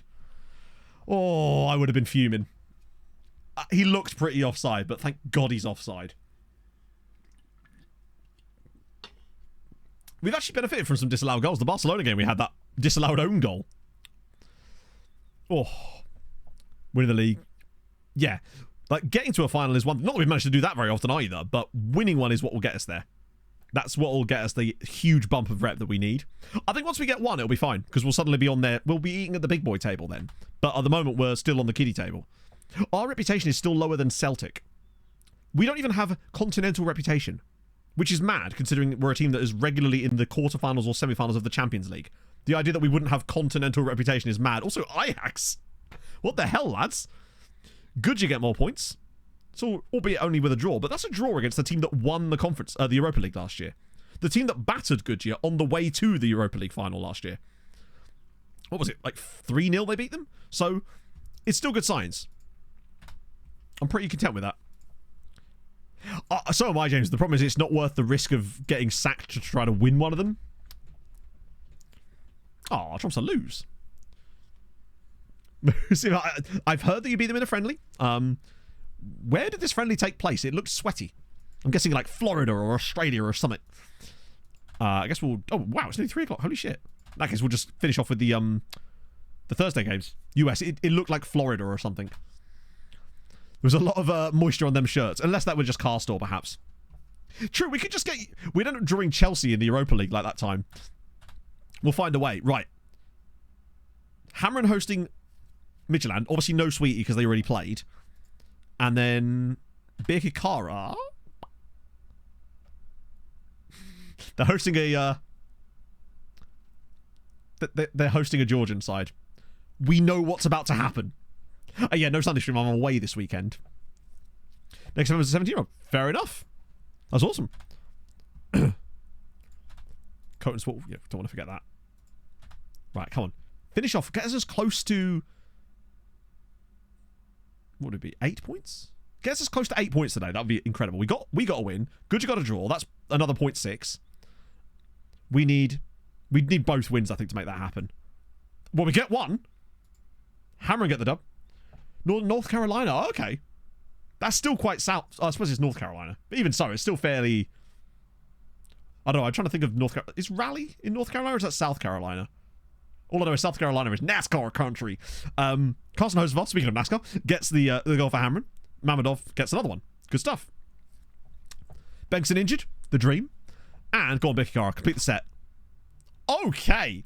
We've put our torpedo demons to bed. Staver with a brace. Warner, a goal from him. And Robert Onua make it a 5-0 clobbering for Birkirkara.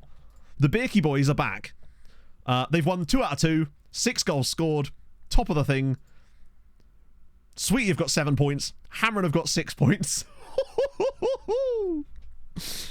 We've got to be getting pretty close to 8 points in the curve. Fucking hell. We have 8.3 after the halfway stage. No, not even the halfway stage. The first 3 rounds of games. Good Christ. We are 1.8 points above England at the moment. We are tracking for an insane season. At the moment, we have gapped Portugal now by over a full point. The gap to Italy and to Germany and Spain is closing in rapidly. The good score was 0-0. So it's more points. They're still hanging in there for Europe as well. Like they've got 4 points in 3 games. Basically, they need 2 more wins. Or a win and 2 draws. This is going a little too well, honestly. Because at this rate, bloody hell, we are on for one hell of a season. And it's the fact that Goodyear are actually handling themselves in the Champions League. Like, they're 17th. They've got a win, a draw, and a loss. And yet all lose their first knockout games, I suspect. I mean, what are their next games? Frankfurt away. Antwerp at home. Ajax at home. And then Dortmund and Chelsea. But then again, Chelsea are washed, aren't they? So, Samaka cannot stop scoring. Wait. Okay, apparently he can. He's got 4. Yeah, it's weird. We just wanted to stay on Goodyear's level. We wanted to let them know that it's doable, you know? Holy Lord. This is going too well, almost. So I tell the swamp Who's when's Reynoso going to break his cruciate ligament or something? That feels like what could happen. Oliveira, thank you very much for the follow. Let me get off of that. Oh, Good God. Right, let me have a little look on Twitchy this afternoon, see who we got. Who is live? Have I got this? Oh, I don't have a filter by English, that would help. Well, there's only one man that I could send you over to at a time such as this, and that is the one, the only. It's Y Cackham. But of course, it's lovely to see Callum back streaming, actually. Oh, this was really fun. Good vibes. Embarrass myself is what I do. Success. That might be the first time we've ever actually won 3 in a row at the start of a Champions League campaign as well, and it doesn't look like it's going to get any more difficult from here. We are popping. And that's with our squad being arguably worse. Juzanovic, Gutierrez, these are good players still, and Perez obviously doesn't count.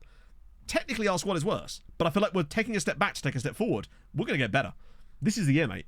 This is the year when there's a Conference League, a Europa League win, but no Champions League win. Or if it is, it's good year. Anyway, yeah, enjoy the rest of your week, my friends. I am going to do exactly that. Going to order a pizza tonight. It's going to be a vibe. Going to have some Jaffa Cake gin tomorrow, which is going to be delicious. And I'll see you lovely people on Tuesday. And I can tell you all about Twisters and how fit Glenn Powell is. Anyway, I'll see you guys soon. Thank you very much for joining me today. Hold your guns. Capybara. Carlisle, honey. Wrong button.